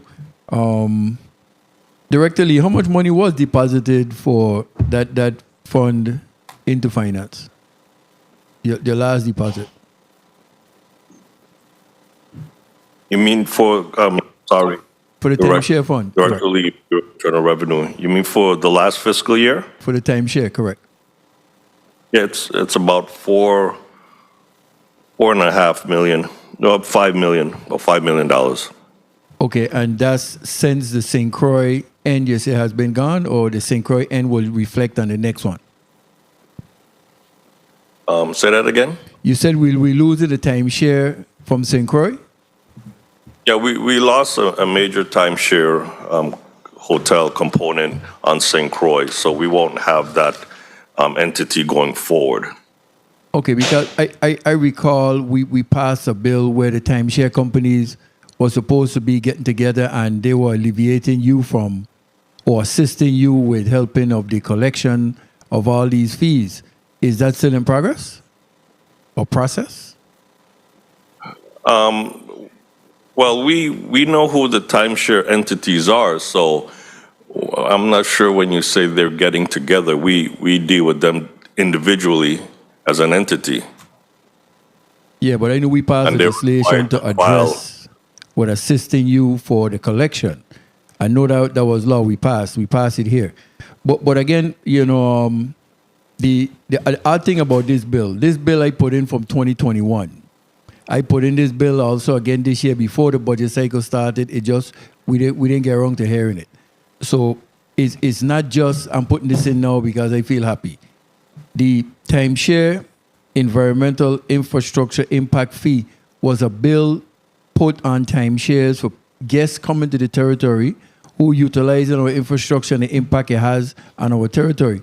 So this is a funding source for waste management. You don't need to go and look for another funding source. This is a funding source for it. But again, in light of how strapped we are with monies and stuff for this fiscal year going forward, even though I don't agree with it, I'm willing to be responsible and we move to another direction from there. But also to state that fund balances aren't what money is, that's false advertisement.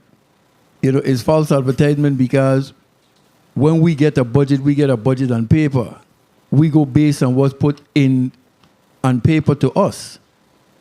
If you put on paper that I have a fund balance with a fund that has in $1 million and then you come and tell me we don't have $1 million in the fund, 1 false minute. advertisement. We got to straighten out these kind of things there. So, which has been done this budget cycle and, we can move forward. But I could done see, thanks to all my colleagues who put their input, thanks to the testifiers, but I'm ready to move a motion.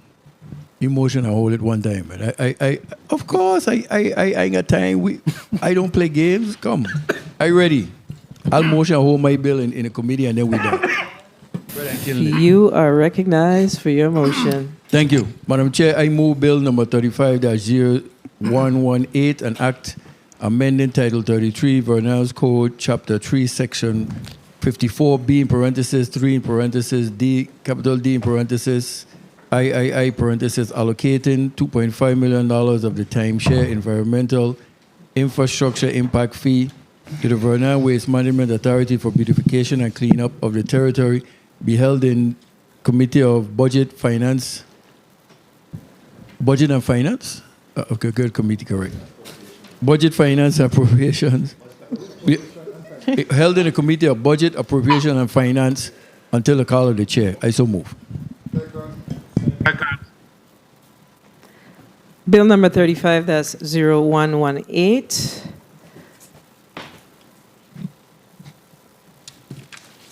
Motion to hold Bill number 35-0118, an act amending Title 33, Virgin Islands Code, Chapter 3, Section 54B, 3D, III, allocating $2.5 million of the timeshare environmental infrastructure impact fee to the Virgin Islands Waste Management Authority for beautification and cleanup of the territory, has been properly moved by Senator Dwayne M. DeGraff, seconded by Senator Ray Fonseca, Senator Marvin Blyden.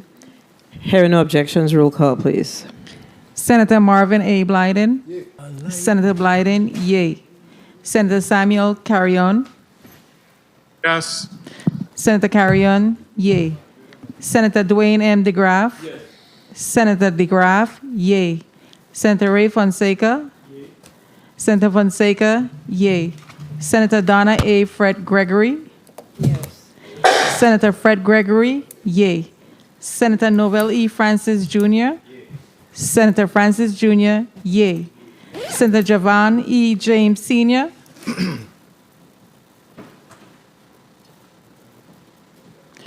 Senator James Sr., absent. Madam Chair, 6 yeas, 1 absent, and a roll call. Thank you, Madam Clerk. Motion to hold Bill number 35-0118, an act amending Title 33. To hold Bill number 35-0118 in committee, an act amending Title 33, Virgin Islands Code, Chapter 3, Section 54B, 3D, III, allocating $2.5 million of the timeshare environmental infrastructure impact fee to the Virgin Islands Waste Management Authority for beautification and cleanup has been favorably approved to be held in this committee at the call of the chair.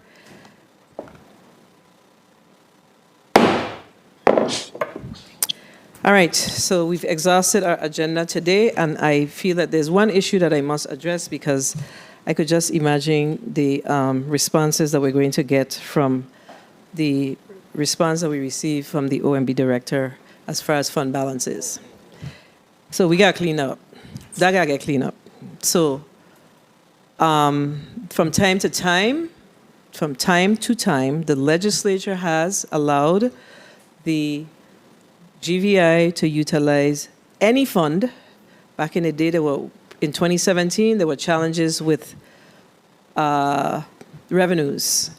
And the legislature moved legislation to allow, for that period, to pay back whatever the debt was, to utilize funds, different funds that's available, or funding that's available in the government to address any shortfalls. However, our fund balances that we should be seeing from the Department of Finance should be what's in that fund, because those funds are as per Act number XYZ for specific purposes. So we should be putting the funds in there. If those funds are used for something else, notification should be provided so we can make the dial back and the necessary adjustments. So I just wanted to make sure that we put that on the record so we don't have any unnecessary confusion. Because I am one that checked fund balances, and we had issues with some of our fund balances as we worked on the 2024 budget, and I did not me alone, but we agreed as a committee that we will be responsible legislators and we will not be budgeting against any fund balance that's in the red. And we did just that this year. So I just wanted to make sure I put that on the record. So I'm going to allow the presenters the testifiers to close, and we're going to start with the OMB director. Thank you, Senator Fred Gregory. I could say a lot relative to fund balances. Again, I will say, though, as I stated before, fund balances are balances on paper. It does not in any way, shape, or form indicate that that is available cash. Cash and fund balances are two completely different things. Relative to the bill, I am happy the sponsor decided to move to hold. We need to be able to have a comprehensive conversation relative to the issues throughout GVI.